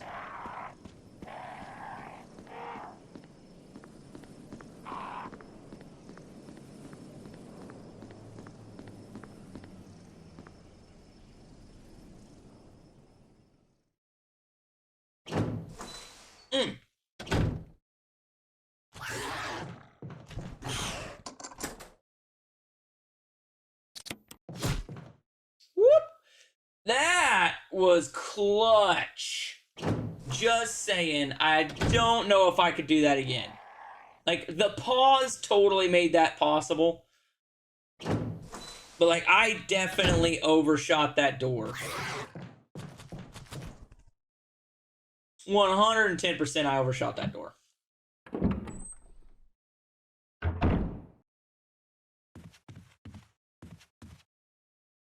Here we go. Here we go.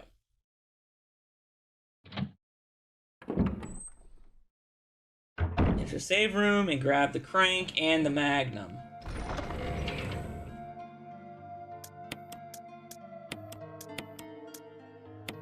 Okay, I got the crank, I got the magnum. Okay, that's good.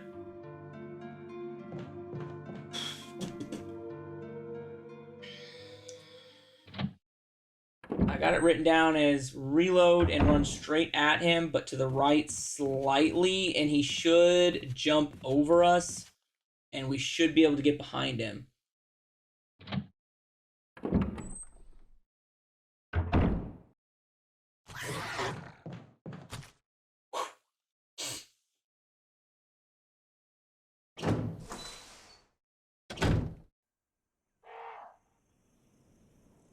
I might get hit here. But there should be a first aid spray in that room.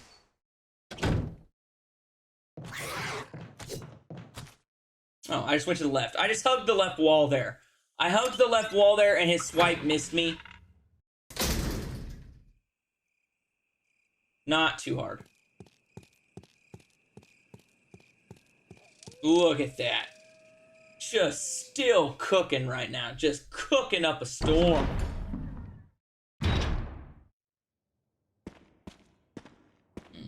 Nope, already grabbed that shotgun ammo. So now I've only got the shotgun and the magnum. That's not good. I guess this way. Because I gotta try and dodge the snakes without getting poisoned. So either one or two things are happening. I'm either gonna get hit by a snake and not get poisoned, or I'm gonna get hit by the snake and get poisoned and be screwed.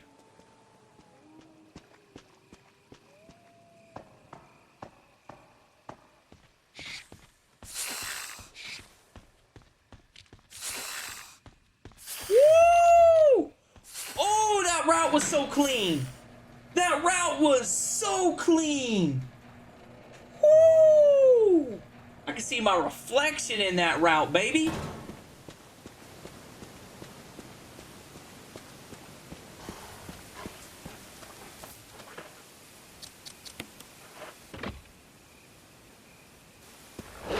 Woo! That one puckered me up a little bit. That was a bad idea.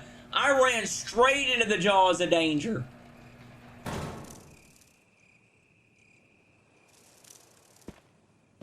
Okay, run south. Okay, I just did that. I'm running off of memory here.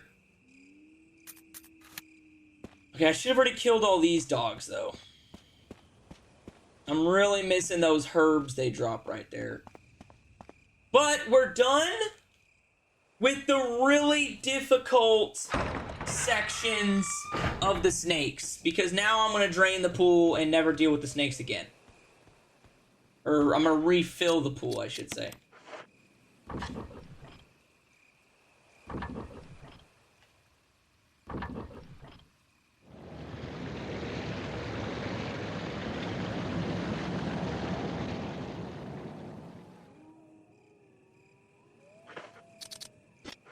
Okay, there we go.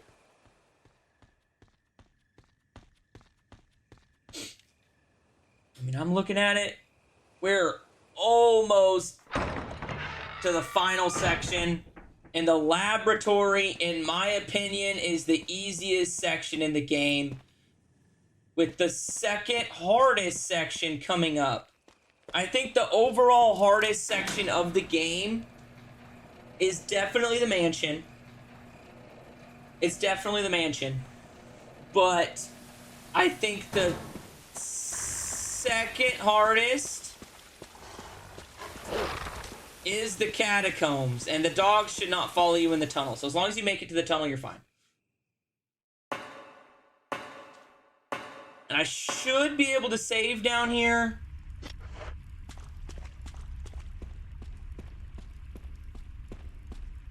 Right here. So I should... Yeah, there's some ink ribbon, baby. Whoo! I'm gonna save over the Jill file because I used so much shotgun ammo. I think it's still possible even with this little shotgun ammo, but then again, I don't know.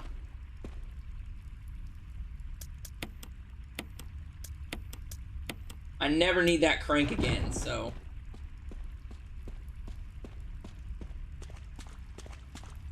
Okay, so let's see where we at. Okay, I gotta grab the hex crank and then we're done with that little blurb.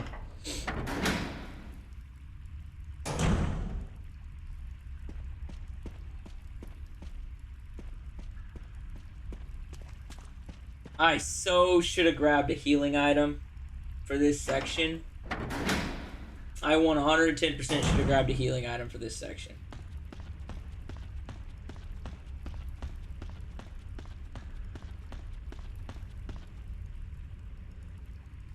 But I'll be able to get a lot of them. There's a blue herb right outside of the boss door for Black Tiger.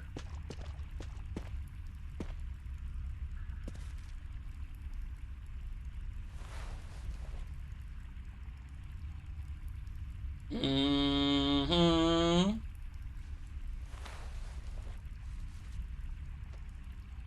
am gonna burn 2 magnum rounds right here. Coming up.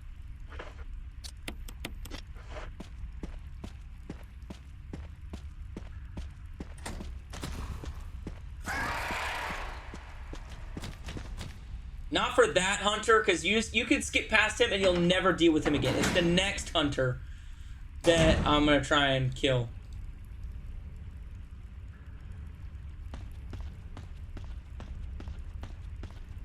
Actually, I'm gonna try and swerve him. I think my problem is when I keep trying to swerve people, I have my pistol out because I'm not confident enough in my swerve ability. I'm confident enough now.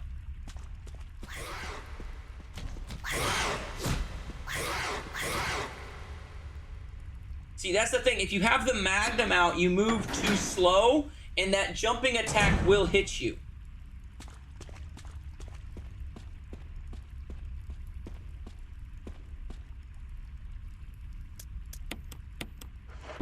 I mean, I might as well save, right?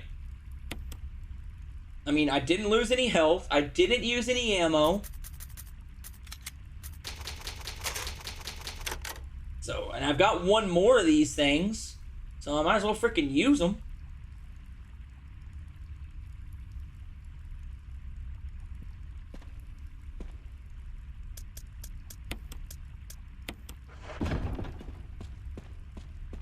And there's a green herb right there, just in case I get hurt. Just in case I get hurt. Which is good. That's probably gonna happen.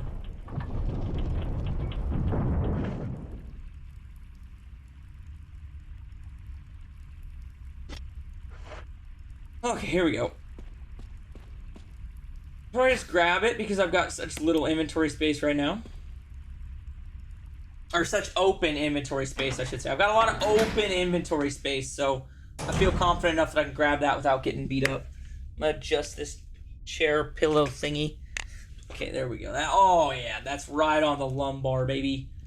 Right on the lumbie.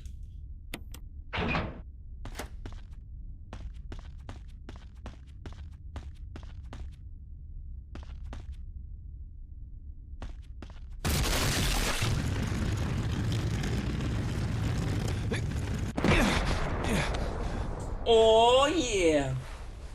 I think I'm gonna check up there and see if there's anything better than handgun ammo. I don't remember there being anything better than handgun ammo, but let's see. No, it's handgun ammo. The handgun ammo is so stupid. I haven't used a handgun in like 2.5 hours. Oop, wrong way. Oop, shit, biscuits. Shit biscuits, I should have had the flamethrower out.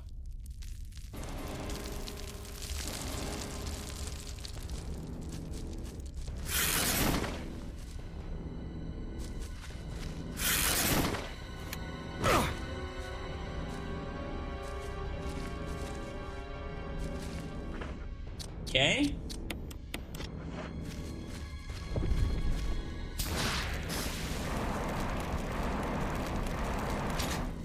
There we go. See? Too easy. Too damn easy. I got hit and it didn't even affect me. That's how basic that is.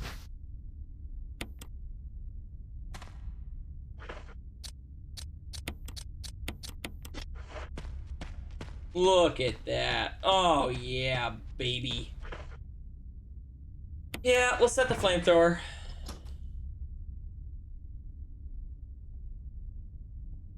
I got the crank. There's a dagger in there that I low-key kind of want, but I'm not gonna risk getting poisoned by the spit. Because the spit's the only thing I'm really worried about. And I've got quite a few defensive options right now. Yeah, I've got 6. I am low-key stacked on defensive items right now. Just completely diggity dang stacked.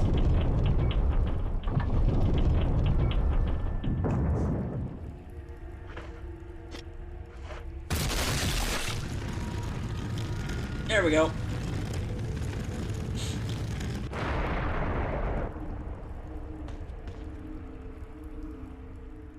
Oh yeah. Oh hell yeah. Need to get me a water here in a second. If we get to a good stopping point, I'll go grab me a water. Carbonated water, of course.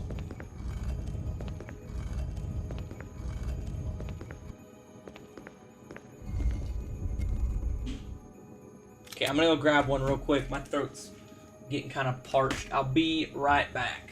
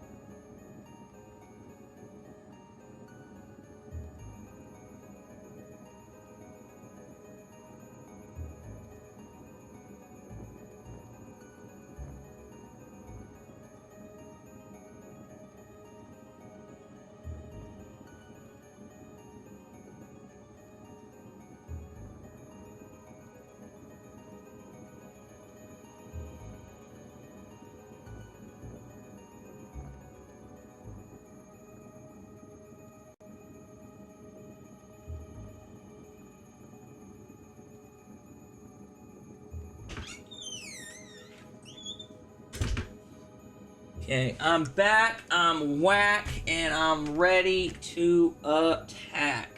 I don't know, I just thought that up. Thought it would be cool. Maybe it wasn't. I got me a nice little water here. Carbonated water, of course. Trick my fat freaking butt into thinking I'm drinking a sody pop. There we go, right there.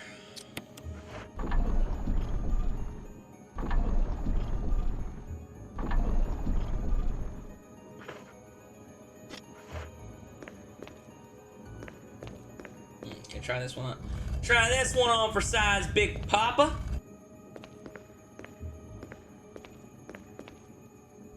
Baby Chris got some muscles too. Maybe this is how Baby Chris became Daddy Chris. He just kept pushing around a lot of statues.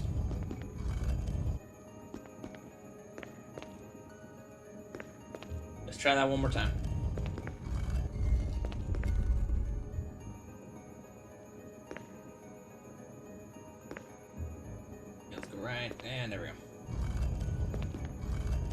Walk this way, talk this way. That's what I'm, oh. Gosh damn it.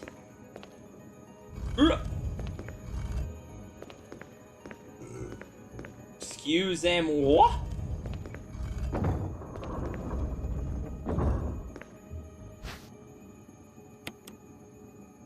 Okay, I got the hidden piece. Now it's time to exit the room.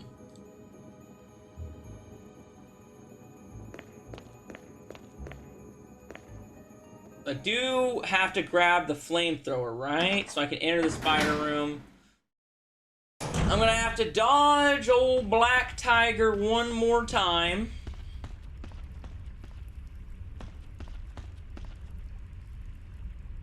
And then...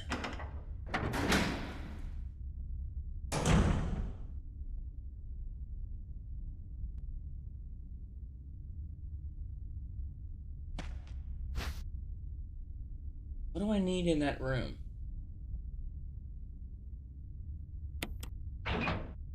Oh, I gotta go back through there to drop off the crank. I don't need the crank anymore after this. So basically, to dodge Black Tiger, you just look for as far away as you could possibly get, and then just cut an angle to the door. That's all you gotta do to dodge Black Tiger. It's really the easiest boss in the game to dodge. I mean, Yawn... somebody might say Yawn's a little bit easier.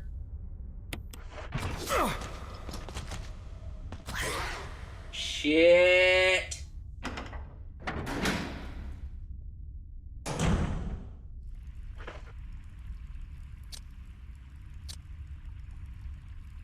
Let's see.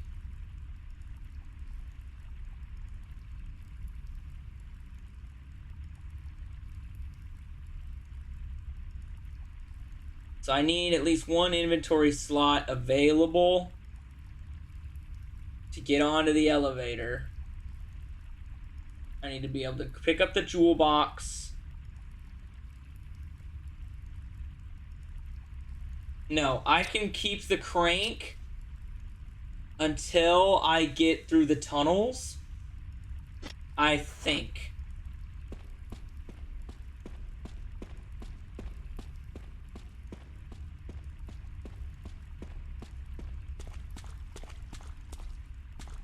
I think I'll be able to just run down and past this asshole right here.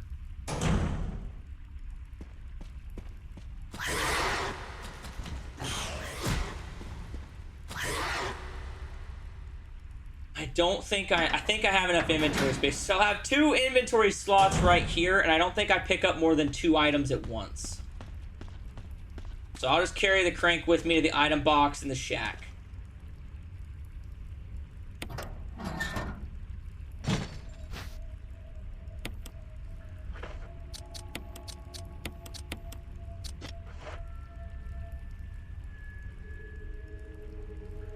So this is the one time I can't just push X and get it to work.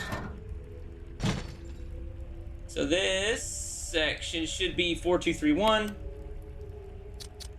4, 2, 3, 1.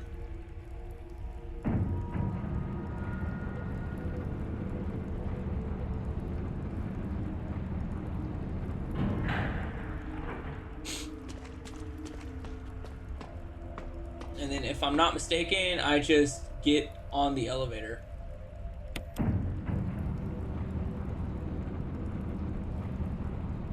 Okay. Yeah, so as long as I have 2 inventory spots, I'll be fine.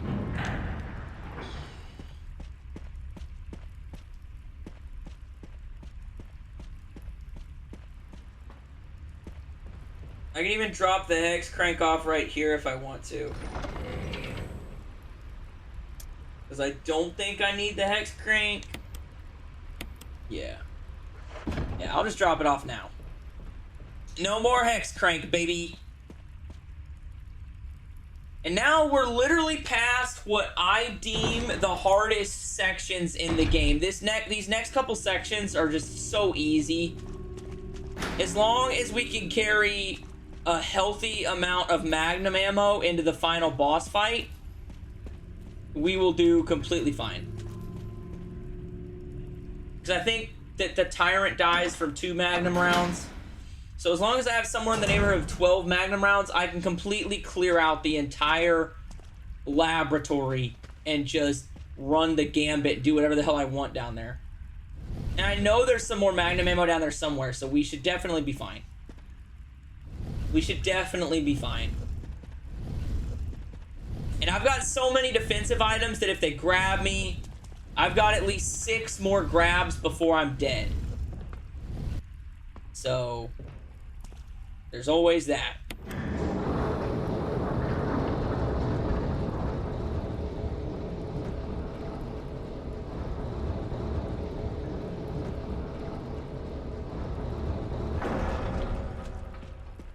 Now this section is, it's kind of confusing because the camera angles make it really hard to see what you're doing. But as long as we go down the stairs first to trigger Lisa right here, we should be completely fine. So just go down. Okay, you see how Lisa's right there on the camera? And then it's literally just right, and then back down towards the camera.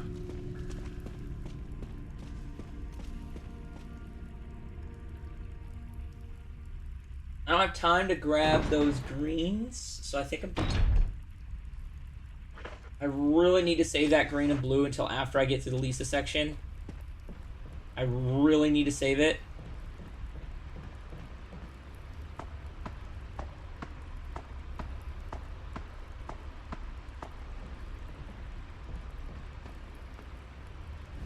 But we'll be fine.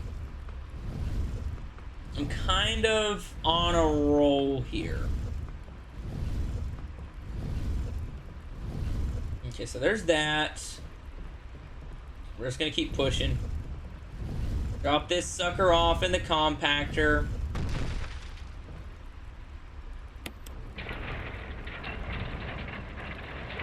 Okay, so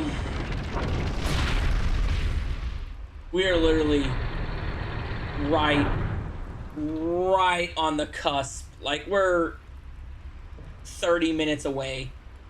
30 minutes away from being done with arguably the hardest trophy in Resident Evil 1.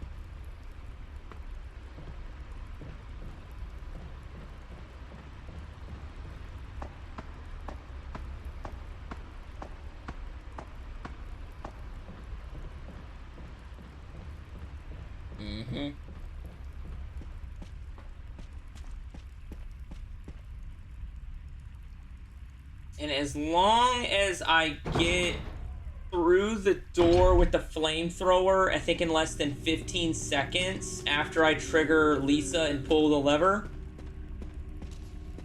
No. No you don't. Get your ass over here. Thank you, girl. I just want to make sure she doesn't turn around and go into that hallway, because she can do that. And then she'll be in your way when you come over here.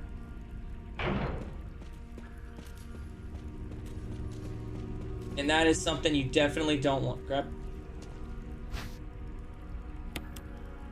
Now, that's just me being cocky right there.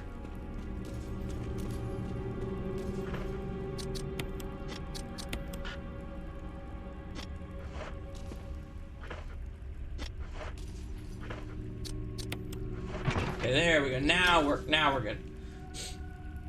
And I've got a double green, so I'm definitely gonna heal myself up fully once I get past the snake section, just in case for some stupid reason I get bit by those snakes and get poisoned. I don't think it's gonna happen. I don't think there's anything worth grabbing in here. I don't remember finding anything worth grabbing in here. But like right there, there's technically 2 snakes that can poison you. Once you get on a dry land, they can't touch you though, so we're good. Full health. And there we go. There we freaking go, fam. Hardest section complete. Well, second hardest. Mansion. Beginning of the mansion when you're stuck with just the pistol. Easily the hardest part of the run. If you can make it through that section, you can make it through the rest.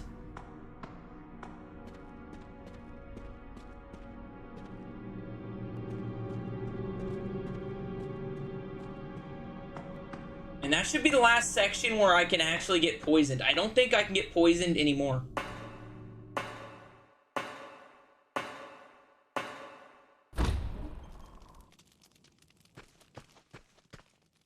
Okay, well, we'll see. I know I have to get back to...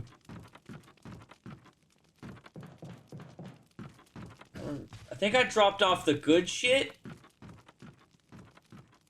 in the east, the west side of the mansion, the west save section, the west save room. If I can speak today, the west save room is where I dropped off my extra magnum ammo, which is what I need for the basement. Oh shit! Woo! Just about had to burn. How many defensive items do I got? I got 6. That's plenty. 2 of them are instant kills, too.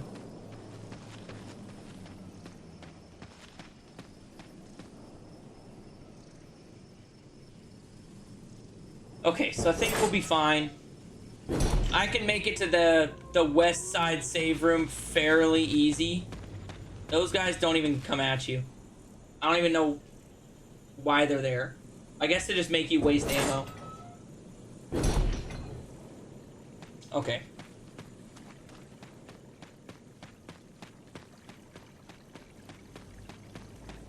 I don't think this room respawns any items. If you've already grabbed the stuff in here, I think you only get them once. I don't remember them respawning.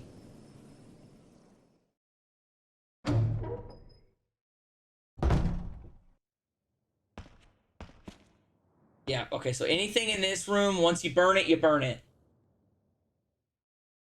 We're gonna go into the Spencer room, get the last metal and stone object for opening up the laboratory. There's also gonna be... what do I got in there? I got some shotgun shells in there. There's a grenade, and then we're gonna try and get our magnum ammo and the 2 books we need. And if we get hit right around the corner, I do have, I think, 2 full heals. See, I went to the right there because he usually does that swipe move, and you can usually bypass it. But if you go straight for the door, he'll swipe at you and actually hit you. Yeah, and that chick is gonna die. Yeah, we're not saving her. If you don't save her and you don't save Jill, it cuts out the second Tyrant boss fight, which is the hardest boss fight in the game. So, like, there's literally no benefit, realistically, to saving her. I know there's some shotgun shells in here. I found them. Maybe there's not some shotgun shells.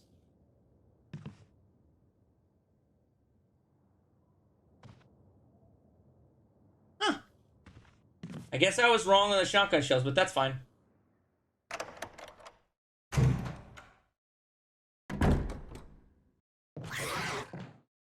There we go. Okay, but we're gonna drop off the 2 stone and metal objects to open up 2 more inventory slots. And then I'm just gonna try to outrun the 1 hunter that's gonna be in my way. And I'll probably actually just use the last 3 shotgun shells to kill him. If I'm being completely honest, that's probably what I'll do. Because I'm basically just going to be running the Magnum. As long as I can bring 3 Magnum rounds to the Tyrant fight, I think I can end the Tyrant fight right off the bat.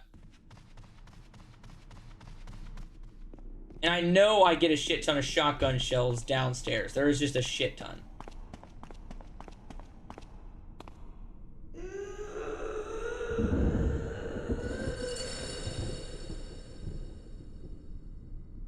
Okay.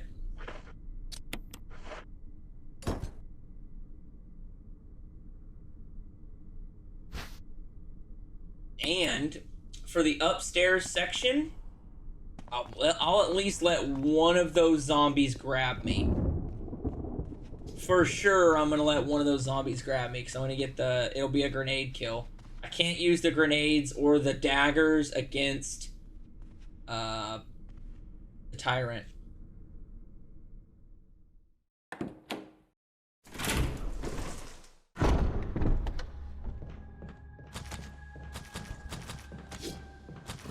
See, I went this way because I knew he spawned that way. If you run quite literally right at his face, they'll usually not be able to time it first.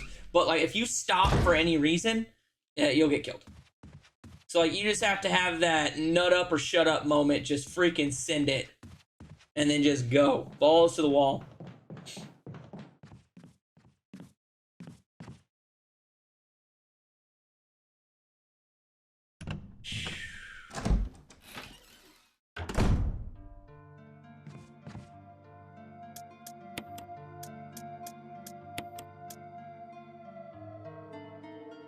I thought I put those in. Did I grab them? Oh, okay. Well, I guess I gotta go back now, which is some bullshit. Use my last save, I guess.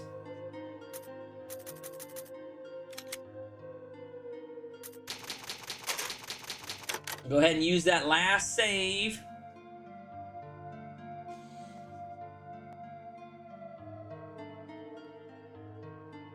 I'm not even gonna need to dodge him. I'm not even gonna need to dodge him.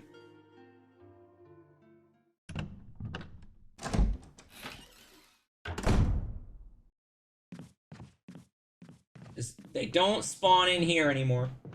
So this is literally the safest save spot you can get. It's got one hunter in between us and the main hall. And it's probably one of the dumber ones. Like, especially since it's spawning over there now. Like, oh, there's two in here. Ah, I see. So there's two. Got it. I didn't know that. I didn't even realize there were two of them in there.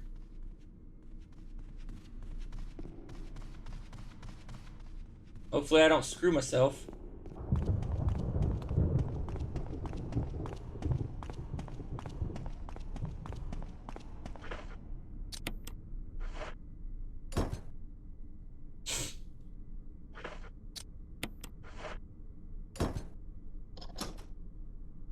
Yes, there we go. I got 12. I got 12 Magnum, 3 shotgun. I know after this boss fight and after I go actually into the laboratory, there's shotgun all over the place. If I need to go back to my other save room and dodge these hunters, see, like, he'll jump clean over your head. He's like an Olympic athlete. He'll just freaking, like, he jumped way over. His depth perception just ain't there. And as long as you commit, you're fine. I've kind of noticed that a lot about this game versus Resident Evil 0. Resident Evil 0, when you were swerving, you had to, like, pause, make them do their move, and then go. And this one, it's all about just committing. And just flat sending it. Scorched Earth.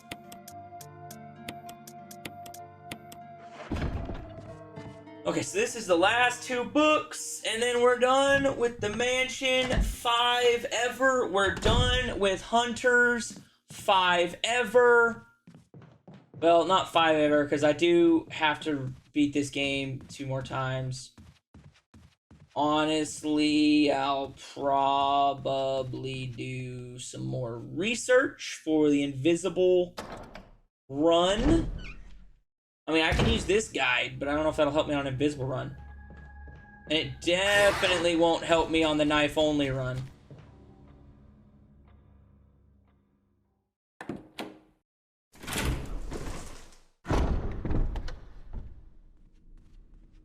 Unless, of course, Plant 42 is optional.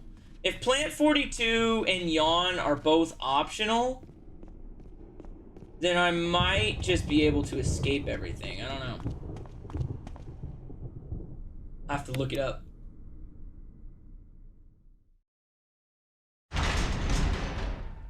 But, I mean, realistically speaking, if I can get a solid 3-hour run on the invisible enemy mode and a solid 3-hour run on knife only, I could probably be done tomorrow. I could be done tomorrow and hopefully have this video up by Saturday. It'll be edit Thursday, script Wednesday night, Thursday edit, Friday edit, Saturday upload. And then that means that Sunday I could start Resident Evil 2. And that'd be a good 10 hours.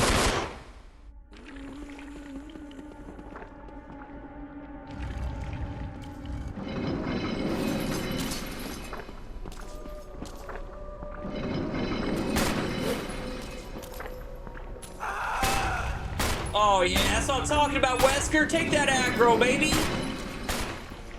Making it look easy, big dog.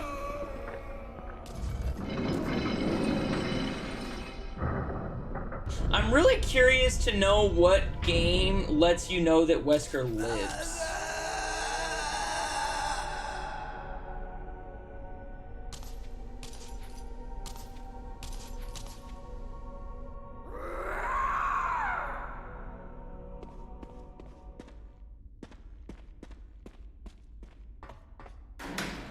Too easy, see? Like, that's the easiest boss fight in the game. You don't even actually fight. You don't even actually fight her, you just do that. If you start with the bottom left and go that way, it's... Sometimes I can get it done fast enough that I'm already halfway across the room when she does her giant leap. And that saves me a shit ton of time.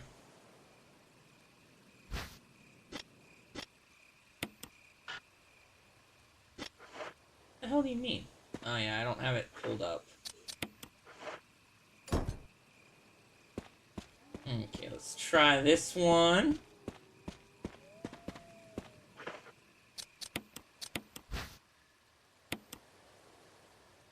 And we're off. Yeah, of course there's a special way to use it. It's called put it in the frickin' fountain, bro. Like, Chris, I know you're basically just a grunt. You're an infantryman through and through, but, like, come on now.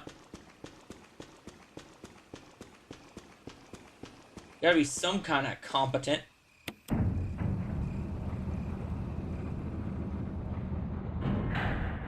And we're off.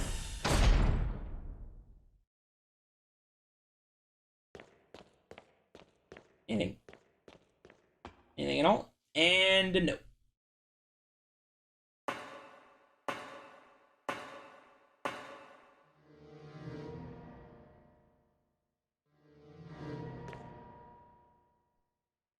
Oh yeah, boy! Tipperator ribbon. Look at that. And we get a save spot right there. They hit us with that mean green saving machine. That's what I'm talking about, baby.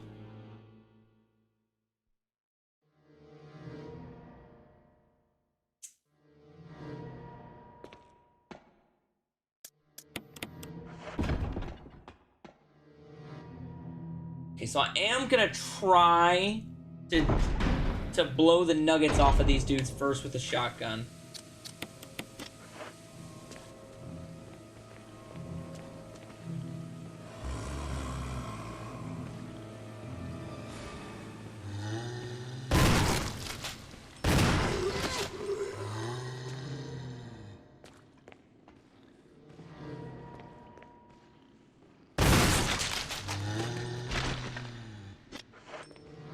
I'm gonna let this guy grab me because it's gonna make him eat that right there.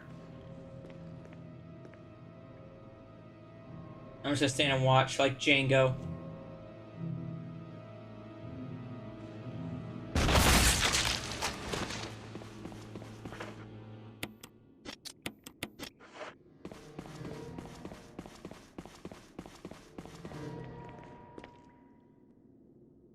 Well, those 3 are dead. One of them might come back as a Crimson Head.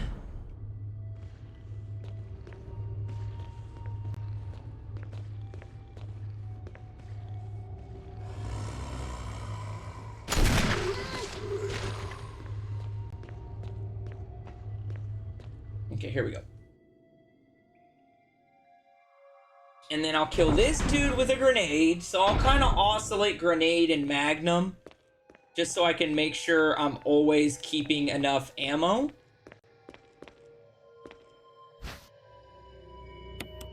And with how many grenades I've got 3. That's plenty. That is so plenty. Okay, there we go. Let's get on it. Get on the computer. It's John.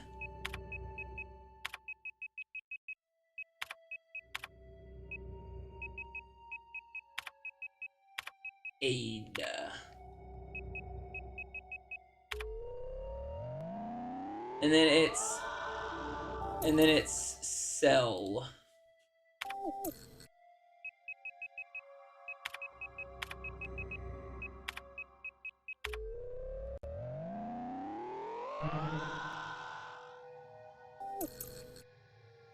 Oh, that was wrong.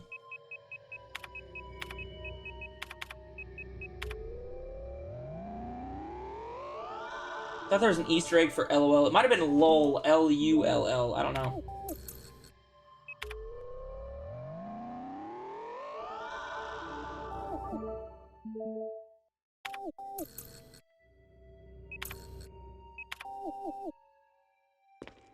Okay, so this next guy. Okay, so I definitely shot that guy with the Magnum. So this next guy's definitely gonna get a grenade. Let him grab me. Give him a little bit of dinner.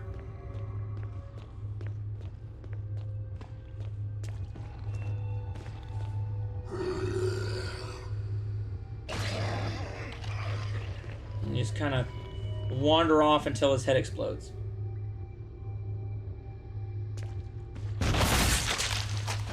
There we go. Okay, so now we gotta head back up here and go to the room. Don't remember if there's magnum ammo in this room or shotgun shells. I think there's something besides the key we need. But if not, I'm still confident we have enough ammo. I've already killed these dudes up here. We're going scorched earth, baby.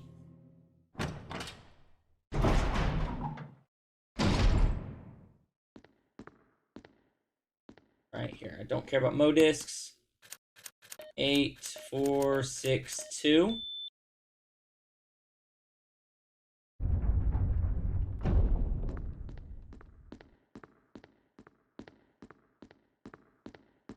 just want to make sure there's no, like, shotgun shells.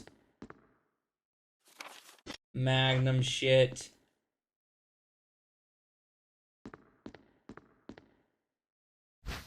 Okay, nope, it's just that. Okay.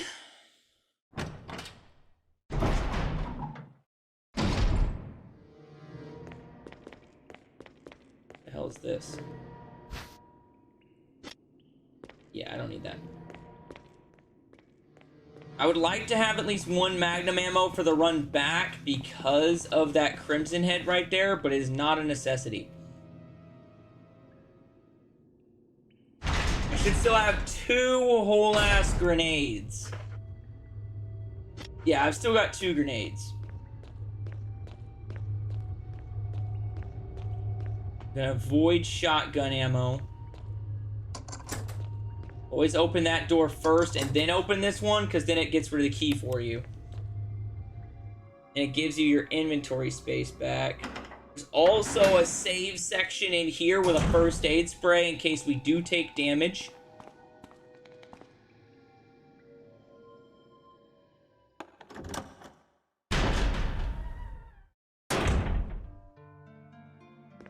So right there, there's ink. There's ink ribbons. Shotgun shells. First aid spray in case I fuck up.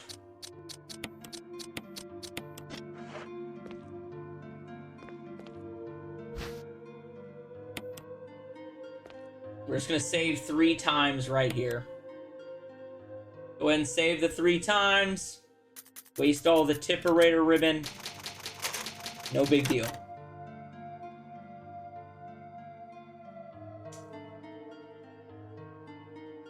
Unless there is a save box in here, but I don't think there is. Oh, there is. Okay. So, since there's that save box, we can come back and save after we do some other things. As well. Like, let this guy grab me.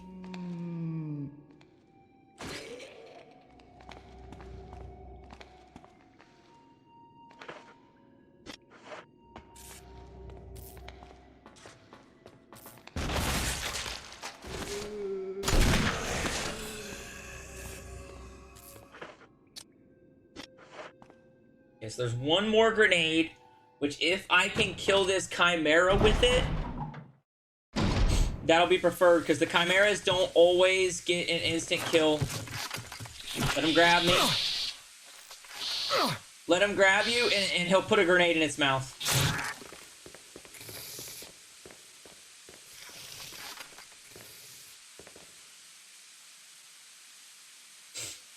Which is an instant kill for the Chimera.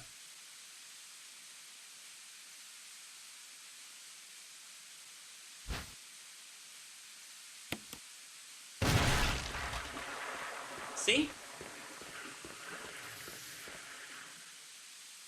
And since we killed everything on the way already, once we kill this dude in the nitro room, which, I mean, I could probably just stab the dude in the nitro room and keep the Magnum, but I've literally got 10 rounds left to kill the final boss with. Purely just from saving it, skipping a couple of people. And I didn't even get all the Magnum ammo in the game, I don't think. There's a couple other hidden sections where you can get some.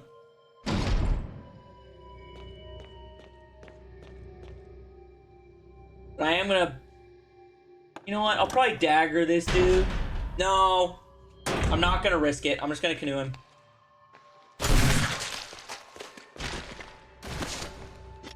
Yeah, I still got 9 rounds. Plus 6 for the shotgun.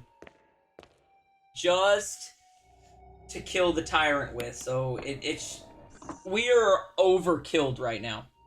Because I'll probably still put the tyrant down in less than 3 shots. I'll have a couple of Magnum rounds for the run back. Run back to the chopper.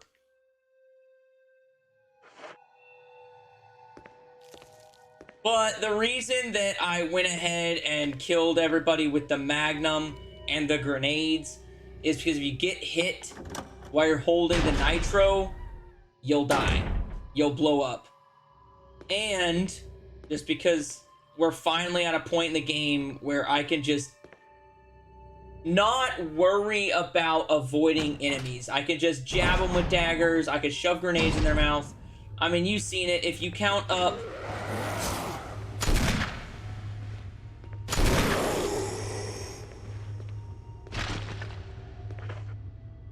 That sucked. Because he just about got me killed. I've never had somebody become a Crimson Head right there, and I've also never had somebody miss me as a Crimson Head when they were that close. But what I'll say, this is the only time you get to go weapons free where I don't have to worry about freaking dodging anybody. I had 7 defensive items. I mean, I stockpiled those suckers. And it was literally just, you have to conserve everything. I mean, sure, I could have probably got here where I'd have to fight the tyrant with shotgun. And I've seen a lot of people that play this game, even speedrunners. The person that I watched is like a master speedrunner. It's all they do. And like, they only do no damage runs. Well, I seen them play through this. They didn't have as much ammo as I have right now for the final boss. They used it in some other sections. Obviously, they were more worried about not taking damage, and I was more worried about just getting through it, but You can get through it and have an easy time in the end, is what I'm trying to say. It was the same exact way when I beat Resident Evil 0 on hard. I had 160 rounds for the final phase of the final boss fight. That is massive overkill, because the last section, you don't actually need anything with real hit power. You just need something to continuously distract the Leech Queen. So the pistol was perfect, because I had such a stupid high amount of ammo. No matter what was happening, she was always getting shot, so she was always aggroed on me. And that literally came from just not using the pistol at all and trying to avoid as many enemies as possible rather than kill them. Which, believe me, that is not my preferred method of playing a Resident Evil game. I prefer to just shoot my way out of any and every situation. It just so happened that that ended up working out that way.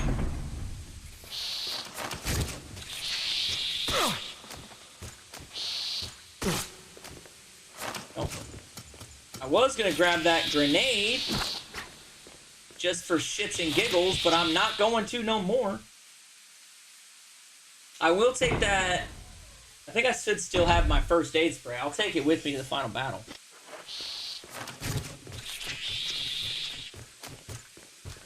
I've got 13 rounds, 6 shotgun, 7 magnum.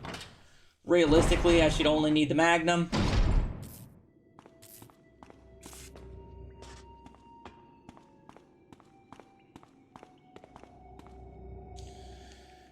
Woo! This is exciting. This is the one trophy I was dreading more than any other trophy. Like, I just was unsure if I was going to be able to do it, and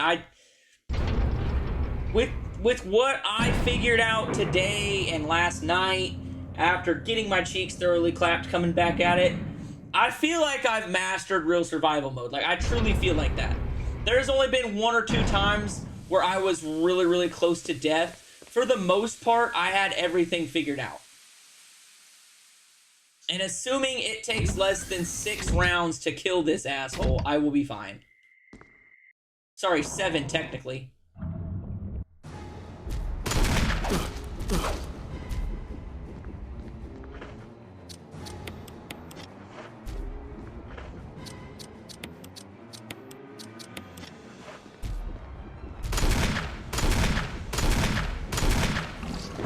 And that's game, baby!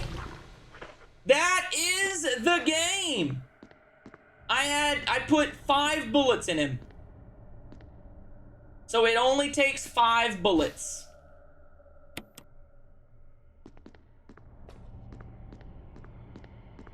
So I've still got 2 for the run back in case that dude turns into a Crimson Head, which I'm pretty sure he will be a Crimson Head by the time I get back there. So we'll canoe that dude's nugget real quick and then be literally donezo. And as long as I don't take any more damage, I will have a perfect health rating when I finish.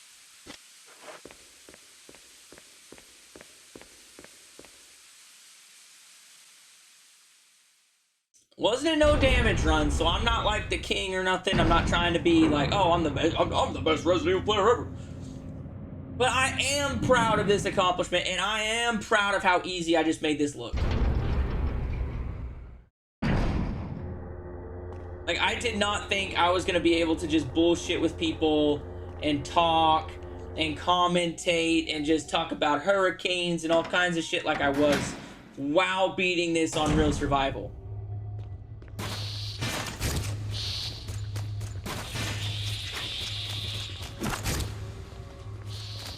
It's only about 6 of y'all. Only about 6.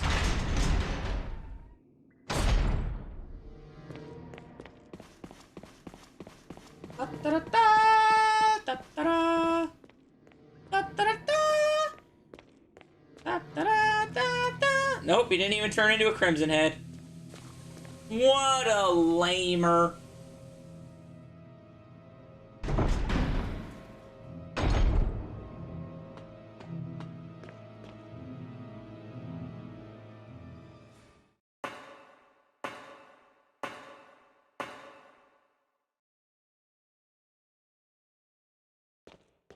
And there it is.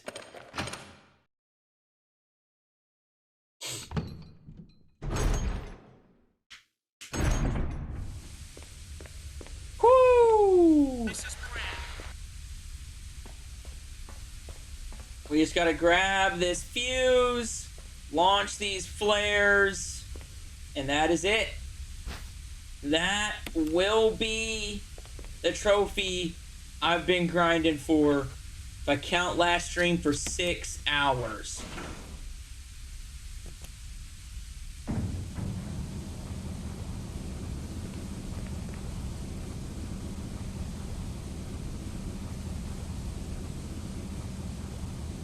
I mean, I might have done this fast enough. I could have got the 3-hour speedrun trophy at the same time. If that's the case, that's gonna be freaking nuts. That is gonna be freaking nuts.